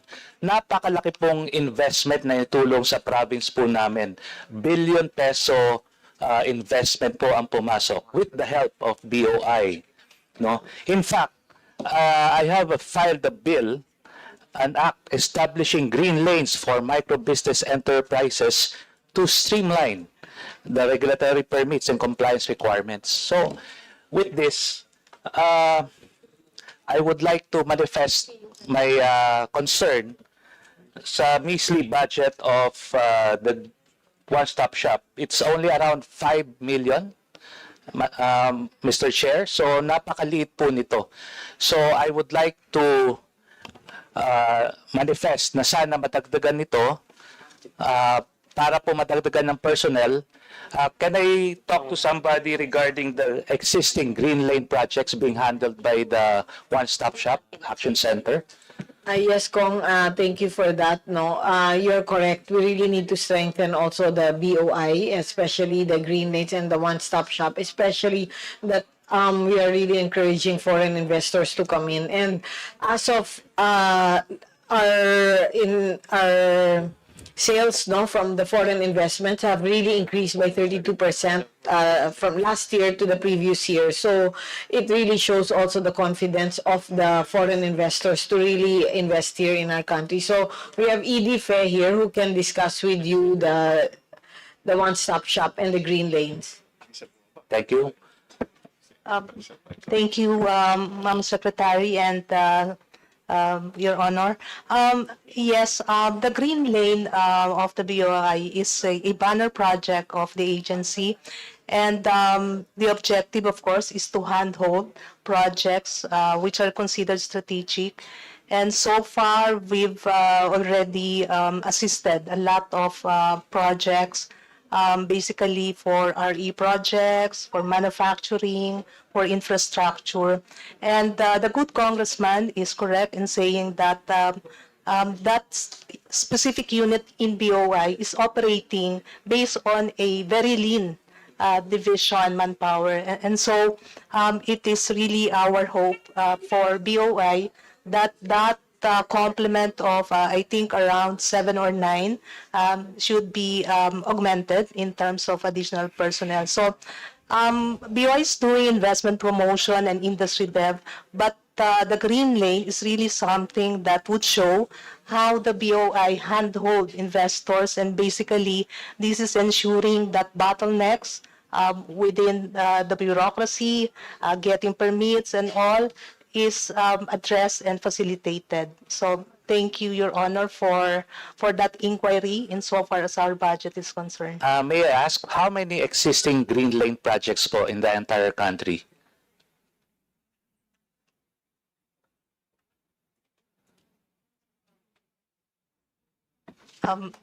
Your Honor, we just have to check the figures. Can I answer that my question also? Okay. I think you have 212 green lane projects. Yes. So just imagine Thank you, sir. 212 green lane projects being handled by 7 employees. Napaka ano po, laki pong discrepancy. Yes po, because when the green lane was made into operation, what BOI did was just to utilize the existing complement of that unit, which is the Investment Assistance Center. So we appreciate po your concern, and we would really be happy if that budget for that specific unit will be augmented. Thank you, sir. Mr. Chair, this representation would like to manifest for an increase of the budget of BOI. I would also like to manifest my complaint, napakababa po ng budget ng DTI. Just imagine, I have been with the private sector. We used to be with the Philippine food exporters. We used to be the consolidator for Lulu hypermarkets in Dubai and for Carrefour. Napakalaki pong tulong ng SITEM sa mga Philippine food exporters. And dapat po they should also work in tandem with the Philippine halal industry development, being part sa food exports sa mga GCC countries. Malaki pong bagay, dapat po dagdagan po natin ang budget ng SITEM and the Philippine halal industry, Mr. Chair. And napakalaki pong tulong under the leadership of Secretary Cristina Roque ang naitutulong po ng Department of Trade and Industry. Yes po, I fully support the increase of the budget of DTI. Maraming salamat po. Thank you, Kong. Thank you, Representative Ong Chuan. Next in line, DML Marlene Primicias Agabas. Thank you, Mr. Chair, my dear colleagues, to the DTI family. Magandang hapon po sa ating lahat. Ako po ay kinatawan ng ika-6 na distrito ng Pangasinan. Narinig ko po na ang pondo nga po ninyo ay maliit. Indeed, maliit nga po. Pero as the representative of my district, I just would like to ask an equitable share with that small budget that you have. Kinausap ko po ang regional director at ang provincial director kung bakit hanggang ngayon, marami kaming mga gustong gawing mga proyekto na tutulong sa inyong mga programa, pero ang challenge po sa amin ay kulang daw po ng pondo. Tinanong ko po ang regional director kung magkano ang pondo namin, kasi itong nagdaan, mayroon pong mga nasunugan na negosyante sa amin. May pondo po tayo sa PPG, di po ba? I was told na 2024, zero ang budget ng Region 1. And then in 2025, itong taon po na ito, may budget po tayo na 2.6 million for Region 1. But again, until now, I learned from our regional director na hindi pa nare-release. So ano po ang gagawin natin doon? Maliit na nga, hindi pa na-release. At saka ano po ba ang parameters ninyo sa pag-allocate ng pondo? Bakit po ang Region 1 in 2024 ay zero ang PPG? At bakit po ngayon ang pondo lang ay 2.6 sa buong Region 1? When in fact, sa Pangasinan pa lang po, ang population na po namin ay 3.2 million. Thank you, Congresswoman. Si Undersecretary Bless Lantayona would answer that question. Thank you very much. Kilala ko po kasi last budget hearing siya na naman na nakita ko yata. Until now, the same problem that we have. Hindi pa rin po tumataas ang pondo. As to for later release kasi kung ang ating ang PPG natin, because it is an insertion, and I think the fund was released only in July, and then as to and that is an insertion. That is a budget insertion, and that is, I think, care of ASECDOM, care of kay Senator Bongo, and meron, and then also kay Senator Speaker. Ang ibig yung sabihin, wala kayong sariling inisyatibo dito sa pondo ng PPG. It's your program. We have submitted it in our 2025. Then it's your program kasi kayong may program. But then noon. it was not approved. It was that our proposal was not approved, and then there came the insertion. But still, bakit kami masisira ng 2024? Would it mean to say wala rin kayong programa ng 2024 ng PPG? Hindi po na-approve. We submitted it. Di mo na lang isulat na may program pala kayo na PPG kung wala rin lang ng approved na budget.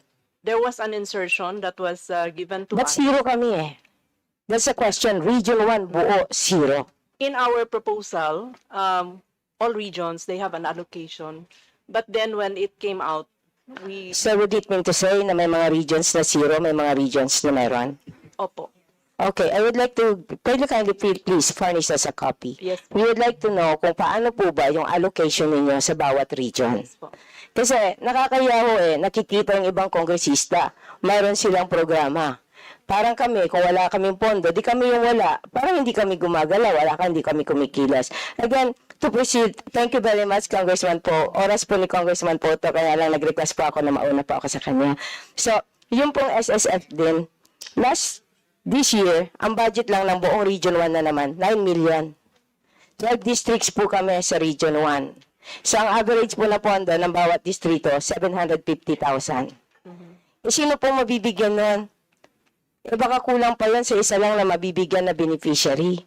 Buong Region 1, 9 million. Hindi po ba insulto sa region namin yon? Nabigyan nyo kami ng ganong napakaliit na pondo. Masisipag ang mga tao ninyo. Pero kahit anong gawin nilang pagsisipag na maghanap ng mga bibigyan ng pondo, wala naman kayo na-allocate sa amin. I asked them, do you have a problem with the utilization? Ma'am, wala. Baka may problema naman kayo sa COA, kako. Ma'am, wala. So anong rason bakit hindi kami makakuha? Eh, we have a very long list ng mga tao na gusto mong makahingi ng tulong. Ang pwede po namin gawin is we can talk among ourselves and we can see magkano talagang i-allocate. Because that time, yung allocation was under, I'm 1 year pa lang po dito. So, hindi ko pa masyadong na-grasp yung paano yung pag-divide ng mga pondo. So, kung ganun pala may instances na ganun ang nangyayari, then mag-uusap po kami ng Undersecretary ng Regional Operations to make sure that there's pondo for everyone. Yes, ma'am. Parang may problema po tayo sa regional operations po natin. Hindi po proper yung allocation natin. Lahat po ng Pilipino nangangailangan ng tulong ng gobyerno.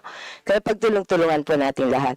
So, sa aking pong distrito, Madam Secretary, kami po ay naghihintay na nawa ang mga programa po ninyo, knowing that is very minimal. What we are asking is just an equitable share, gaya ko nga na sinabi ko sa inyo. Makatarungan at reasonable share din po ng aming distrito. So, we look forward na makamit po kayo o yung pong kung sino po. Maghihintay po ako sa office ko para ma-discuss po ang mga pangangailangan ng aming distrito. Again, maraming salamat po. Thank you, Honorable Congresswoman. Mr. Chair, thank you. Congressman po, thank you very much. Thank you, DML Agabas. Next in line, Vice Chair Brian Poe. Thank you very much, Mr. Chair. Actually, I have to run to a meeting as well, but I wanted to take this time to really speak to DTI. One, because I really believe in the programs of DTI, in the sense that any peso that's invested into DTI goes directly towards the growth of our economy. No, kaya I saw the budget. I saw that it's been decreased. I'd like to point out for the record some programs that maybe we should take a look at so that I can offer support to DTI this budget season. One of the ones that's very close to my heart, I've worked in the startup industry for quite some time, is the Philippine Innovation Hub. And I noticed that the funding for the Philippine Innovation Hub has been severely decreased, if not zeroed this year. Is that correct, Mr. Chair? Madam Secretary? There's no allocation. So, Mr. Chair, apparently there's zero allocation for the Philippine Innovation Hub. Was there funding previously, Secretary? 100 million pesos, which we know in the startup community is not enough to fund many of the programs and innovations that we're trying to push forth. Madam Secretary, what happens to the program now that there's zero funding? The entrepreneurs that have started, what happens to them po? Actually, for the startups, what they do now, they go to the DOST. Directly to DOST? Because the DOST has programs for startups. So for us, what we do na lang is, example, the startups need, let's say, investors, or they need avenues for them to sell their products. Then they go to the DTI. Then we find market for them, whether locally or globally. That's what we do for them. But the startups is not with us anymore because we don't have any funds for that. Madam Secretary, if there's any way that this representation can support and help DTI grow its budget this year, I'll do my best. Whatever we can coordinate between the DTI and my office so that I can gather more research on areas where we can improve, I greatly appreciate it. Kasi kasama sa tatlong pillars ng FPJ Panday Bayanihan is food, progress, and justice. Food security, as well as jobs and livelihood, are a big fundamental core of our party list. Kaya the more programs that we can work together and support for DTI, the better. The second question is more on the point brought up by Congressman Ong Chuan regarding the halal industry. I know that globally it's a $4.5 trillion industry, and the Philippines stands to benefit greatly from this. In fact, there are a lot of investors looking at the southern part of our country to generate halal industries. Can we speak a bit more to the support that we're giving halal industries? Yes, yeah, you're correct again. The huge potential for the halal industry is 4.5 trillion US dollars globally. And of course, locally, we also have a huge Muslim population, which is 13 million, which is more than the UAE now. For the halal, actually, what they really need is the certification, because we already have so many products. The only thing that we need is to get them certified. The problem with the certifying bodies that we have here, they don't get approved abroad. There's only one certifying body na approved abroad. So what we did now is we have a list of all the international certifying bodies. Kasi if we start now to make a certifying body, by that time, tapos na the term. So we need to use now international certifying bodies to at least get the goods out there. So we were able to get a bit of budget from Robin Padilla for the certification, because he also asked me before what did they need to use the funds for. So it's the certification. And we already have 3,000 products of the SMEs that are being sold abroad, or at least in the Middle East. So kahit papano, there's already an opening there. And then there's also, what they need is a slaughterhouse also, which is a bit pricey, 15 million per slaughterhouse. We only have one or two that the slaughterhouse is accepted globally. So that's another thing that we really need to do. Well, thank you for your clarification on that. The reason why I asked Madam Secretary was because I work closely with NCMF last year during the budget season, and during that time, Senator Grace Poe actually put in funding for the halal industry. Unfortunately, it didn't make it through the entire process. But we still want to continue to advocate for it, because a large chunk of our constituency, or those who voted for our party list, are our Muslim brothers and sisters. So I would be remiss in not asking about the halal programs of DTI. Regardless, I think we're a little short on time, but I do want to manifest my support for your agency, Madam Secretary, and I look forward to meeting with you before we go to plenary, so that I can once again support you on the floor. Thank you.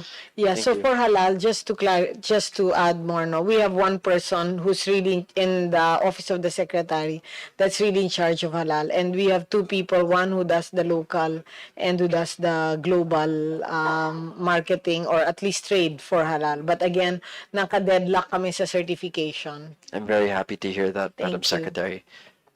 Mr. Chair, being the last to interpolate. Not yet, Not Vice yet? Chair. Not yet. Okay. There's still one more. Okay, perfect. Thank you, Vice Chair. I'll have to yield the floor and run to my next meeting, but thank you so much for your time and patience working with us here in Congress. Thank you. Thank you, Vice Chair Brian. Next in line, Representative Felmon Despares. Thank you, Mr. Chair, and good afternoon for the DTI family. Now, for first and foremost, I would like really to commend the DTI for supporting the budget of our Cooperative Development Authority, which is my sector.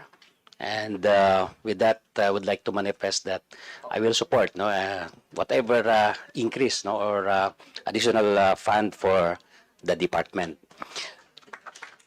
And one thing, Mr. Chair, and I would like really to have this one concern, with regards to the budget of the CDA, because I observed that almost of the Tier 2 proposal of the CDA has not been included in the proposed budget. So I would like to ask to the chair of the CDA, Yosek Rakipo, on this proposed budget, on your tier 2, do you have still something that is very important to your office, no, which is very crucial for the effective performance of your mandate and your functions, no, for the development of the cooperatives? Do you have something, no, to really tell us na may kailangan pa ba kayo idagdag o wala na? Thank you, Your Honor, Mr. Chair. Yes, we would gladly be thankful and grateful if additional budget for CDA will be accommodated, Your Honor. Because of the following reasons, we would like to enhance further our assistance in terms of programs and capacity building for cooperatives entire the land. For your information, Your Honor, we already have 20,900 cooperatives as of end of the year 2024. And most of them are in the micro and small categories. This means that they need further enhancement in capacity building as well as in managing these cooperatives. Second, Your Honor, is we also pray that there will be some financial assistance to be allocated to CDA for us to assist these cooperatives I mentioned, Your Honor. And of course, our programs on incentives for mergers and consolidation of micro and small cooperatives.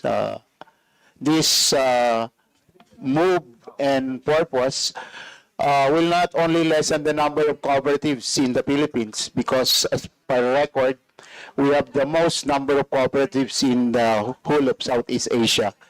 It would also limit the numbers and potentials of mortalities in terms of micro cooperatives. This also includes, Your Honor, the budget for the newly established region, the Negros Island region, because we have started putting our personnel in that region. Hindi ba kasama ang NIR dito sa proposed budget? Kasama na rin. Okay. Yes, sir. So those are among many others, Your Honor. These are the things that we would like to be enhanced further for 2026. And this means more assistance, supervision, and regulation for cooperatives in the Philippines, Your Honor. Okay, so thank you with that. But then I have seen also that your capital outlay, for this 2026, and when I visited city offices in some other regions, may mga property kayo, but then dilapidated na yung iba. Then the other one, may mga ino-offer na space na there must be really, the regional offices of our agency para mas conducive, at the same time steady na sila doon, rather than palipat-lipat. So I think in your tier 2 proposal, mayroon ba or wala?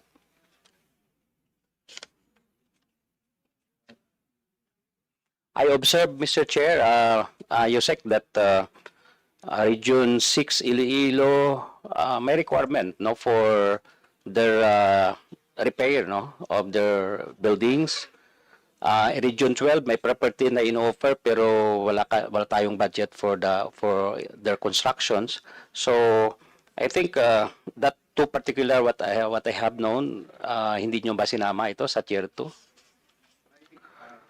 They have been considered, Your Honor, and we will look into our request again, so that. So can you propose that so that we could also request our committee to include the amendments? Yes, Your Honor. And I would like to emphasize your program, and I agree on your proposed program on the merger and consolidations, because you have mentioned that 20,900, almost 21,000 cooperatives. Yes, and ano ang composition dito? Ilan ang large, micro, small, medium, something like that? Kung mas marami itong mga small and micro, I think the agency would look into to save these small and micro cooperatives na mag-merge sila, no, rather than yung maliliit tapos wala namang capacity. So the point there is that kawawa or masayang lang yung mga naipon na mga resources na mga individual members, and then later on it will die in natural death pag hindi natin matulungan. So merging, I think, is very important, and I would like to get from your proposed amount to that, no, para matulungan natin. Pero practically siguro it's more on the incentives, no. Bigyan natin ng incentives itong co-ops na to pag they agree and they make their cooperatives combine together via consolidation or mergers. So we will provide such program para ma-attract sila, para in due time we can save the individual members and the co-ops itself. Yes, thank you, Your Honor. Yes, 65% of the total 20,000 plus are micro and small, and some of these micro and small are dying and about to close. That's why we encourage mergers and consolidation. And this is actually an ongoing program, Your Honor, and we would like this to be sustained. And once incentives will be informed to these cooperatives, I think it's going to be more encouraging to these micro and small cooperatives, Your Honor. Okay, so thank you, Mr. Chair, Yusek. Then, with that, I would like to really to manifest in this committee that the request of the agency will be considered to be included as part of the amendments of our committee, Mr. Chair. Thank you, and good afternoon. Thank you, Representative Mon Espares. Before we end, I would just like to inform the department regarding the query of Representative Ordanes.